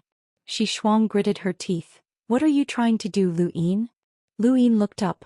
I said sit down. Shi Shuang's expression changed and she finally deflated. She picked up a stool and sat down obediently. If she had just come out of the expeditionary army, she would never have been so obedient. However, slapping King Qing was equivalent to slapping her grandfather's face. King Qing had not dared to resist, and neither had her grandfather. That scene had been so shocking that she had fallen from the clouds into the mortal world. Lu Yin had no interest in bullying girls, but Shi Shuang's identity was special. Where's Shigu? He asked. Shi Shuang whispered. She went to the border of the Starfall Sea. Even the expeditionary army? Lu Yin was astonished. What's their attitude towards me? Shi Shuang did not know how to answer. Lying wouldn't fool anyone, but if she didn't lie, how would this person deal with her? Shi Shuang's face paled and she looked rather helpless. Lu Yin laughed. Forget it, I don't plan to bully you. Contact Shigu. Shi Shuang pursed her lips. What do you want? Lu Yin replied. Just to chat. Why, are you afraid that I'll slap him through the screen? Shi Shuang giggled when she heard this, but she quickly regained her composure and glared at Lu Yin. How could he laugh? This man was an enemy and he was talking about her grandfather. How embarrassing. Lu Yin poured himself another cup before pouring another for Xishuang. You're not bad, you protected the brothel. Don't worry, I'm not good at bullying girls. This small interlude allowed Xishuang to relax, and she boldly took a sip before glaring at Lu Yin. My grandfather is a good person. Lu Yin felt strange. You should tell that to people who hate him, such as the giant technology group and the orphans of the Tu family. They deserve to die, Xishuang said. The expeditionary army protected the peace of the human domain, and my grandfather represented the Hall of Honor and Justice. Lu Yin put down his cup. I don't have time to talk about justice with you. Contact Shigu. Do you hate my grandfather? Xishuang asked as she raised her gadget. Lu Yin shook his head. Of course not. Xishuang was surprised. You're not enemies? Lu Yin looked at Xishuang seriously. He's not worthy. Xishuang was furious and she bit her lip. She didn't want to contact Shigu, but when she saw Lu Yin's aggressive gaze she became afraid. She snorted and contacted Shigu. Not long after, a holographic screen appeared. On it was Shigu's tired figure, and the background was a desolate planet. Xiaoshuang, what's the matter? Did he go back? What did you buy? Shigu's voice was very gentle. He was obviously very tired, but he pretended to be relaxed. He did not look old. In reality, he looked like a middle-aged man, but if he was willing, not only could he become a grandfather, he could even become an old ancestor. After all, he had lived for too long. Xishuang's face was pale. She looked helpless and hesitant. Grandpa. Shigu looked at Xishuang, his expression changing as he roared. Little Shuang, what's wrong? Who bullied you? Tell Grandpa, Grandpa is going to kill him. The expeditionary army can leave the borders of the Starfall Sea without permission? Commander Shigu sure is leisurely, Tio Kai's voice sounded out, and Xishuang turned the screen to face Lu Yin. He raised a hand. Long time no see, Commander Shigu. Shigu's pupils shrank when he saw Lu Yin. Lu Yin? Lu Yin's lips curled up, surprised. Shigu leaned forward and stared at Lu Yin. Lu Yin, why are you with Xiaoshuang? What did you do to her? Lu Yin innocently replied, it was a coincidence, so let's have a drink. He then poured wine for himself and Xishuang. Xiaoshuang, don't drink. Shigu was anxious. Xishuang pursed her lips. Grandpa, this is my wine. Shigu was stunned and looked at Lu Yin. What are you trying to do, Lu Yin? Don't involve the child in our grudges. Lu Yin found it funny. She said that she's not younger than me. He then looked at Xishuang. How old are you? Xishuang lowered her head, not wanting to entertain him. Shigu asked in a low voice. Lu Yin, what are you trying to do? Lu Yin stood up. Nothing much, I just happened to run into you and wanted to chat for a bit. I also wanted to see how Commander Shigu is doing. You're still healthy, so you should be able to live for a long time. Not bad, not bad. He then walked over to Xishuang and patted her head under Shigu's furious gaze. He smiled at Shigu. Your granddaughter is very cute. Let's meet again if there's a chance. Lu Yin, stop right there. What did you do? Shigu roared, but Lu Yin had already left. Shigu hurriedly looked at Xishuang. Xiaoshuang, is there anything wrong with your body? Does it hurt anywhere? What's going on? Hurry up and tell Grandpa. He was truly anxious. Xishuang rubbed her head blankly. I'm fine, Grandpa. Shigu was anxious. How could she be fine? How could they have run into each other by chance? Lu Yin had hidden himself well, and he had even patted Xishuang's head before leaving. How could he not have done anything? Xiaoshuang, what's going on? Hurry up and tell Grandpa, Shigu said anxiously. He was prepared to return immediately, as Lu Yin must have done something. An emissary's methods were not something a mere cruiser could detect. Sometimes people would think too highly of themselves. In Xishuang's view of the world, Lu Yin and Shigu were enemies. In Shigu's view of the world, he believed that Lu Yin had deliberately sought out Xishuang to do something to deal with him. However, from Lu Yin's perspective, he had done nothing.